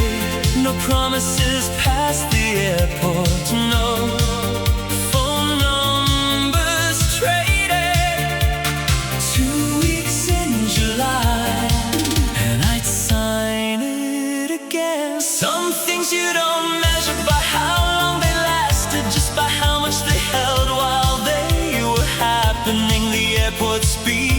called your gate 3 times before you finally stood up, slower than you needed to.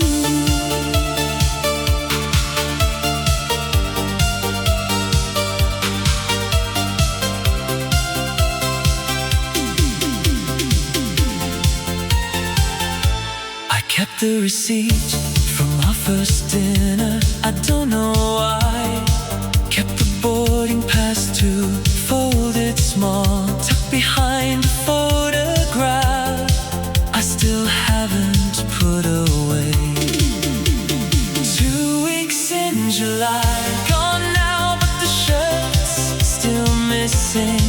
And I like to think you're wearing it somewhere. 2 weeks in July, worth every hour it cost, and cheap at twice the price.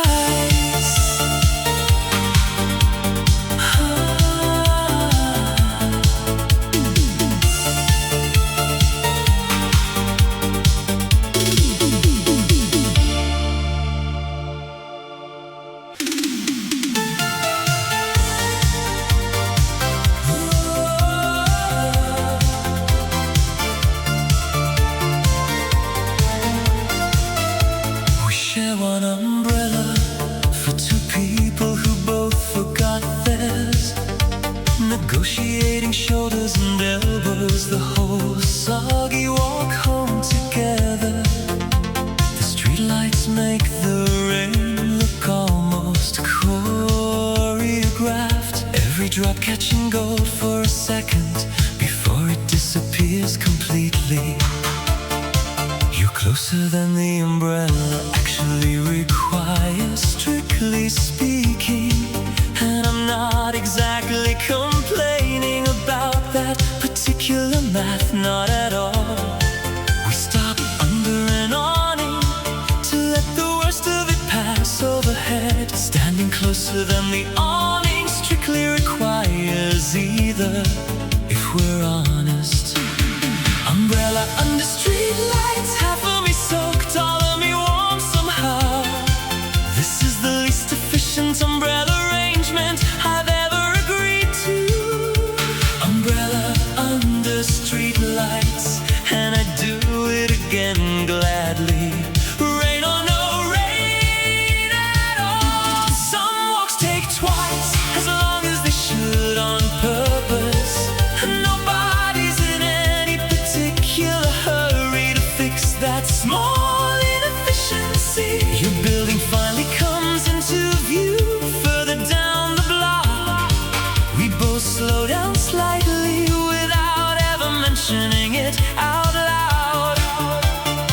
Worst possible umbrella, best possible company, hands down, no contest. We stand under the next awning a full minute longer than the rain actually requires of us. Umbrella under street lights, worth every single wet sleeve. Umbrella under street lights, worth the whole long way around, just to keep sharing this one small leaking umbrella a little longer.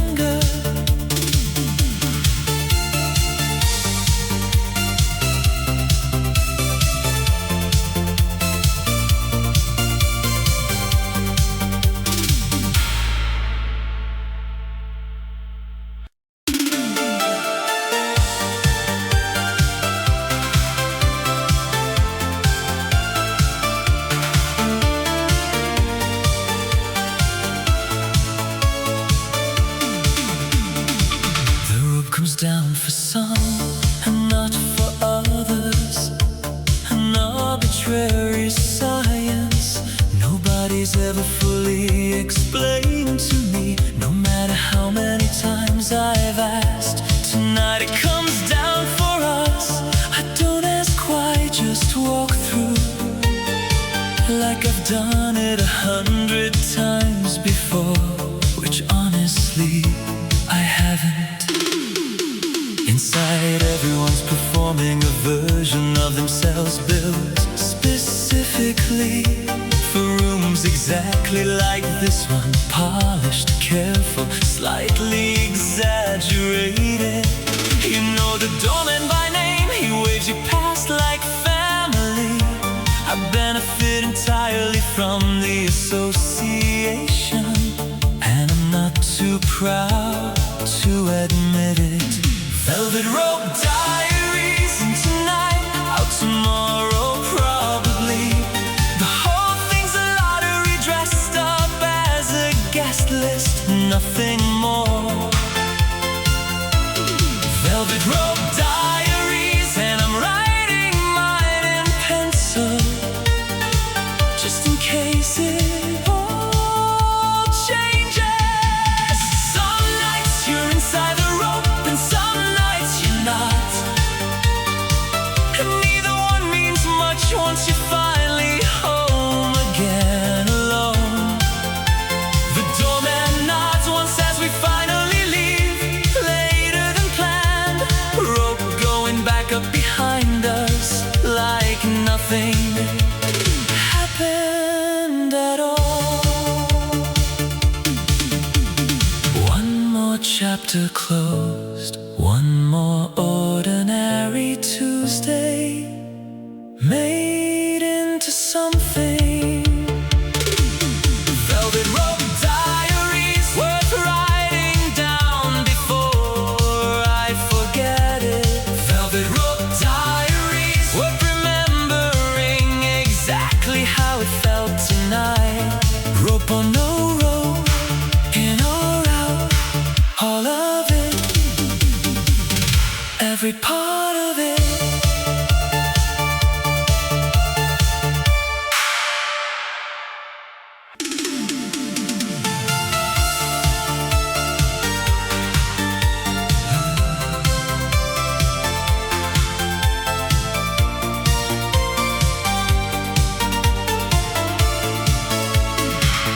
Pick me up outside the church with a helmet 2 sizes too big. Said hold on to the seat, not to me. So I held the seat and lied. We passed the tomato stands, the drying nets, a wedding spilling onto the street. You took the coast road, though the highway was faster. Said nowhere is prettier than this. The engine's the only thing between us and the wind, and I like it that way for now. Your scarf keeps slapping my face, and you keep laughing like you planned it.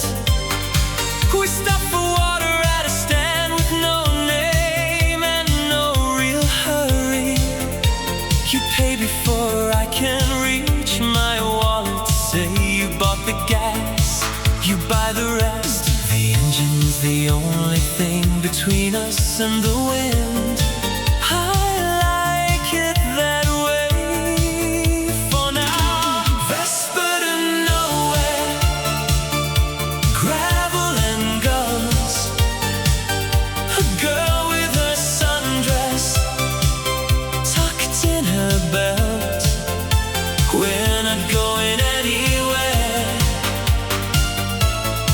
just going, and that's enough for me right now.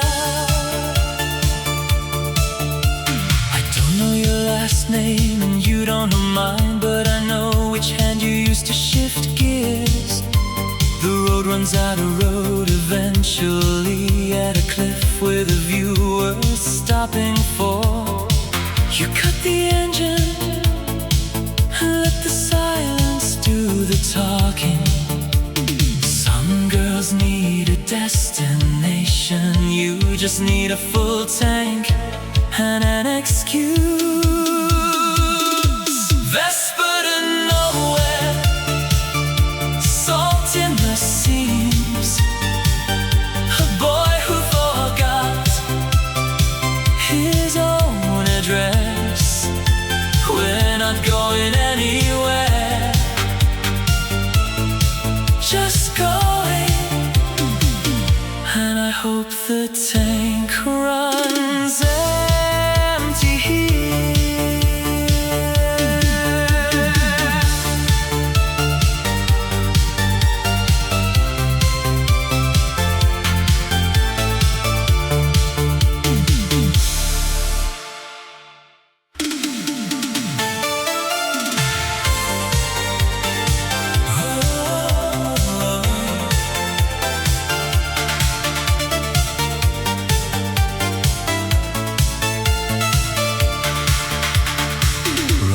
single window down the second I hit the open stretch.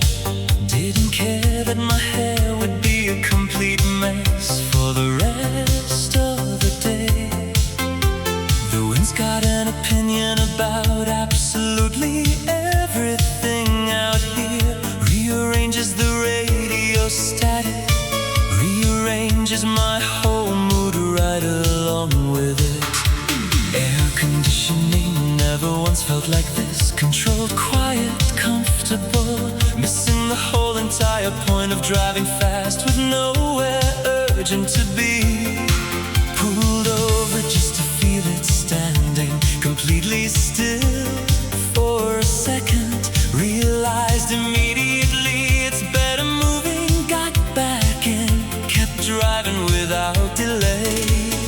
Wind through the roll down window, loud enough to drown out every single worry I brought along with me from wherever I started this morning.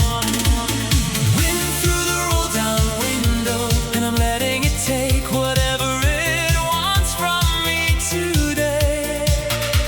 Freely, gladly, some freedoms you genuinely can't feel while sitting perfectly still.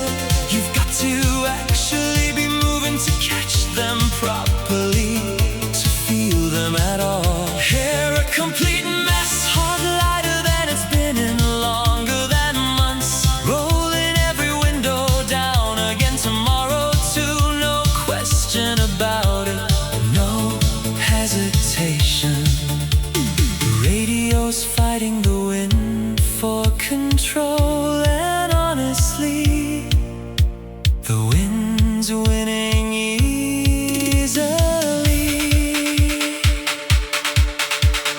Wind through the roll down window, best sound I've heard all week. Wind through the roll down window, and whatever destination's waiting at the end of this drive, the getting there today mattered a whole lot more than the arriving.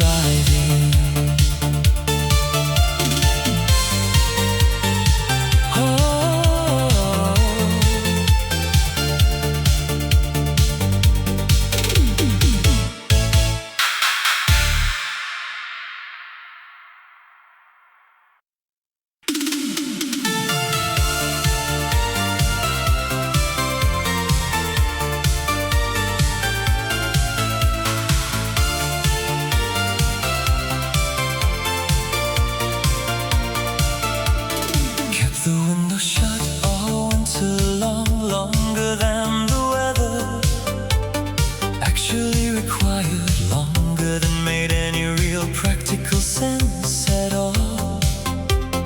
Opened them today without really deciding to, just did it. Let the whole apartment breathe for the first time in longer than months.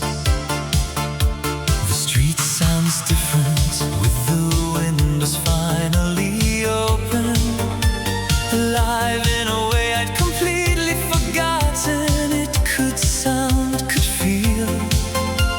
A neighbor's radio drifted up from somewhere downstairs, some song I didn't recognize. I hummed along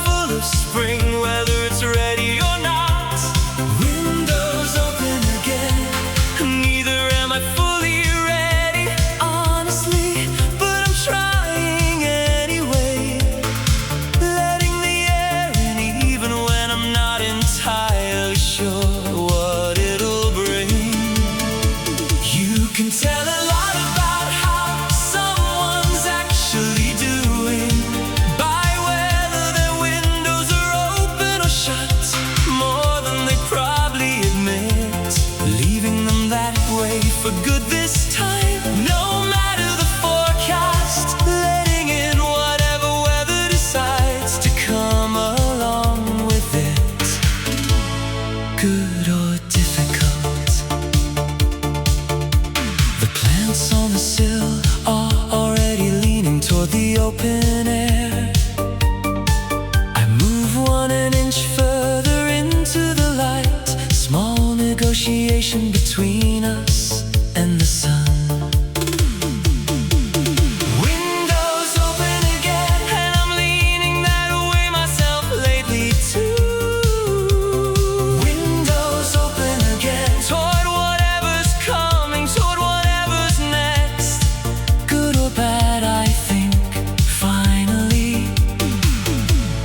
Ready to take it as it comes.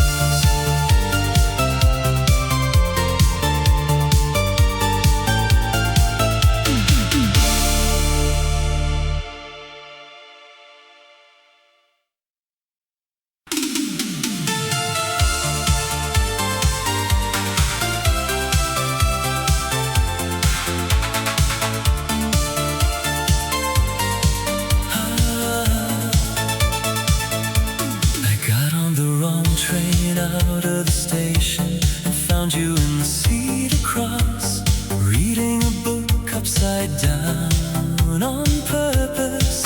You told me later, testing who'd actually notice, who'd be paying enough attention to say something.